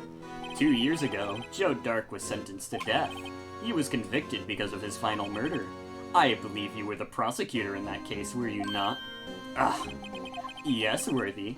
Because of you, an innocent man was sentenced to death. Not only that, but you used forged evidence to ensure his conviction. Ugh. Ugh. But Joe Dark really was a serial murderer. That's undeniable. I'm afraid that's not important. Didn't you know? We aren't defenders of justice. What? We're merely keepers of the law. Sentencing a man to death is no light matter. Even if there wasn't any cover-up or evidence forgery, ultimately the responsibility falls on the prosecutor in charge. Despite what anyone may say, this fact cannot be denied. What's going on at the prosecutor's office? They might have sent an innocent man to his death. How could he just stand there like it wasn't his fault? Order! Order! Order! Order!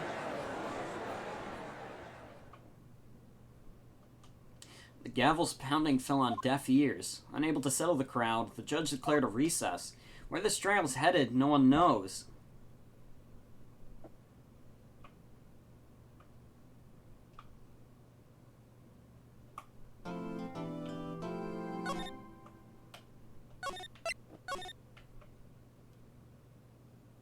I'm still not recovered from that fucking jar thing. Fuck that puzzle. That's what I took away from that. Anyways. Let's continue. Let's end this. Sorry, Edgeworth. I didn't mean to get you in trouble. Don't worry about it. This is my problem, not yours. Hope I'm not interrupting anything, pals. Oh, guess I am. I'll come back later. Wait, Detective Gumshoe, what is it?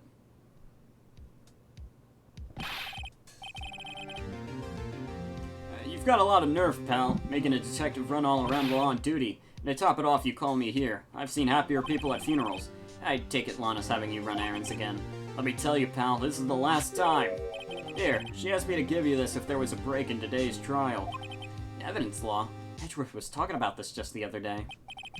You must know the 2 rules of evidence law. Rule 1. No evidence shall be shown without the approval of the police department. Is that right, Mr. Wright? It seems so. You could have at least studied some evidence law, really. The chief prosecutor also wanted to give you a message. A message? She said, if you're planning to take him on, you're going to need this book. Him?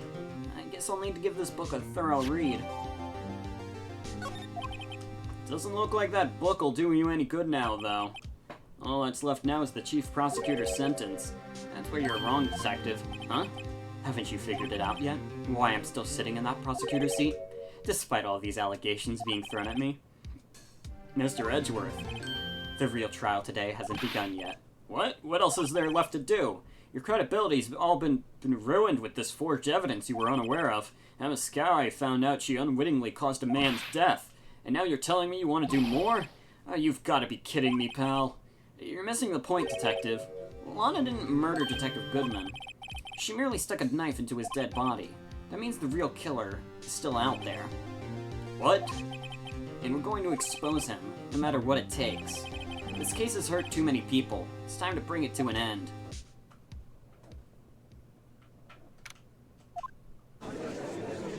I think Damon Gant might be insane.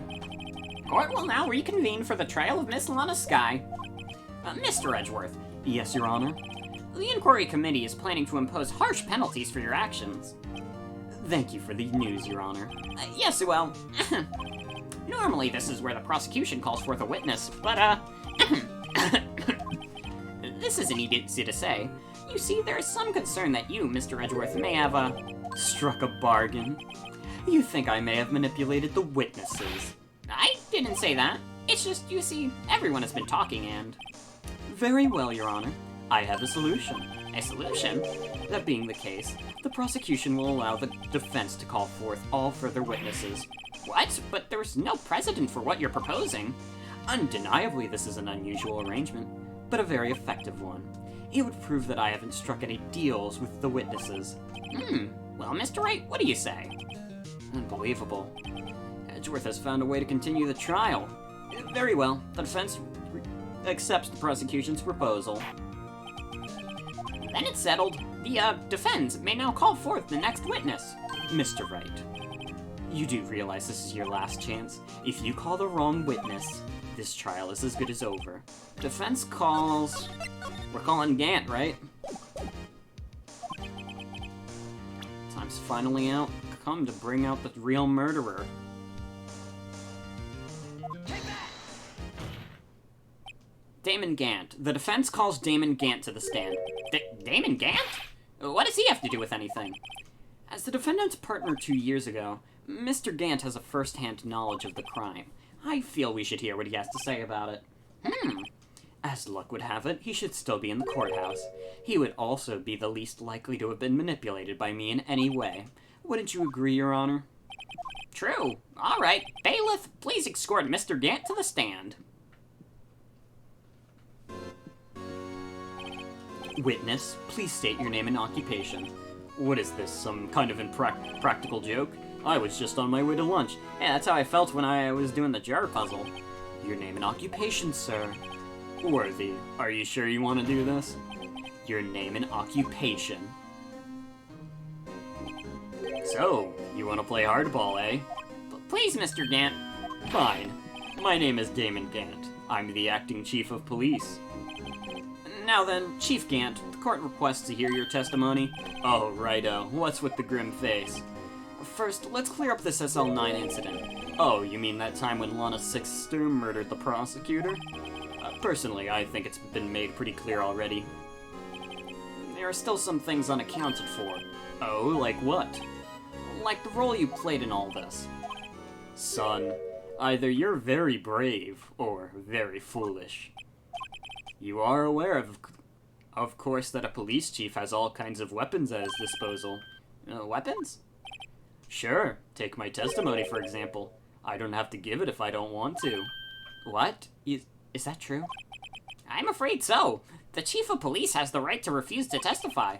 Of course, such an action carries with it a certain risk. Don't worry, I'm not here to hinder your trial. Just remember, if this turns out to be a big waste of time, don't say I didn't warn you. Gant is an absolute bitch of a witness, by the way.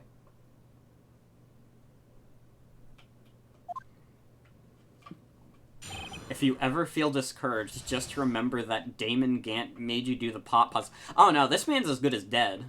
I don't need motivation to get him on, like, death row. Just look at him. As I recall, Neil and I were questioning him that day. To make a long story short, we slipped up. That power outage didn't help either. When I went to my office, I found Lana there. Apparently, she had already arranged the crime scene. As you can see, I had nothing to do with the 4G. Is that when Dark was arrested? Him? He was lying on the floor unconscious.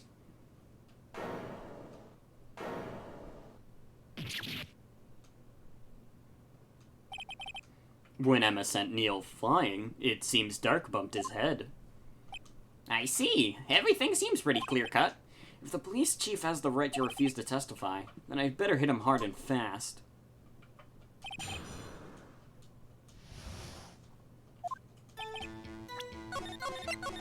I wonder if I can even press him on this shit. As I recall, a ceremony was held at the police department that day. Yes, that's right. I guess you could say I'm a workaholic. After winning his award, Neil was all fired up too. That's probably what spooked Dark and made him run away like that. Was the defendant Lana Skye also present in the room? I don't quite remember. At the very least, she wasn't there when Dark ran for it. To make a long story short, we slipped up. That power outage didn't help either. So the two of you ran out immediately after him, right? That's right, but Dark made it to the elevator first, so Neil and I split up. He went upstairs and I went downstairs. I guess you could say he got lucky. What's this about a power outage? Oh, that. The elevator stopped all of a sudden, and it got the shock of my life. Well, probably not as shocked as Neil was when that knife went into his heart, though. That's not funny. That's fucked up. Yeah, what the fuck? When I went to my office, I found Lana there. Could you tell us exactly what you saw?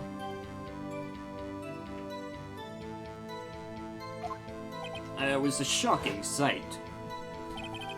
Neil and that serial killer were lying in a heap on the floor, all tangled together.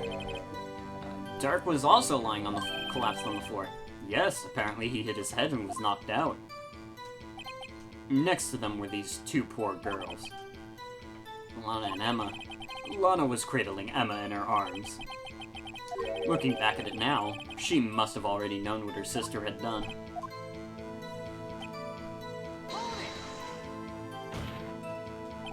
How can you know that? Because of the victim's body. It had already been moved.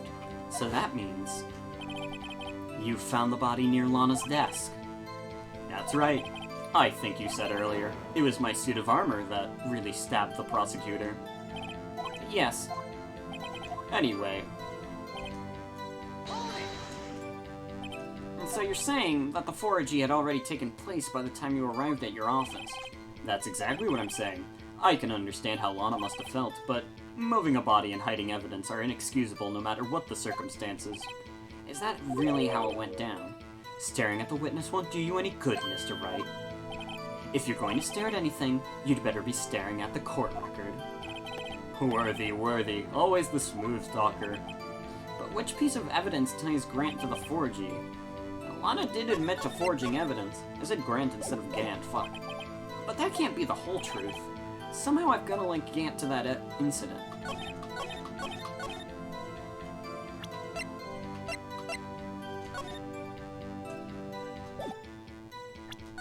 No evidence shall be shown. Wait a minute.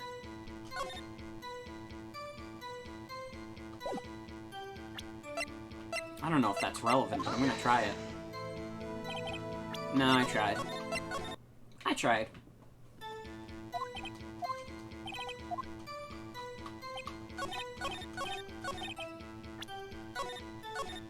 I gotta find something that links Gant to 4G.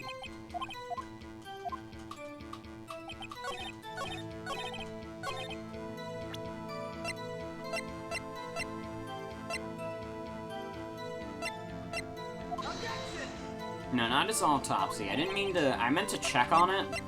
I didn't mean to actually go for it. Didn't he keep a piece of the vase? That's true.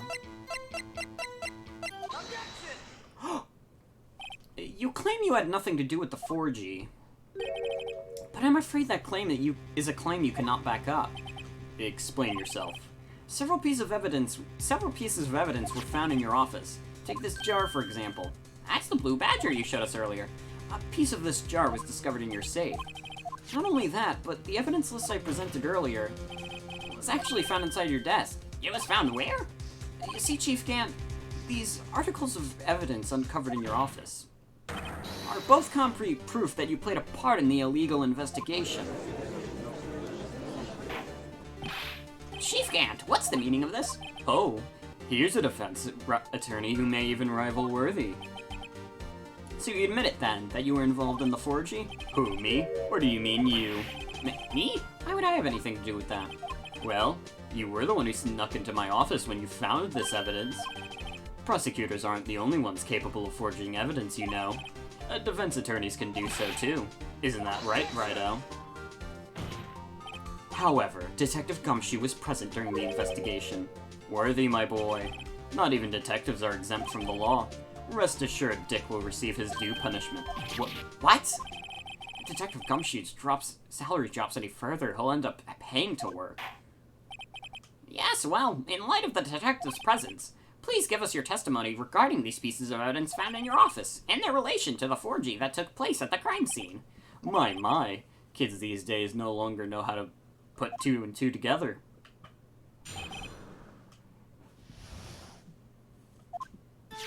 Let's see, what was it now? A jar fragment and a list?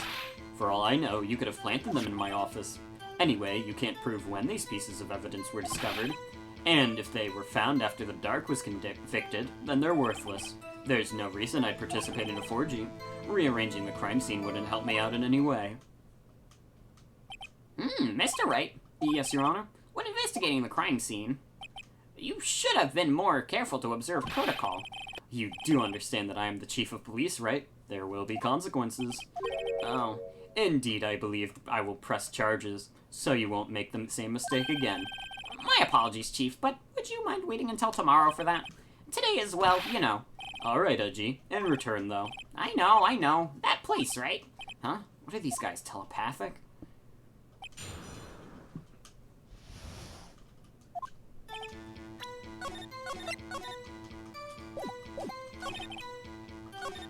Hold it! I'd appreciate if you stopped making these ridiculous allegations. Yes, you do have a point. You wouldn't have the guts to do something like that. What? I'll have you know, back in the day, I once broke into a cattle ranch and tipped... Mr. Wright, what are you saying? Anyways, you can't prove you didn't carry in the evidence, can you? If you have proof to the contrary, you're going to need it later. Later? What are you talking about? What else? I'm talking about where Righto's prints are found.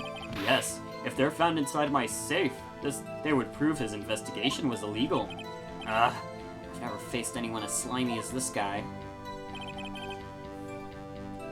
Hold it! What do you mean by that? This is all purely hypothetical, of course. But suppose I did place those items in my safe. Such an act wouldn't necessarily constitute forgery. If concealing evidence found at a crime scene isn't forgery, I'm not through speaking yet, Righto. It all depends on when the evidence was discovered. Hold it! are you saying this jar fragment wasn't discovered in the initial investigation? It would appear not. After all, it wasn't listed in the evidence list. For all we know, it could have suddenly materialized the day after Dark was sentenced. Oh, wouldn't that be convenient? Right. The chief is talking about a possibility. So long as you can't rule it out, your remarks, however clever they may be, will only succeed in wasting time. Tell me something I don't know. Come now, Righto. Think about it. Hold it! How can you look me in the eye and say that? Because I'm innocent. Remember? Who was it that murdered Neil? I'm not sure I care for the word murder here, but in the end, the person responsible for Mr. Marshall's unfortunate demise was Emma Skye. Well, now do you see? Hold it! Really, Chief Gant.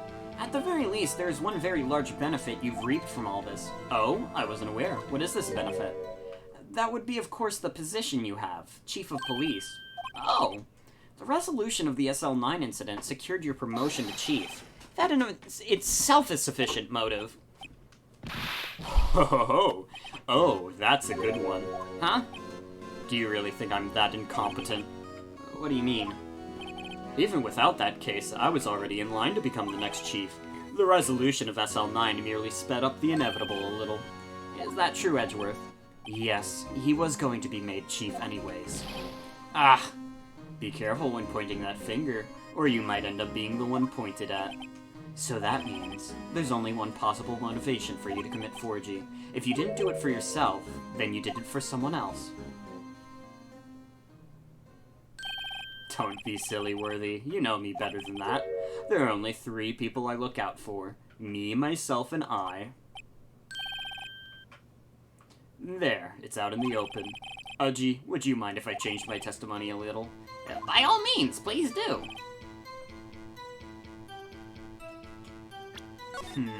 There's gotta be something in it for him.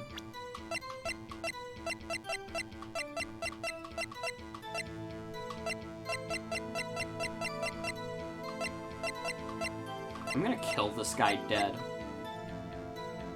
Please stop adjusting your shitty hair, sir.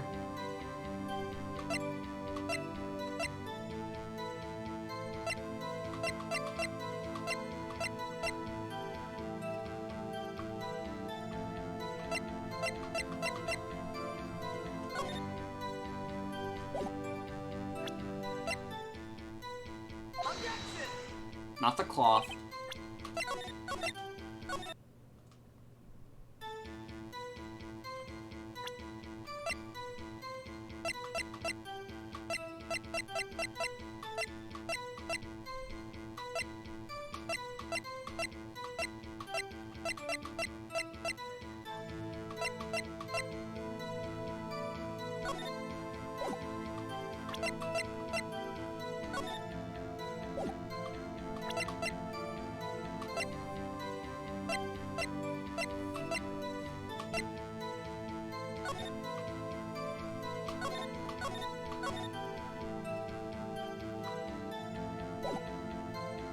Objection! Not that. If only I didn't have like fucking 30 pieces of evidence. Ah.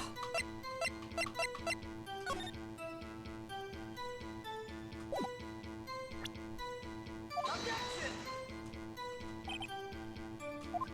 Didn't press the addition. I guess we could try pressing.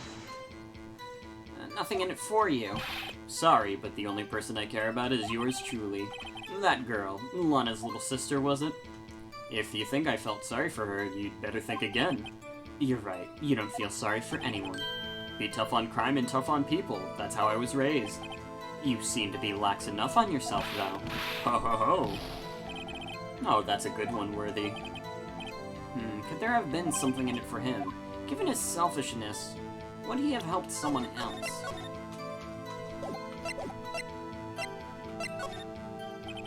True, you might not help out anyone for their sake, but if it would benefit you, you might decide to assist someone.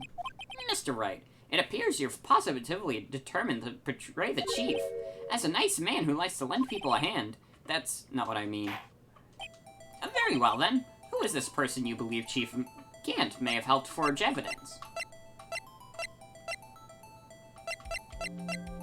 Well, who else? Take that! Chief Prosecutor Lana Skye, the defendant? I believe it's quite obvious in light of the circumstances. Emma Skye fell victim to an unfortunate series of events. Who would want to help her more than her own sister, Lana? And as for Chief Gant, he would also have a reason to help Lana if she asked him to. And that reason, of course, is self-profit. Self-profit?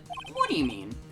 After the SL9 incident was resolved, Lana Skye was appointed chief prosecutor at the prosecutor's office. The person who arranged this job change was you, Chief Gant. But how would he profit from all this? He would be able to use the chief prosecutor as his puppet. Essentially, he would acquire unchecked authority over all investigations. Do you mean to tell me that, despite the chief's formidable appearance, he plays with puppets? That's... what? Oh, wait. You must mean puppet as in someone forced to do his bidding. Never mind.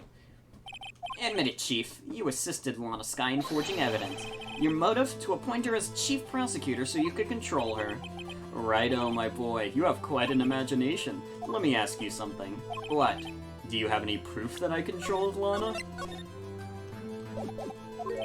For example, is Lana testifying that I've done such a thing? Lana...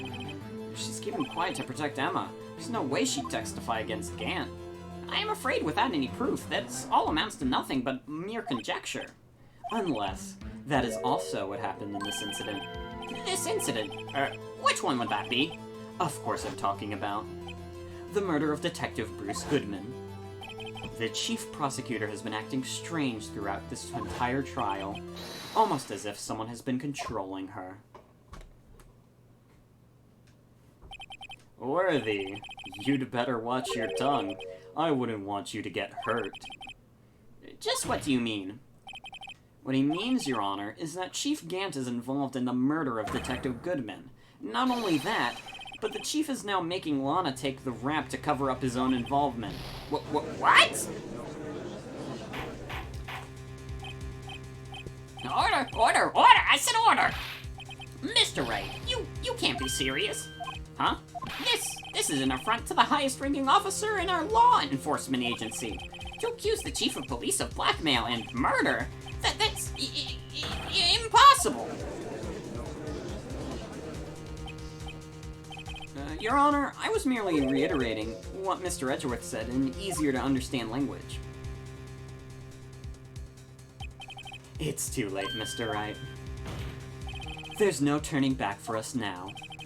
Looks like he's the one who's decided to go through with this. Can you prove this, Mr. Wright? That the chief, a high-ranking officer of the law, is involved in this murder? Good question. Regardless of his rank or title, Chief Gant is just a man. The question is he a criminal? I believe the evidence will tell. I see. All right, then. Let's see what Mr. Wright's got, and it better be good. Show us the evidence that ties Chief Gant to the murder of Detective Goodman.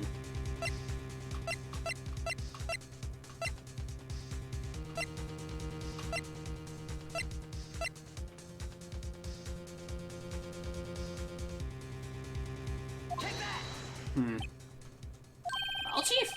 So long as Righto here is tossing out things regardless of relevance.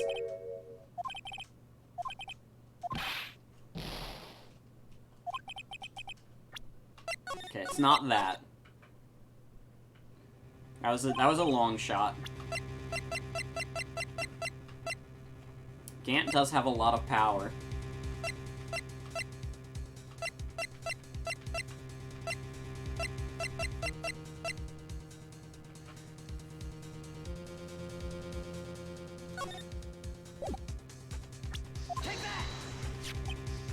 This is the ID card list. Yes, the one that shows who entered the evidence room on the day of the crime. There was one ID on the list we couldn't determine the owner of yesterday. 7777777. Sorry, but there's no way you can prove that's my card number. It's your number. What? How do you know that? The safe in Chief Gant's office requires a code to open. A 7-digit code. 7 digits? You don't mean... I'm afraid so, Your Honor. The code was... the same as the remaining ID card number on that list. Chief Gant, you entered the evidence room on the day of the crime. Order! Order! Chief Gant, what do you have to say? Nothing. The defense's search of my office was in violation of regulations. And I will demand Mr. Wright be punished to the maximum extent of the law. But right now, this court demands an explanation from you about the use of this ID card. Chief Gant, so you admit it. You entered the evidence room on the day of the crime? What about it? I'm chief of police. Whether it's the evidence room or the bathroom, what's the difference? I can go anywhere I want. Tell me, when you entered the room, were you alone? I always go to the bathroom alone, as I do with the evidence room. Detective Goodman wouldn't have happened to be with you on that day, would he? Of course not. Why would he? I hadn't even seen him in days. You hadn't seen him in days? Chief Gant, I'm afraid you've just undone yourself. On that day, you had to have met with Detective Goodman. What do you mean? This trial's purpose is to determine Lana Sky's guilt. No, it isn't, Your Honor. This trial's purpose is to determine the truth. If Chief Gant met the victim on the day of the crime, then we need to determine one thing: what transpired during that meeting. In that case, Mr. Wright, I'm going to have to ask you for evidence. Show us proof that the victim went to meet with Chief Gant on the day of the crime. Could it be the lost item report? Detective Goodman lost his ID card on the day of the crime. Or, to be more accurate, Jake Marshall stole it. So Detective Goodman filled out a lost item report. He would have had to give that report to the chief of police. Yet you were in possession of the report, which means you can't be sure if he filed it. He filed it. How do I know, you ask? Because he needed to enter the evidence room that day. He needed to? Yes, to transfer the evidence out. Oh!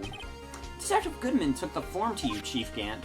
Then, you accompanied the detective to the evidence room. I accompanied him.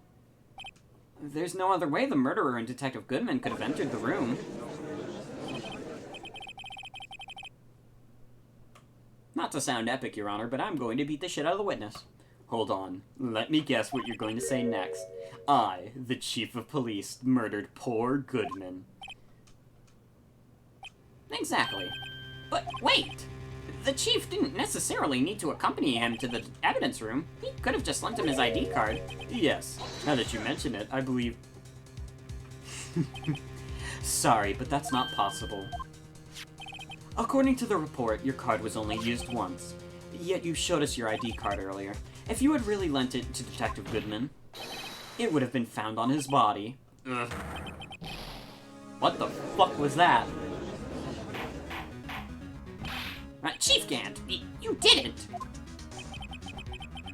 The murder was most likely a spur-of-the-moment crime, for no one in their right mind would choose the police department as a place to commit murder. After the murder, you contacted Lana at the prosecutor's office. Why? To dispose of Detective Goodman's body, of course. You're forgetting, Mr. Wright, that the victim's body was discovered in the prosecutor's office parking lot. How did he manage to move it there? I was at the police department the entire day, you know. And everyone's aware that Lana stayed at the prosecutor's office after the ceremony. Everyone except me, it seems. Still, you're the chief of police. You have an entire police force at your disposal. Oh, you think I just ordered an officer to do it? Hey, you, take this here dead body over to the prosecutor's office. I don't think so. Chief Gant, you left all the evidence we need to prove how you moved the prosecutor's office. All this time I thought it was just a useless clue just taking up space. How could the chief have moved the body? Mr. Wright, show us this evidence. To move the victim's body, Chief Gant used this.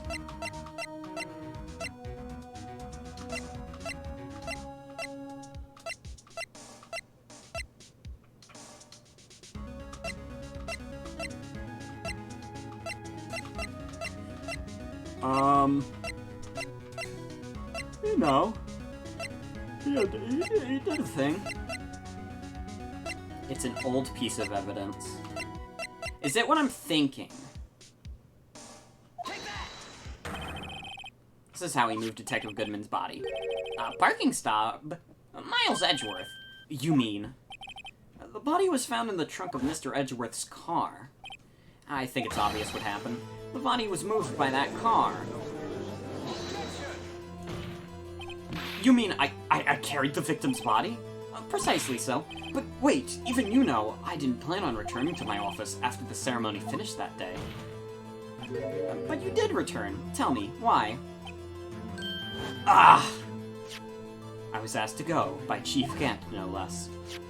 He told me he wanted to keep it here in the prosecutor's office. In any case, on the day of the stabbings, I brought this back here.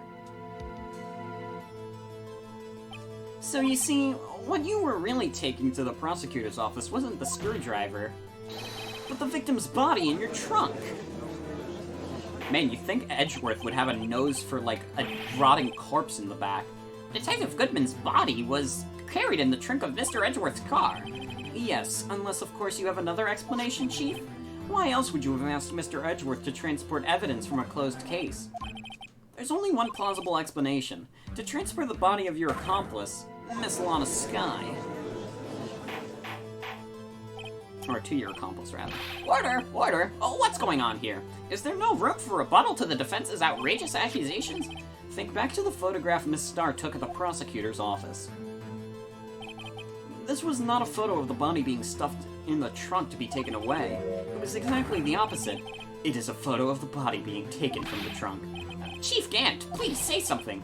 I believe. Your time's up. My time's up. Sorry, Righto, but I'm having lunch with the District Attorney General after this. We have to get going if we're going to make it in time for the early bird special. But the cross-examination isn't finished yet. Remember what I told you earlier? A police chief has all kinds of weapons at his disposal. Weapons? Like the right to refuse to testify. I'm invoking that right now. What?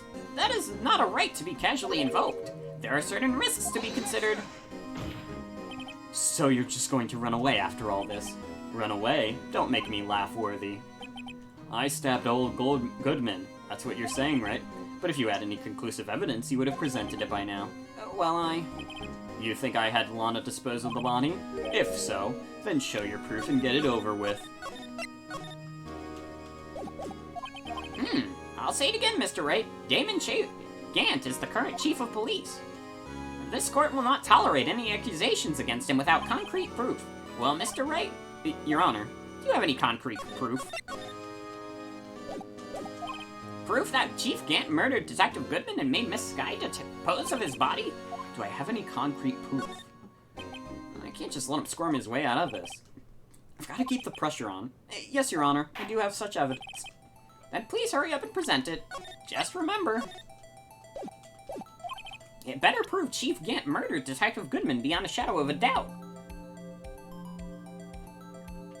I say take a good look at what Lana gave you. So, what exactly is this evidence? It's proof. As to whether or not it's enough to determine the Chief's guilt, I'll let you be the judge. But I am the judge. Oh, right. Well, what do you think, Your Honor? What I think, Mr. Wright, is I'm going to be late for lunch. Guess it wasn't enough. Please, Your Honor, just give me a little longer to consider. So it's something Lana has given me.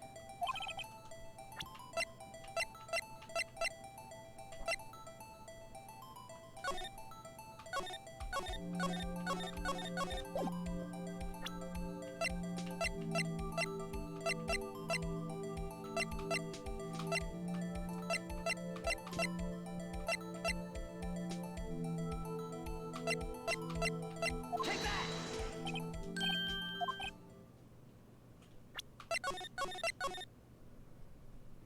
Not sure for this one? Okay. Ugh.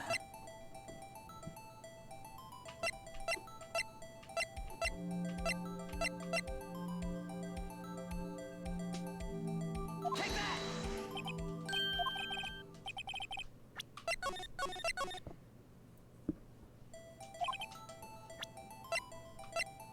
There's something fishy about the lockers, though. But I don't think that's it.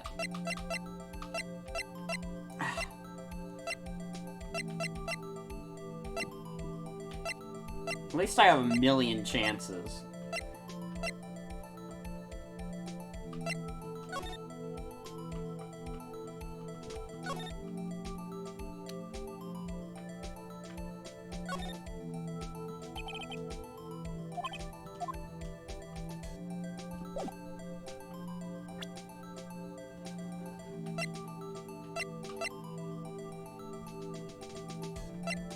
Take that!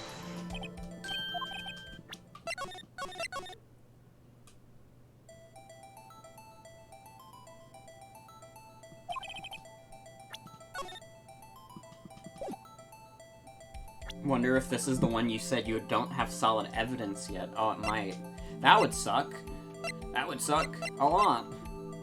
Because then I'm trapped in an infinite loop. Take that! Mama, I'm just gonna go through everything now, since you said that. Take that!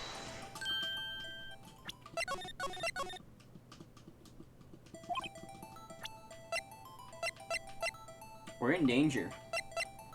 Take that! We're in danger.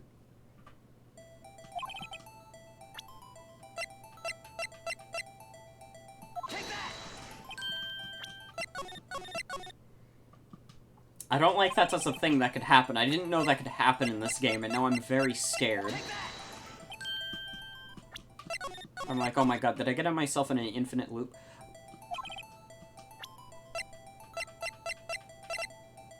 Maybe the knife? Take that!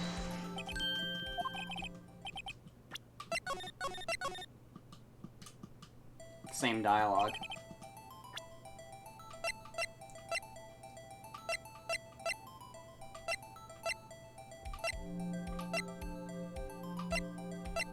Take that!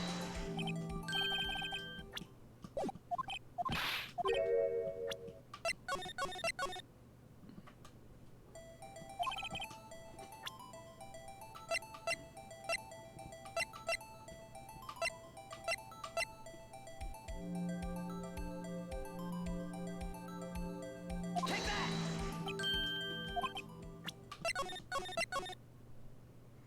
I have no fucking clue. We might have screwed ourselves here.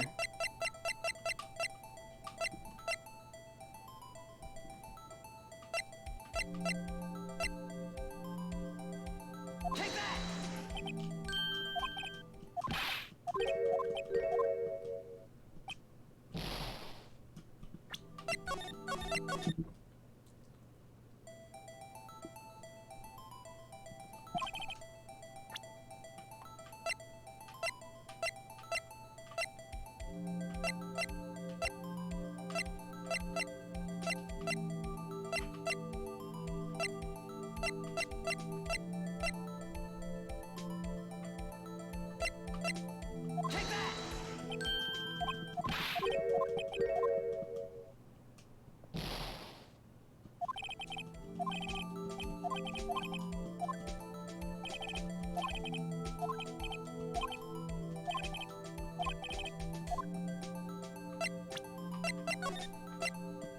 I guess we'll try saying I have no proof yet. It's no use showing evidence I'm not even sure of myself. No, Your Honor. At present, I have no conclusive evidence. CLG? In that case, this court is forced to penalize you for your allegation against the chief. Here's a tip. Never gamble what you can't afford to lose, Righto. It seems that Lady Luck was on my side again today. Okay, Aji, I'll leave the rest to you.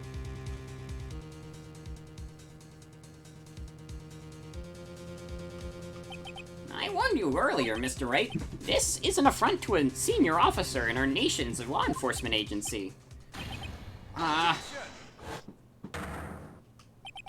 Lady Luck, Maybe we should have a word with her. Mr. Edgeworth, what do you mean? There's one lady who knows the real truth behind this trial. We haven't yet had the honor of hearing her testimony. A lady who knows the truth. Another witness! In the absence of conclusive evidence, the only other method of proof is testimony. But Chief Gant has invoked his right to refuse the testimony. There's still someone else. One more witness who can answer all the questions raised in this trial. Someone in this very room. Mr. Edgeworth, who is this person? Why are you asking me, Your Honor? Have you forgotten? The defense is the one calling witnesses today. Mr. Wright, does such a witness exist? She may not be willing to tell the truth, but we can't stop just now. Yes, Your Honor, the defense calls... It would be Lana, right? Take that! The defendant, Miss Lana Sky. She was in the underground parking lot at 5:15 p.m. on February 21st. Her task to dispose of the victim's body, in accordance with a certain someone's orders. Mr. Edgeworth? The prosecution has no objections, Your Honor. Very well. The court will now take its final recess for the day. In 15 minutes, we will reconvene and hear the defendant's testimony. This court is now in recess. Hold on. Chief Gant, I thought you were going to eat. Listen good, Lana. I don't think you need me to tell this, but if you accept Mr. Wright's claims, there will be terrible consequences. That's right.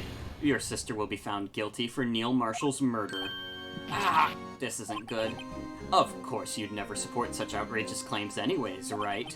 Just something to think about. Alright then, I've got a lunch date to meet. What is with this universe and just... like...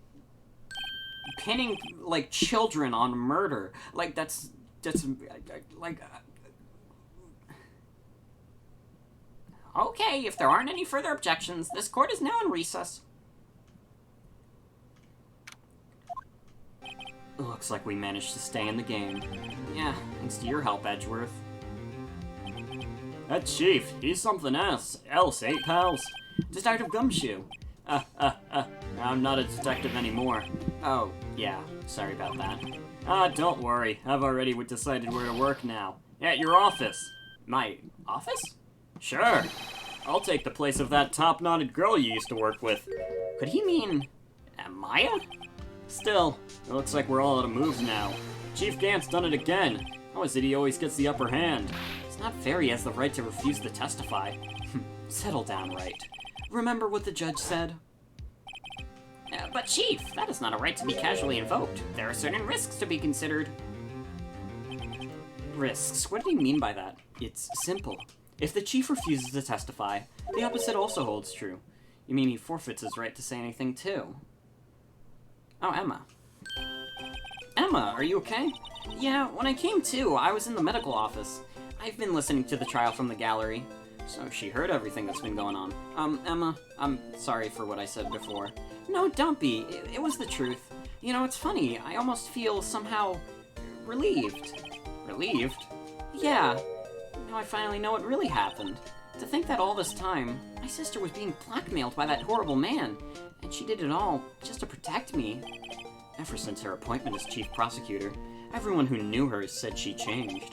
Perhaps it was easier that way for her. What do you mean?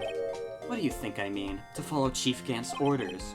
She must have shut herself up deep inside, to force herself to do anything and everything the chief told her to do. That must be why she became so cold. It was all my fault. It's all because I murdered Mr. Marshall. Hey, don't go blaming yourself now. If you want to blame anyone, blame society, pal. We certainly live in one. Chief Gant may be able to fool everyone else with his 4G, but he can't fool my memory. I remember now. I knocked Mr. Marshall into that armor. I see. Well, we better get back. It's time for the final act. Emma, why don't you wait in? No, I'm going with you. I want to be there when Lana tells the truth. Let's go, Wright. It's time to end this.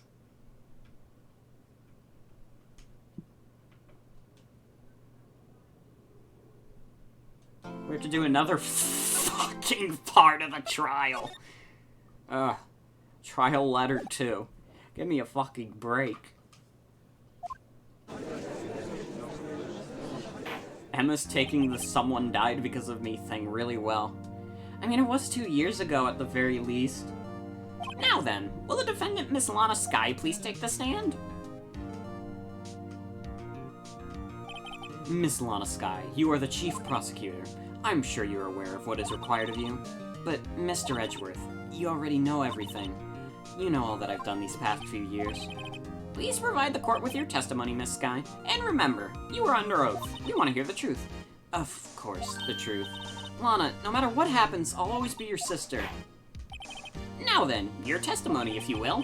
First, tell us about your relationship with Chief Gant. Everything hinges on your testimony. You're the only chance we have to get Gant.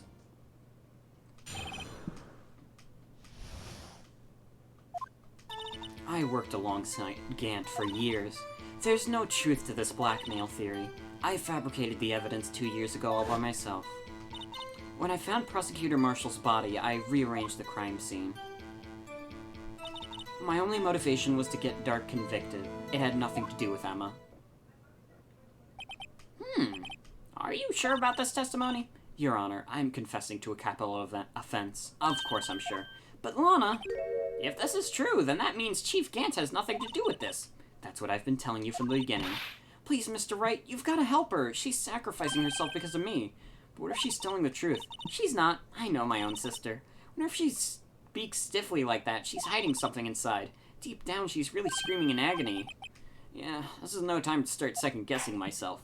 Come on, Wright, let's go. The defense may now begin its cross-examination.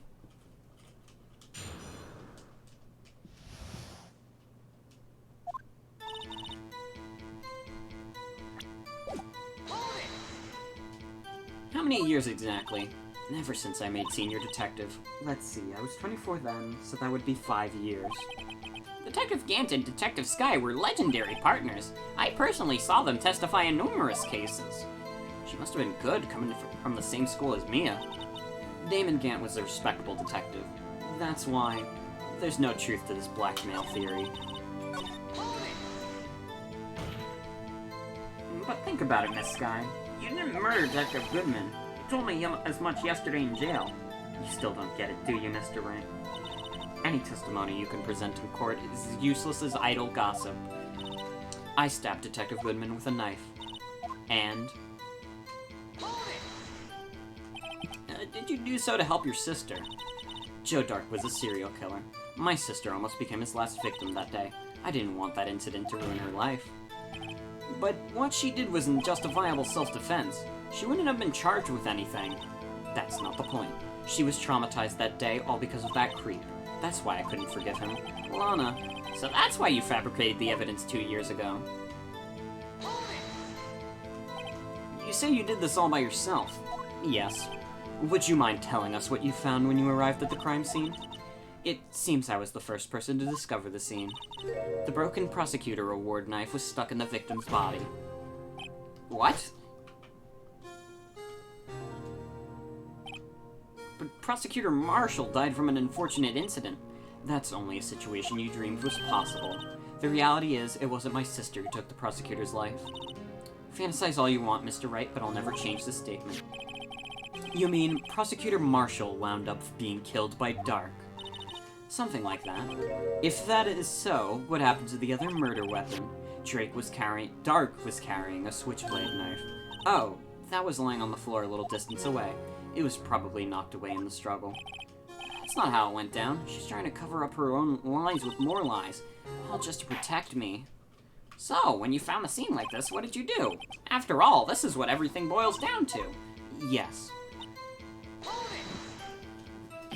You planted the tip of Dark's knife into the victim's wound, and then you moved the body? But why? Why would you do that? You of all people should know, Edgeworth. You've always had a good head on your shoulders. My head isn't that bad, but maybe I ought to be the one to ask questions.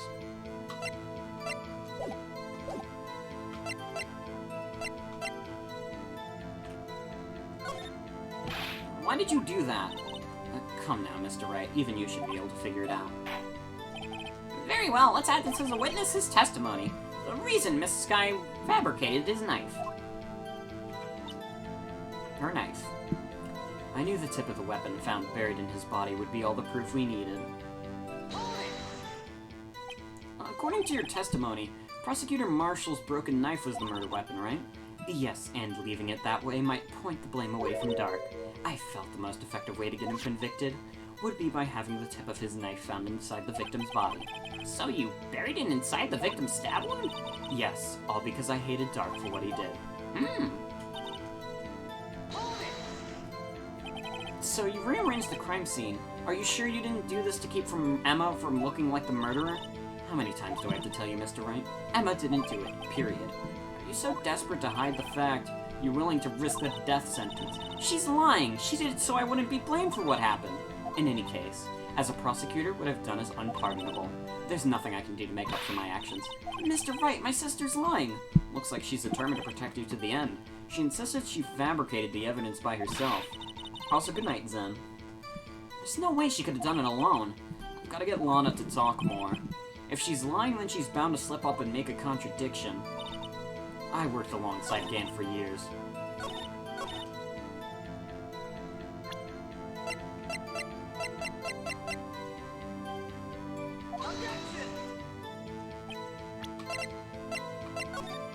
That didn't help.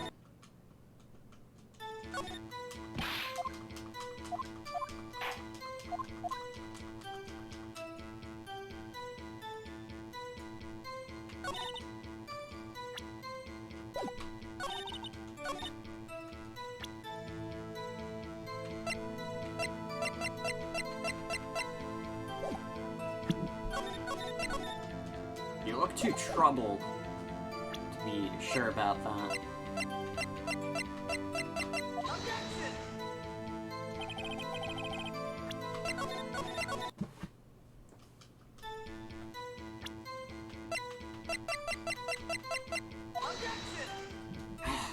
What ties Emma to this? There has to be something.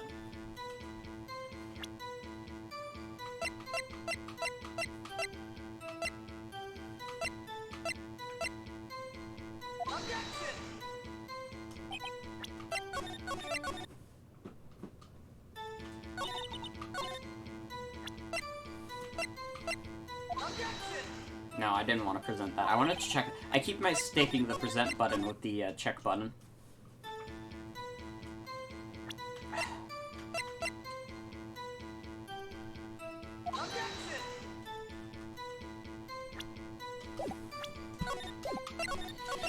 Oh.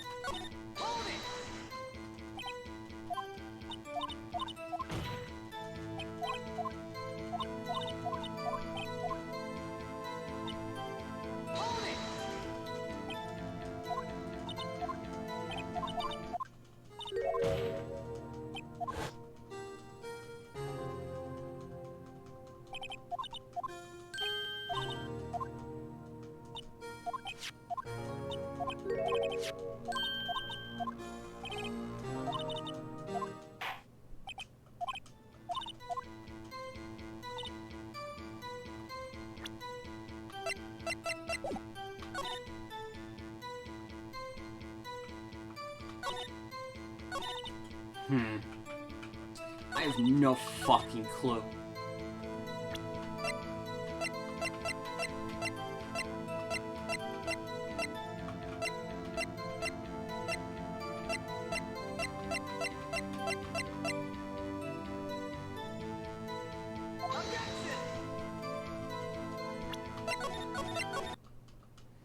Objection!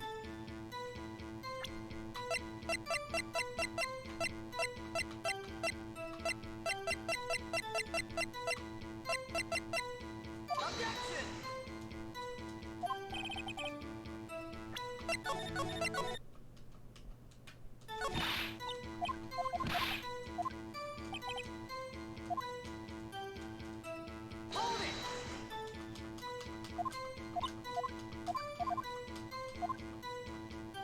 Hold it! Let me see if I can get her to speak more by pressing her some more.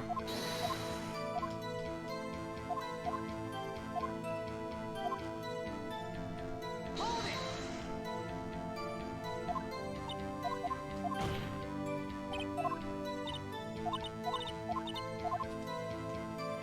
Hold it!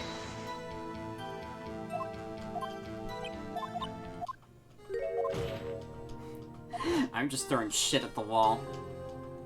I have no fucking clue where to proceed from this, and every expert is asleep. Hold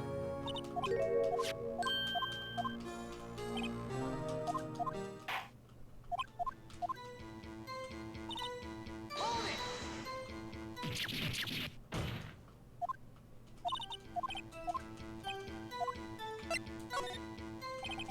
When you showed up on the scene, where exactly was the victim's body? It was where you deduced it was, by Chief Gant's desk. But the body was found by your desk. Why did you move it there? The reason for that is simple. Let's have the witness explain this in more detail. The reason Miss Sky moved this body.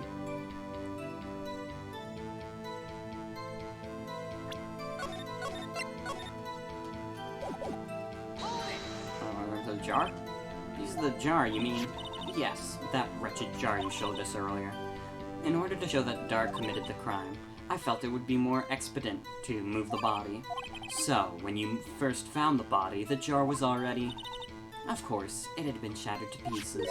If you looked at the crime scene, it would have been clear right away what happened. Neil Marshall was dead and Drake was found lying... Or Dark, I keep saying Drake. Dark was lying unconscious. In other words, the jar must have been broken during their struggle. I see. What's the matter, Emma? Apparently the jar shattered the time the crime was committed, but I have a feeling there's more to it than that. Must be a contradiction here somewhere. Anyway, I committed this fabrication completely alone.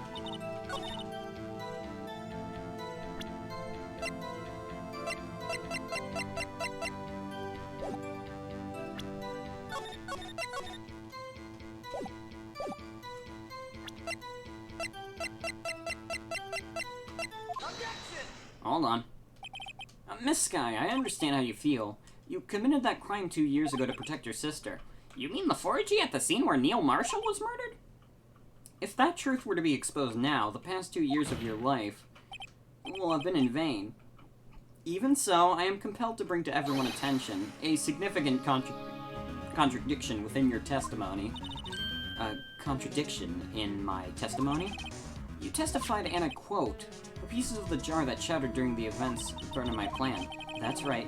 You have a problem with that? It's a simple oversight, really. You see, a message was written on this jar with the victim's blood. Yes, the prosecutor must have written in his final moments. Exactly so, and this is where the contradiction lies. In order for the victim to have been able to write his message on the jar, it must not yet have been broken before he died. He couldn't have written Emma's name on a shattered jar. Order! Order! Your Honor, it would appear more information is needed in regard to this jar and its bloody message. We may be missing something critical here. Something critical? Chief Prosecutor, it seems you're as in the dark as we are about the truth towards which we are headed. What? Just tell us exactly what you saw. We'll piece together the information to arrive at the truth. Very well. The witness may now continue her testimony.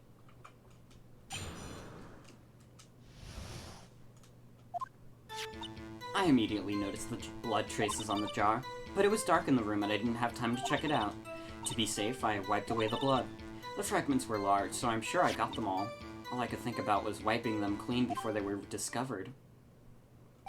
You mean you were the one who wiped away the message in blood? I wasn't chief prosecutor at the time. She didn't think Dark was the real murderer. That's why she tried to erase the real evidence. Very well, the defense may now begin its cross-examination.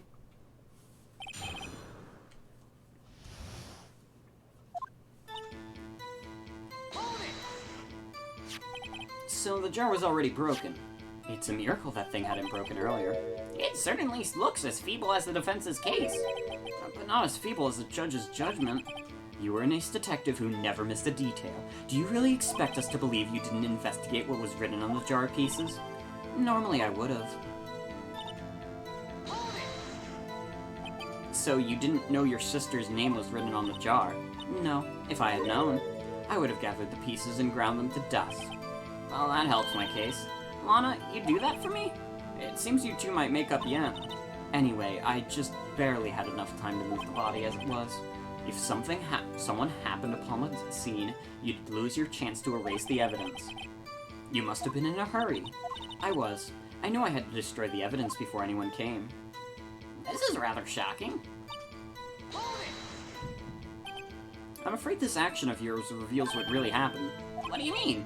If you really thought Dark killed Prosecutor Marshall, you wouldn't have wiped away the blood. What else could I have done in that situation?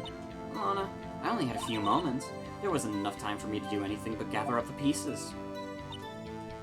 Hold it! One viewer. Yet I see multiple people in chat. Twitch is weird. Sometimes. I don't really take the viewer number as, like, fact. Because sometimes it'll say, like, a certain viewer number, and then I'll see, like, more than that in chat.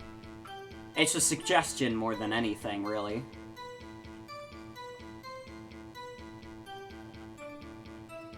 But how could you see with the power out? It should have been pitch black in that office. A detective is always prepared, Mr. Wright. Even now, I always carry a pocket light and a camera with me. Can we just shoot the police chief at point-blank range and be done with it? Even I carry a bottle of emergency luminol wherever I go. I never miss anything. I got every last piece. All I could think about was wiping them clean before they were discovered.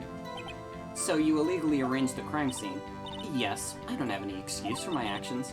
I'm so sorry, Lana. I didn't know. I've treated you so badly all this time. It's not too late. There's still plenty of time to make up. After we've gotten to the bottom of this incident. No doubt this day will leave a permanent stain on the history of the prosecutor's office. More contradictions have surfaced in her testimony. Your sister's really putting up a fight. She must really care about you. Still, she's not doing this the right way. I think I've finally figured out the contradictions in her testimonies. There's one final possibility that might turn everything around. This case has to have taken more than the entire rest of the game. Honestly, it might have. This stream is like 5 hours, the last stream was 4 hours. I believe we played like about an hour and a half of the last. That's like 10 hours dedicated to this one case. So we probably did longer for the other cases, but this is fucking ridiculously long.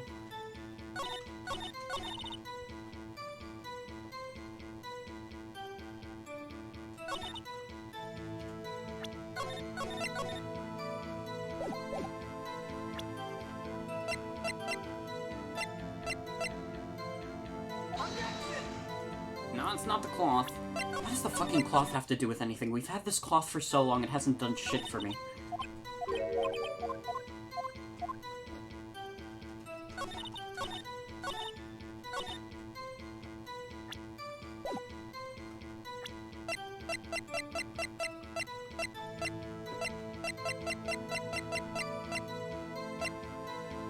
It'll be as long as my pee. We will never forget you, Scoobert. The jar. It's the fucking jar again. Miss Sky, I believe this jar conceals a truth even you were unaware of. What? We find the final piece of this jar in Chief Gant's safe. In the chief's safe, but how? I knew it. She really didn't know. There's something even more disturbing about that final piece. There was still blood on it. But the witness just testified that she gathered every last piece and wiped the blood off of them. Yes, which leaves us with only one explanation. On the night Prosecutor Marshall was murdered, you were not the first one to show up on the scene. Chief Gant got there before you. I mean, I guess that's a conclusion. That's not what I was coming to, but But couldn't the defendant have simply missed a piece? I'm afraid that's unlikely. The pieces are too big for anyone to miss, let alone an ace detective. That may well be, but everyone makes mistakes. Even I once wasted an entire day looking for my dentures. They were in my mouth all along. Ha! Can you believe that? Objection! Have you forgotten, Your Honor? When this witness arrived at the scene, the jar was already broken. Oh, that. There's no way a name could have been shattered on its... There was no way a name could have been written on a shattered jar. Another person discovered the scene prior to the witness. This is Scoobert's mother. You were cordially invited to his gamer funeral. You're not allowed to turn down this offer. No, I'm down. We could do it like in Call of Duty. We'll lower Scoobert into the ground, and we'll all press F to pay respects. I hope you're not implying this person was Chief Gant. At the time, he was looking for Dark downstairs. I accidentally pressed. The question is, if he did arrive first, why did he hide that fact for 2 years? Well, Your Honor, can you answer us that? No!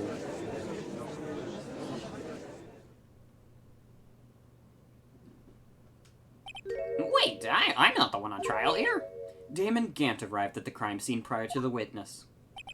He proceeded to break the jar and purposefully hid one of the broken pieces. Question, what is this action called? Fabrication of evidence. But why would Chief Gant do that? In light of what happened afterwards, isn't it clear? What happened afterwards? Discovering the scene, Lana Skye believed her sister Emma killed the victim. Determined to help her sister, she sought Gant's aid.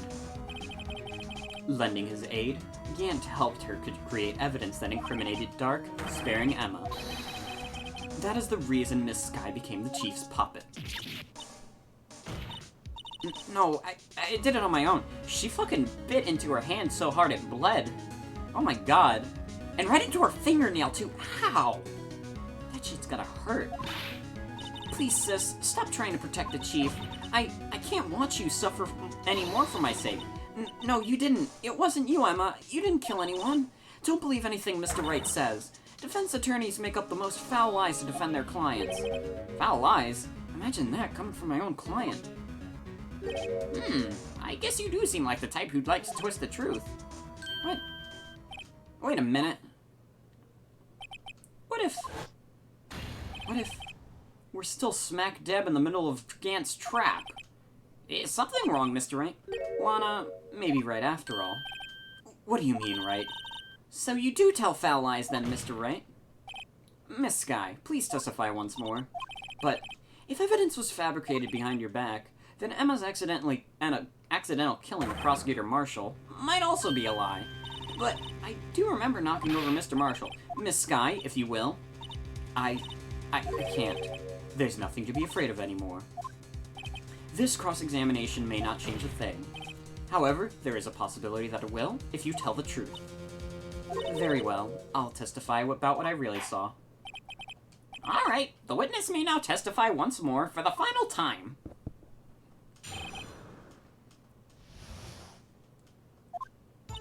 When I arrived, I found Mr. Marshall's body impaled on that suit of armor's sword. Emma and Dark were lying unconscious on the floor nearby. When I saw what had happened, I thought she did it. That's why I erased all the evidence that linked her to the murder. I had Chief Gant help me remove the body from the sword and carry it. But if it was all really a fabrication, Emma might be innocent. Unbelievable! The body's armor was impaled on the armor sword? You were the only one who saw that. If only you had proof. Actually, I do have proof. I gave it to Mr. Wright just this morning. Well, what? To me? It's a picture I took of the crime scene as I encountered it. I thought it might be needed. But I don't remember receiving a picture like that. Lana must have known. See, Mr. Wright, she really does have faith in you. Very well, Mr. Wright. Please show us this picture. I don't remember receiving any pictures from Lana. Lana said she gave it to you this morning, right? I seem to remember getting something from her then. Let's check that evidence again. There must be a picture there somewhere.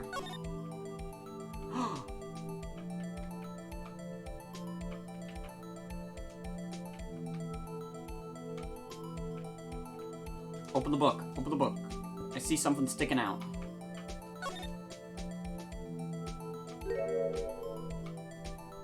Yeesh. Hey, there's a picture here. No, this is definitely longer than Case 4. Case 4 took us a stream and a half.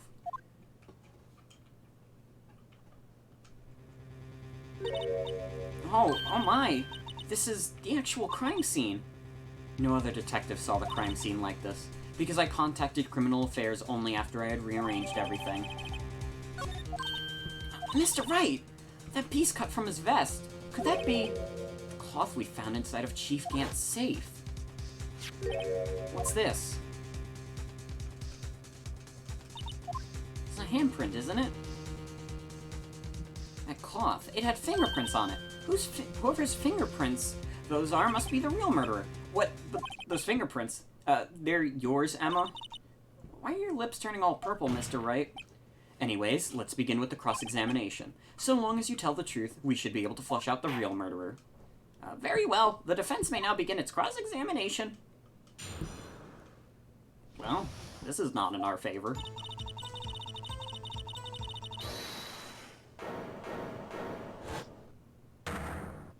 Hold it. Come now, Udgy. This is the poorest excuse for a trial I've ever seen. Chief Gant! What, now you want to make me out as a bad guy too? If so, I'd like to put in a word or two in my defense.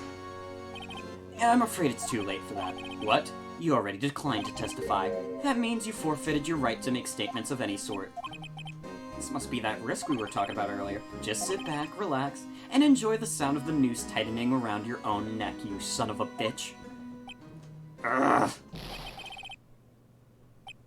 I can't make noises like that. It's past midnight. Ah, so what? You think I'm worried? Sorry to disappoint you, but I don't need to make any statements. What do you mean? The evidence will do all the talking for me. Even if I can't testify, I can still present evidence. Yes, that's true. Wait, you mean you still have some conclusive evidence? No, I don't, but someone does. Someone? So, what's your excuse, Righto? So why have you been keeping quiet about it? You do have something to show us, right? Something that proves who knocked over Neil Marshall, causing his death? Conclusive evidence that leaves no room for doubt. Is this true, Mr. Wright? If I show that piece of evidence now, Emma's sure to be made out as the murderer.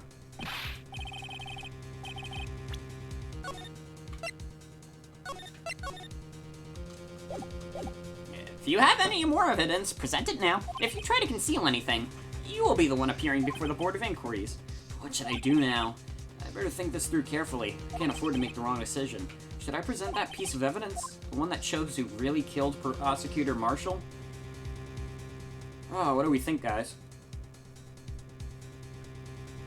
Gant just dropped in through the ceiling and crushed Lana into a pulp.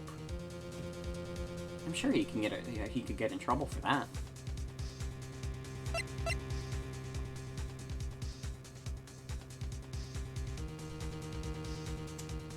I mean, we have the save, so we could try both options if this one turns out to be wrong. Yes, Your Honor, I do have further evidence. Alright, the time's finally come to show it to him. Those chiefs might have got to be the chiefs. Now then, let's see this conclusive evidence. The evidence who shows who actually murdered Prosecutor Marshall. Emma, I'm sorry. It's a piece of leather cloth? Yes, it was most likely cut from the victim's vest near his chest. What's this? There's a big handprint on it. Surely it must have been left on the cloth by whoever shoved the victim into the sword. What? Whose fingerprints are on this? I'm sure Righto has checked, haven't you? Well, whose are they? They're Miss Sky's. Miss Emma Sky's. What? They're mine? So I really did do it. See? I told you it was conclusive. But this was found in your safe. That's mean it's possible you forged it. I don't know what you're talking about. I don't remember any cloth in my safe. Do you really expect me to believe that? But... Give it up, Mr. Wright. It's over. You shouldn't have presented that. By presenting that evidence, you tied Emma Sky to Neil Marshall's death. No. It appears we have our killer. Okay, that was the incorrect answer, I think.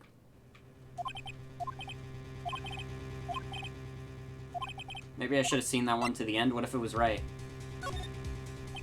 Your Honor, I don't have any evidence I can present at this point in time. What? You lie. Chief Gant? You opened my safe. I know you took what it was inside. The conclusive evidence. I don't know what you're talking about. Mr. Wright, why don't you show them? We found it together. Oh, I see. It's because you know the truth, don't you? You know whose fingerprints are on it. That's why you won't present it. What are you talking about, Chief Gant? Can't you figure it out? Take a good look at this picture. See the victim's vest? Notice anything odd about the chest area? Ooh, it looks like a part of it's been cut for some reason. You mean you had this in your safe? What? That means you, the chief of police, have been concealing evidence. This is going to be the biggest scandal in the history of the police department. Impressive. To be honest, I didn't think you had the gall, Righto. Well, I can't just let you pin me up as the murderer. I'll tell you what really happened. What? You mean you admit to it?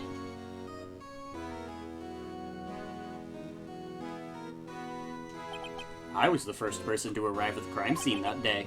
It then occurred to me that I could use the situation to control Lana. So you really were manipulating her? I knew Lana. If I made it look like the blame lie with her sister, that when she saw the scene, she would ask for my aid. So you assisted Miss Sky. I told her to arrange all the evidence. I had her plant the knife tip in the victim's body and move the body across the room. And I ended up using that evidence to get Joe Dark convicted. When I tampered with the crime scene, I had 2 pieces of evidence. This was before Lana arrived at the scene, mind you. 2 pieces of evidence? You mean those items in your safe? But why? For insurance, of course. Insurance. I was sure my plan would work, but it's always best to be prepared for the worst. I wasn't about to let anyone blame me for a murder that girl committed. You mean you were calculating that far ahead while forging the evidence? What do you take me for, a fool? I didn't make police chief by dumb luck. See this jar fragment? I hid the most legible part of Emma's name. I didn't expect Lana to go ahead and wipe the blood off all the pieces. But if you fabricated all the evidence, what's to say you didn't fabricate the message on this jar, too? Ho ho ho! Some people just don't know when to quit, do they? That's why I kept one more item for insurance. You mean that piece of cloth. Come on, Righto. Cough it up already. I know you have it. What are you waiting for, Mr. Wright? So you admit to it then, Chief Gant, that you were hiding the cloth you cut off the victim's vest in your safe? Yes, I admit it. I didn't want to have to do that, being chief and all, but it's a lot better than being portrayed as a murderer. Well, Mr. Wright, what do you have to say for yourself? Just a moment ago, you said you didn't have any evidence you could present. Foolish move, Righto. You should have shown it before it was too late. It's been a long battle. The moment of truth has finally arrived. As long as I don't mess up here, victory is mine. Or if I just... No, it's too late to show the evidence now. Besides, even if I did, it just exposed that poor girl's fingerprints. Right, think hard over the circumstances. The circumstances? I'm talking about then and now. There's one major difference between the two. Weren't you waiting for that difference? So, after we figured out my plan.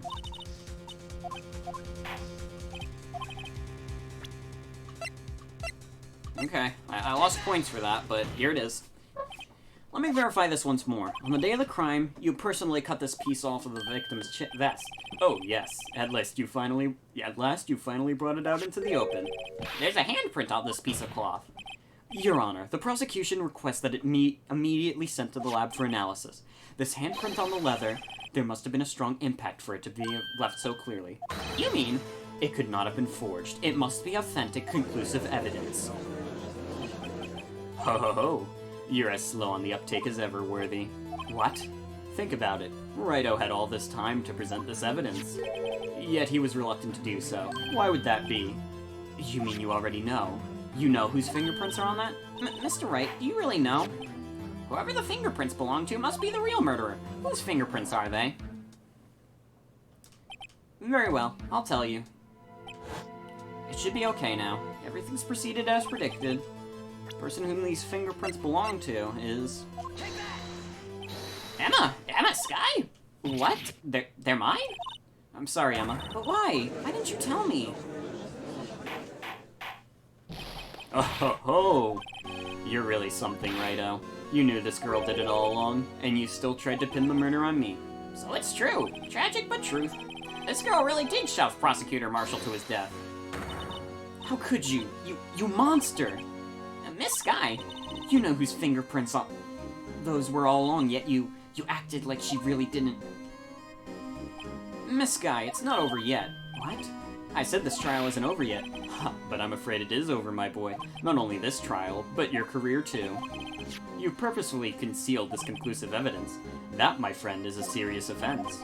I'm looking forward to pressing charges after the defendant is convicted. I'll have your badge, boy. What's the matter? Cat got your tongue? Aren't you going to tell us how it feels? How it feels to be the one who single-handedly turned a poor little girl into a murderer? Before I do that, there's just one little thing I have to clear up. Oh, and what's that? Who really killed Prosecutor Neil Marshall? what? Chief Gant, you are absolutely right. This piece of cloth proves who the real murderer is. Who killed Neil Marshall, you ask? It was Emma Sky, wasn't it? I'm afraid that's not possible. You see, this piece of cloth contains a critical contradiction. What? Contradiction? What is this fool babbling about? I'm talking about a contradiction, one that proves who the real killer is. Mr. Wright, this piece of cloth, what could it possibly contradict? Saving again.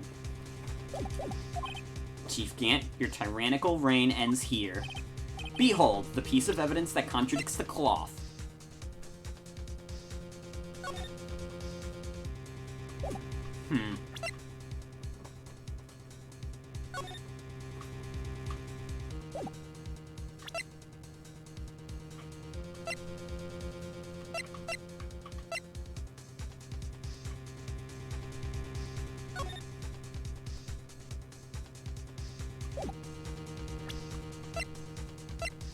What do I have that contradicts the fucking cloth?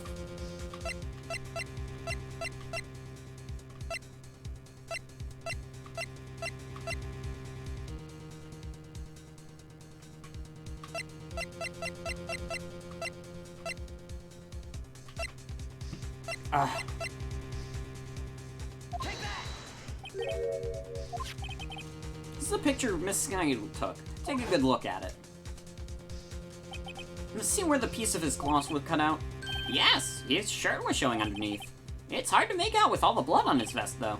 Exactly my point. His chest is soaked with blood. That's only natural.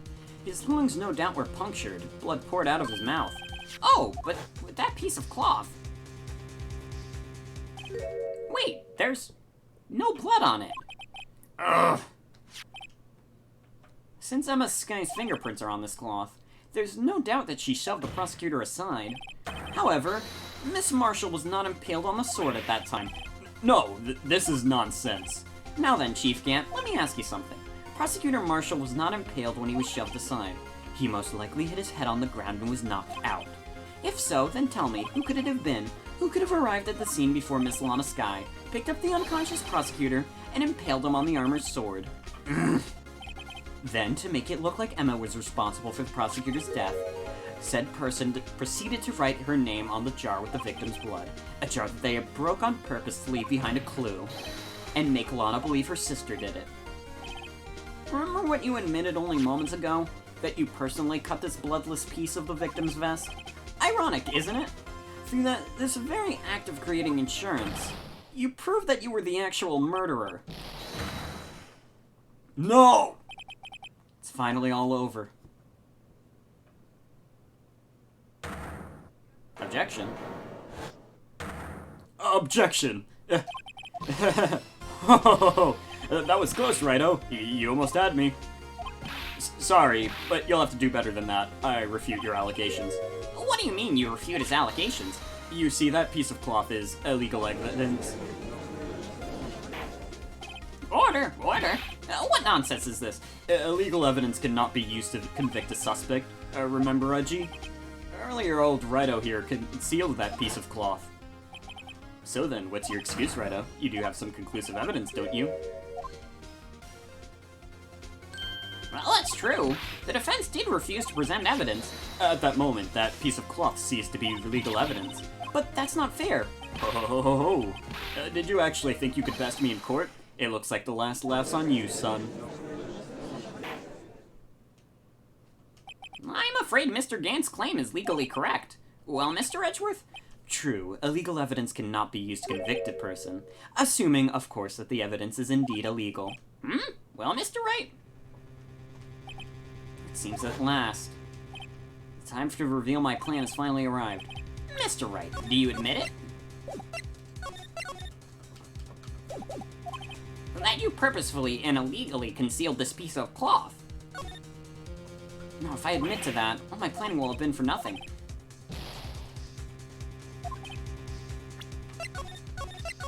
Hold on. I admit I refused to present it at some point. Aha! So the evidence is illegal.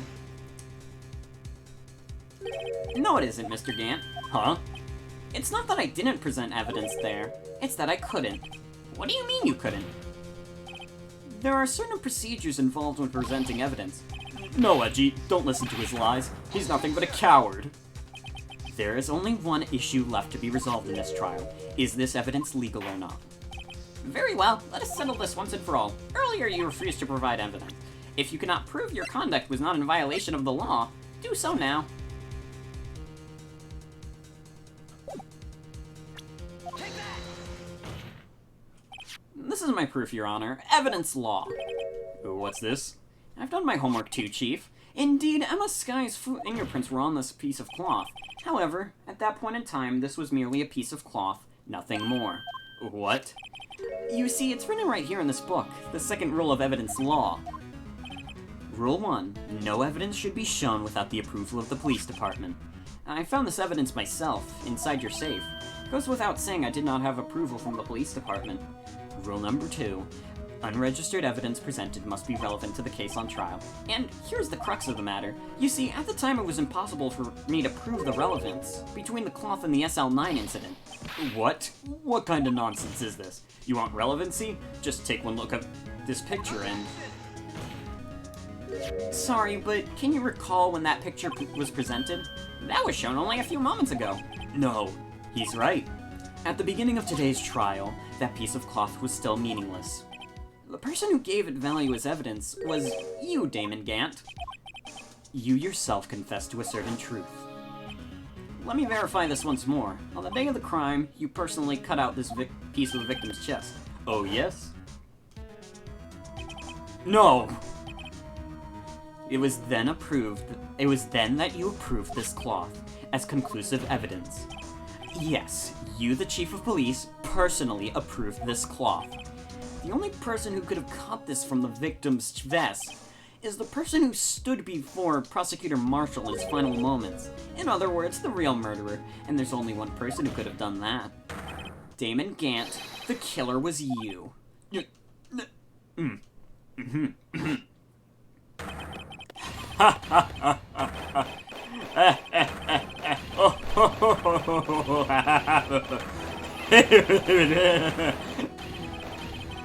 okay? I knew I should have gotten rid of him. That good-for-nothing scum. For 2 years he's been snooping around the department trying to get something on me. Crimes are being committed every day, yet he insisted on hounding me. Well, your crime wasn't exactly petty. He wanted to reinvestigate the case. He recruited Angel Starr, then convinced Bruce Goodman. Detective Goodman. Yeah, that's right. If the evidence is transferred, I'll lose my only chance to find out the truth. Please, you gotta help me. Goodman turned him down, as he ought to. Still, Jake Marshall didn't know when to quit. He stole Goodman's ID and tried to take the evidence. Goodman came to me that day.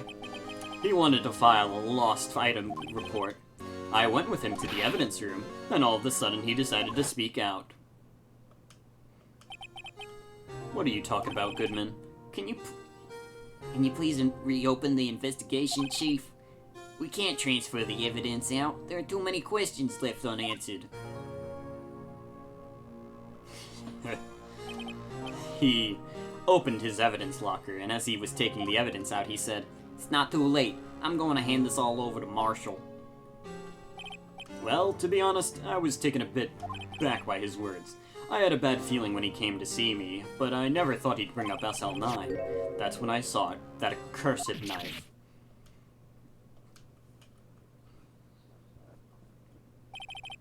I couldn't just pull it out. Doing so would have only led to more blood, making it near impossible to hide your crime. Even so, the blood was just pouring out. I didn't know who might stumble up in, so I hurried to wipe it up. I was worrying so much about the floor I didn't realize my fatal mistake. The bloody handprint on Detective Gumshoe's locker. I used to be known as the crime computer, but everyone has to start somewhere, I guess. I was too nervous. I had no business of doing any of it. Then you put the body in my car. I'm sorry, I couldn't think of any other way to remove the body. I broke your trunk, but what's the big deal? You make a lot more than us detectives ever will. Ugh. Leaving the prosecution's car aside, how? How could you get Miss Sky involved in all this? Well, she had as much to lose as I did if the truth came out. So you took the evidence from Detective Goodman's locker. I felt bad for having to do it. I also didn't have the time to pick and choose what to take.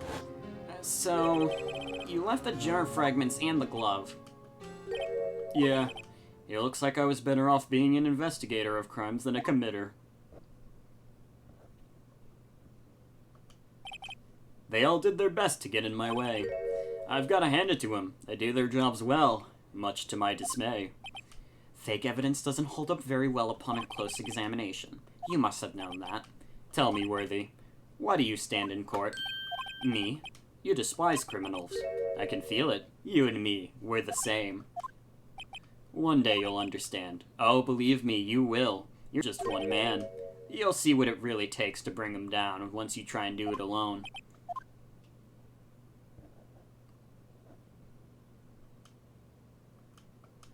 Well, looks like it's time to say goodbye. Oh, Udgy. What? Looks like we'll have to cancel that lunch date. Sorry, old friend. I'm sorry too, Damon Gant. I knew you as long as you used to be, long ago. You were once a fine investigator and an example to others on the force. I'm sorry to learn you are no longer that person. Those days are gone now, Udgy. Thanks for all the memories, though. Don't worry, you'll be fine. Now you have Righto here, and Worthy. With these two around, you can't go wrong. In fact, I can already hear them. The melodious sounds of a new beginning.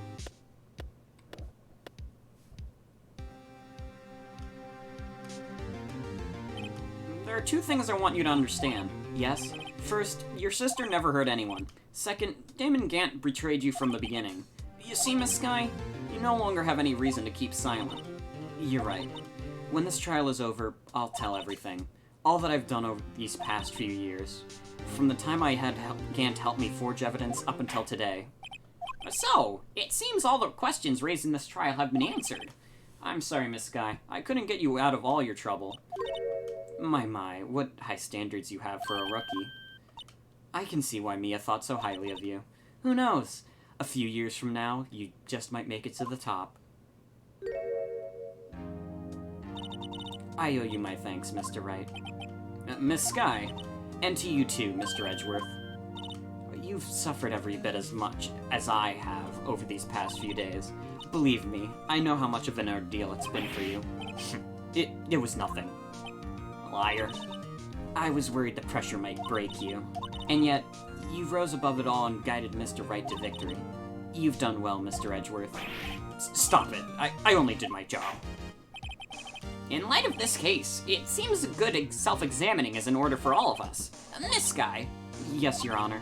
You are innocent of murder. However, although the chief blackmailed you, the fact is you still acted as his accomplice. A trial will be scheduled for these crimes at a later date.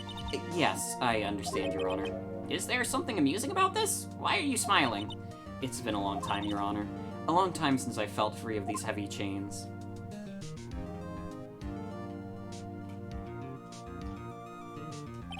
Well, this trial has gone on far too long already.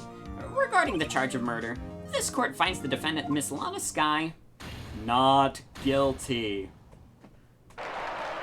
We did it. That is all. The court is adjourned. Long last. Oh, it's finally over. Emma? Why the long face? I'm sorry your sister didn't get completely off the hook, but at least she wasn't convicted for a murder she didn't commit. No, that's not it. Just now if the trial ended. I can see why Miss Mia Fey thought so highly of you. I owe you my thanks, Mr. Wright. And to you too, Mr. Edgeworth. You've suffered every bit as much as I have over these past few days. You've done well. You know, I did my best too, but Lana didn't say a single word to me. Hope I'm not interrupting anything, pals. Oh, guess I am. I'll come back later. Wait, Detective Gumshoe, what is it? You're doing this on purpose, aren't you? Making a detective run around while on duty, and to top it all off, you call me here. I've seen happier people at funerals. Hey, lighten up, pals, I'm only kidding. Oh, are you here because of my sister again? Nope, not this time. I came today because of you, pal. Me? That's right. I thought you'd like to see someone. Lana! Should you be doing this? She's still under arrest, you know. Well, I won't tell you if you won't. Emma, I owe you an apology. It's okay, sis. Don't worry about it. That day, 2 years ago, was the first time in my life I ever panicked. It was all I could do to keep myself from screaming. All I could think about was getting you from getting wrapped up in that mess.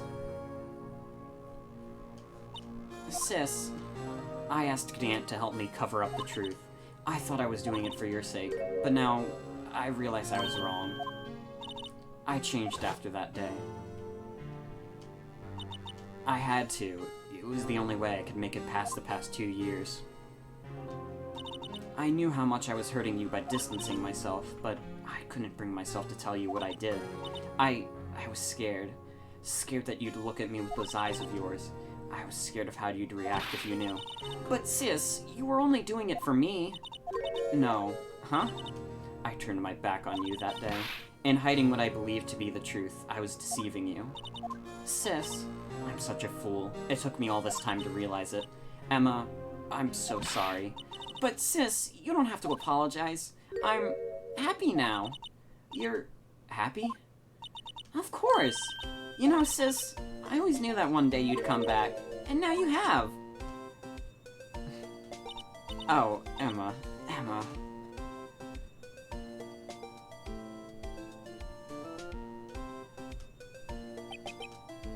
No one can change the past. Only things we can do is strive to make up for our mistakes. Why must we make up for our mistakes, you ask? Because in doing so, we can find the truth, we can find the way back to our rightful path. And it is from there that we can move on toward a brighter future. At least, that's what I felt, watching those two sisters make up. Mr. Wright, Mr. Gumshoe. Me? Thank you both for all that you've done. I'm sure we'll meet again someday. Isn't that right, Edgeworth? Edgeworth? Stop hiding and come over here. Where was he hiding? I just came to say, congratulations. Thank you. Thank you, Mr. Edgeworth. Right. Well, I'll be going now. Mr. Edgeworth, I hope you don't blame yourself for what happened.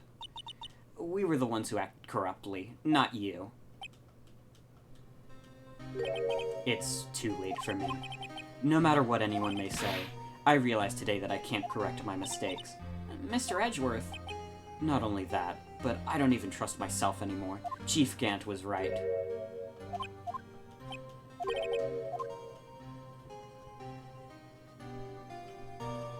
I do despise criminals. I plan to dedicate my entire life to fighting them, but in order to fight crime on my own, I'd need a weapon. It's scary, but I've known that to be true for quite some time now. But Edgeworth, who knows? Given enough time, I might have tried to pull something like Chief Gant did. That thought terrifies me. That's why I can't continue on as a prosecutor. Edgeworth, don't you understand? Damon Gant and your mentor, Manfred von Karma, were both the best of the best when it came to fighting crime, but they both made the same mistake. You said in order to fight crime on my own, I'd need a weapon.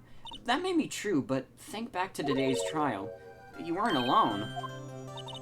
You were working together with Mr. Wright, and because of that partnership, you were able to present evidence that otherwise would have gone undiscovered. Isn't that right, Mr. Wright? Huh? What? Yeah. What is this, a pop quiz? Come on, Mr. Wright, show him what Lana's talking about. Evidence, huh? Something that neither Edgeworth nor I would have been able to find on our own. What is that? I don't want to mess this up. The statue?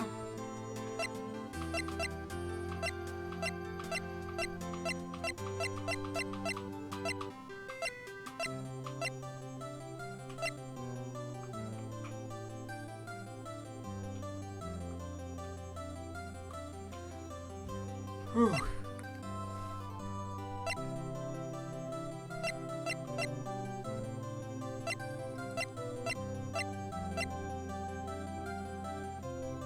I mean, Edgeworth did show us the trophy, and he didn't really show it to us, we just saw it.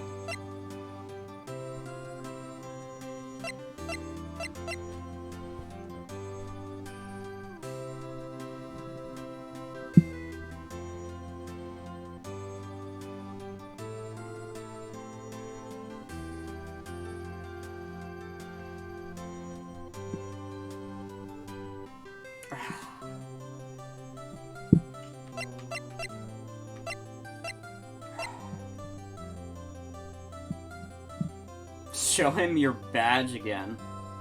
No, I don't think I will. I don't think I will. I don't think that's gonna help us.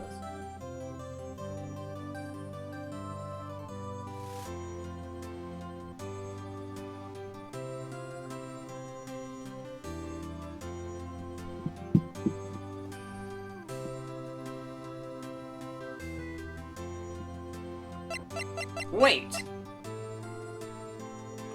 Wait. Half of this was found by Phoenix, the other half was found by Edgeworth. Take that! That's the picture I drew. Our counterattack began with this. You had one half of the evidence list, and I had the other.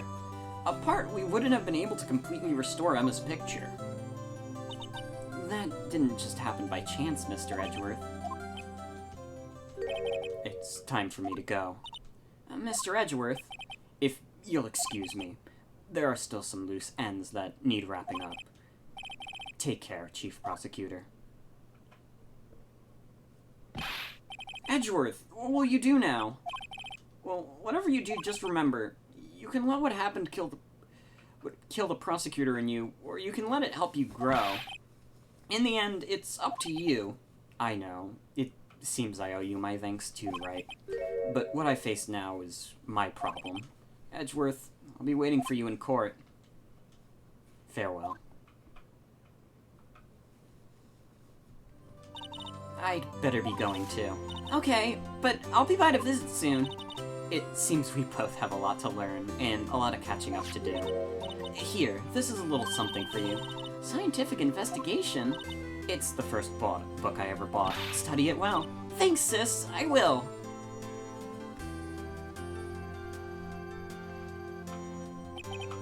And so, another case comes to a close. As for the sisters, I have faith. Faith that their lives have only just begun. And as for me, I think it's time I started a new journey on my own. Journey to rediscover myself. As all around me are familiar faces. Well, don't go tricking off just yet, pal. Huh? What is it, detective? There's just a little matter to be resolved about the chief prosecutor. You see, she isn't supposed to be out of jail like this. But I thought you said it was okay. Yeah, well, it may be okay with me, but the folks at the prison are a different story. Huh?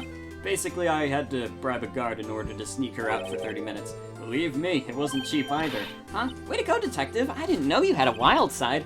Yeah, well, haha. You see, Mr. Wright here's the one who'll be footing the bill. Huh? Huh? What, you think I could afford it with my salary? You gotta be kidding me, Fal. Huh? Thank you, Mr. Wright. You're the best. Why is it I suddenly feel like I want to scream? Hey, I got an idea. Why don't we all go pay it off together? Yeah, that's a great idea. Come on, guys. Let's go. Oh. Don't do that. Where's Reggie? Oh my god, he's so tiny. When did Reggie get so small? I arranged for a friend of mine in Europe to take care of Emma. I hope she'll be pleased to study under a top. As for me, this affair has pretty much ended my days at the prosecutor's office.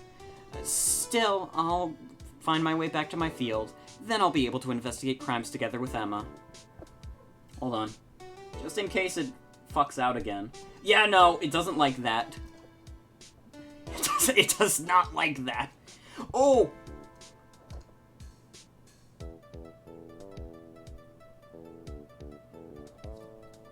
Yikes. I thought I was a goner for a moment there. In the end, though, they overlooked my unauthorized investigation of the chief's office. If we penalized you anymore, it'd be worse than firing you. Yep, that's what they said. Just goes to show, you can't shake me off that easily. Good for you, Gumshoe. Gumshoe's a great man. No! I don't know why the fucking... No! Ugh, I can't even do it in time.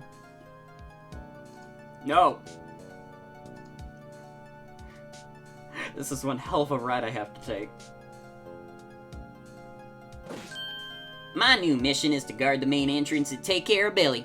Can you believe it? I've been demoted to a security guard. My partner's keeping an eye on the entrance for me today. I'll show them, though. Someday I'm gonna make detective. Yes, sir. Then I can be a detective just like that Dick Gumshoe. I guess I could just keep it up while the credits are going, but I feel bad. You're not getting the people's names. Graphics, there you go. There's more graphics.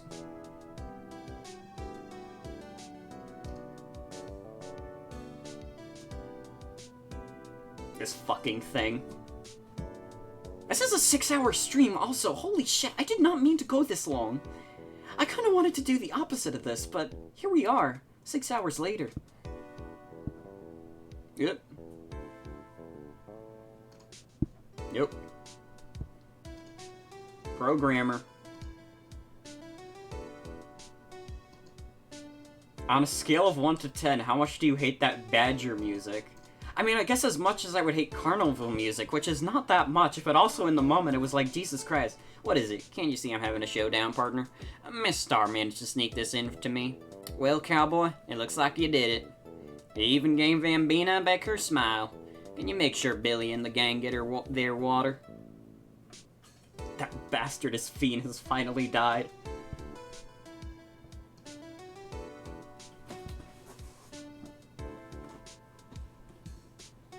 Looks like we won't be seeing each other for a while.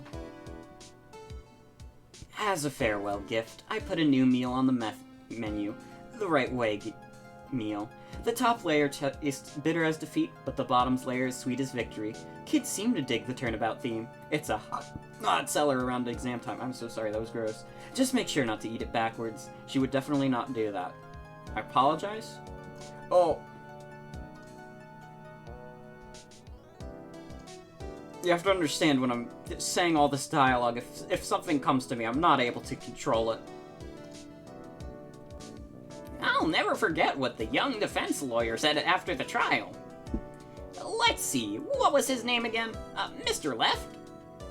Anyway, he said he's been doing something for how many years? Well, anyway, I've got another trial to get to, so I'd better be... Huh? Oh no, I forgot my gavel. Sorry, gotta go. Nope.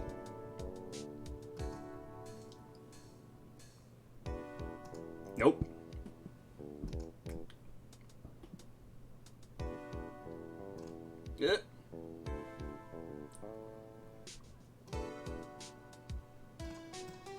Oh, new scene. And nothing soothes the soul like fresh country air. Still, sometimes I do miss hearing you and your objection. Still, I can't go back until I'm a full-fledged spirit medium. Mystic Maya, afternoon's training is about to begin. Coming! Well, see you around, Nick. Well, they got Maya Fey in there. They had to get her in there. Nope. Here's some guys. Those are some guys. Those are your special thanks. Here's some more special thanks. But if I put Reggie back up. Nope. That's why I need Reggie up.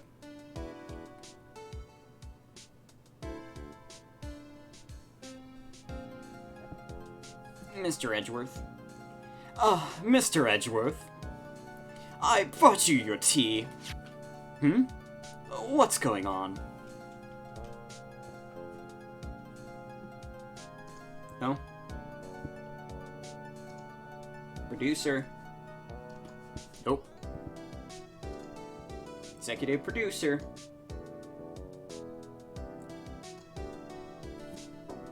Thanks for coming to see me off. I can't believe I'm going to Europe. Thank you, Mr. Wright. Thank you so much for everything. I'm a little sad, but I'll be alright. Whenever I want to see Lana, all I have to do is open this book.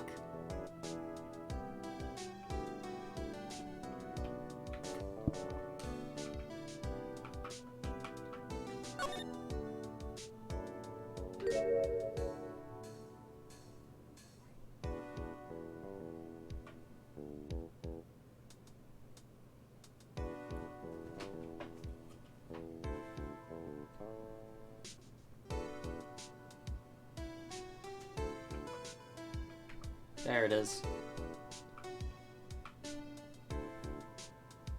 Capcom. Capcom made this game? That's crazy. Capcom makes good games. You know, I don't think I compliment Capcom nearly enough. They make good shit. I know they make Mega Man. Don't they make Resident Evil also? Right. Resident Evil's also Capcom. Capcom makes good shit. They also made Devil May Cry. Yeah, Capcom, you know what? Out of all companies, Capcom has a very, very good track record. I mean, sometimes they lose their place with some of these franchises. I know Resident Evil had like a dark period. I know Mega Man had like a huge hiatus. Not with Mega Man? What do you mean? Mega Man has a pretty good track record, it's just they had that huge hiatus. And then they had Mega Man 11 recently. I assume they're gonna keep doing stuff with Mega Man. If they did Mega Man 11 and Mega Man and Smash. I think they were doing bad by Mega Man fans for a while, but I think Capcom's getting back on board of it. Back on top of it. I feel like a lot of those canceled... Weren't a lot of those canceled projects also because Inafune left? And they kind of didn't really have a direction? No, Capcom... Pac-Man is Namco Bandai. Different company. Different company. But anyways...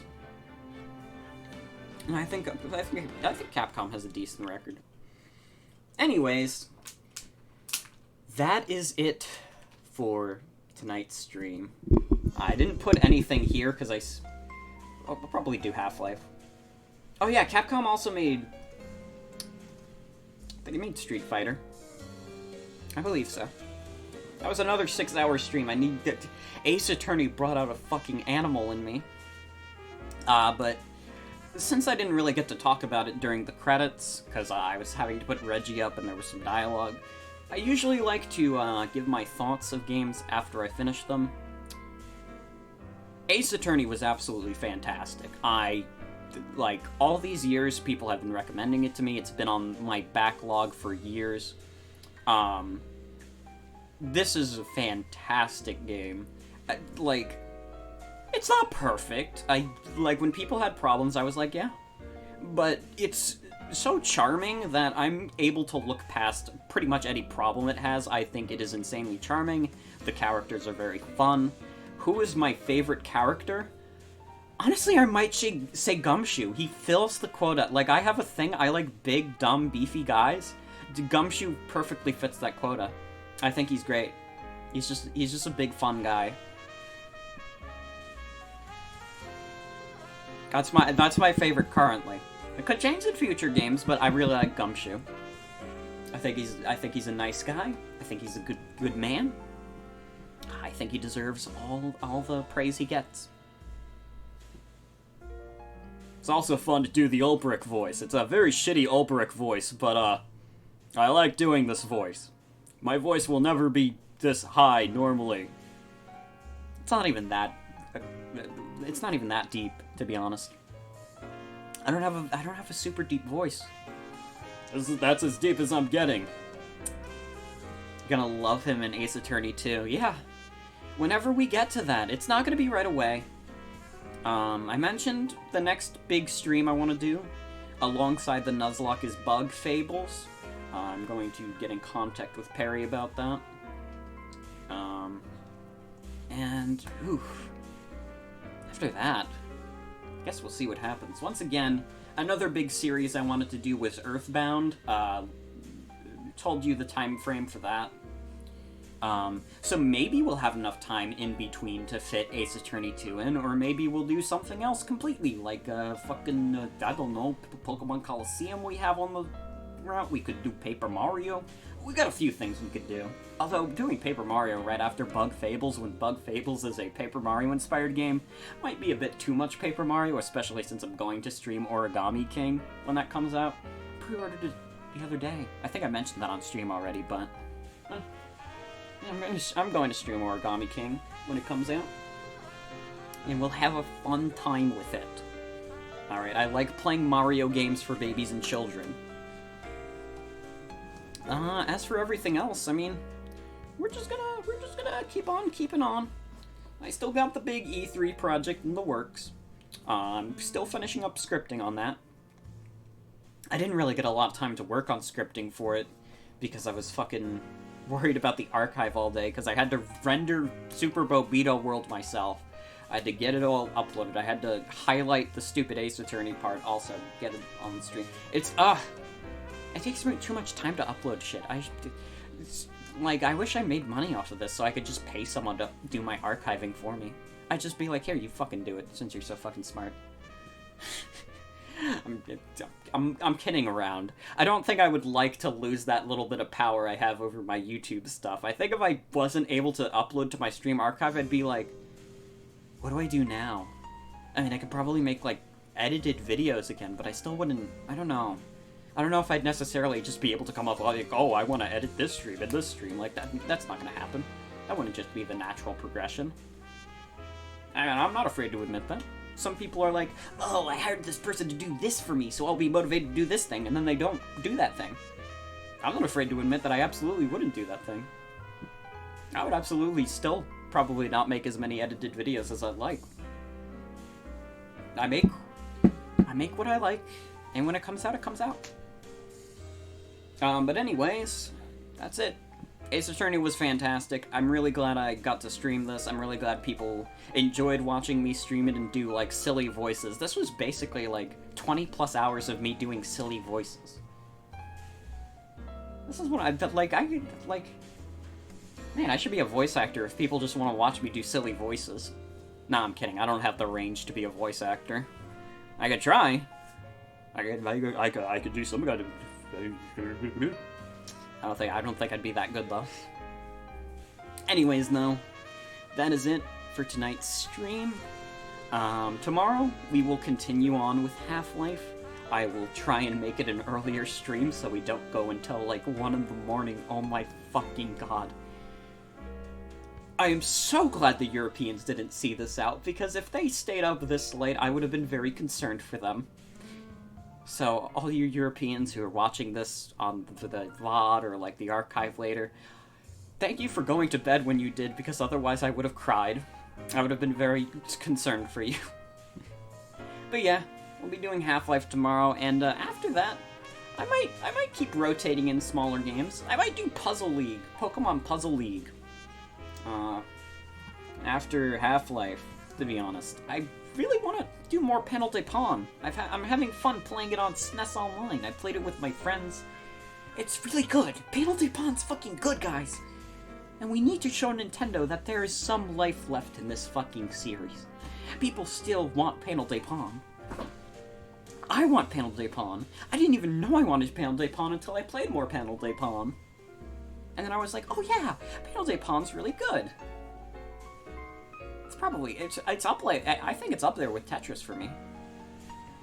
To be honest. But anyways, before I lengthen out the stream anymore, we are already fucking, we're stretched. This is a stretched stream. But thank you all who saw it through the end.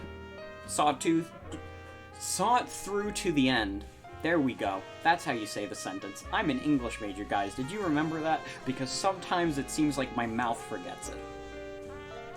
Anyways, that's going to be it for tonight's stream. Ace Attorney's fantastic. Can't say that enough. Looking forward to whenever I choose to continue streaming these games. We'll, of course, do Ace Attorney 2, which is on the HD trilogy. We're still going to be using that, primarily because it's just easiest for me to access. You know, ease of convenience. I know it's not considered the definitive version, because it doesn't have the great sprite work, but, I mean, hey, that's all it's good. The writing's still there. It was very funny seeing Gant's face. I don't know if it would have been as funny if it wasn't drawn like that, to be honest. But yeah, that's it. Thank you all for coming. Hope you all have a wonderful night, and take care.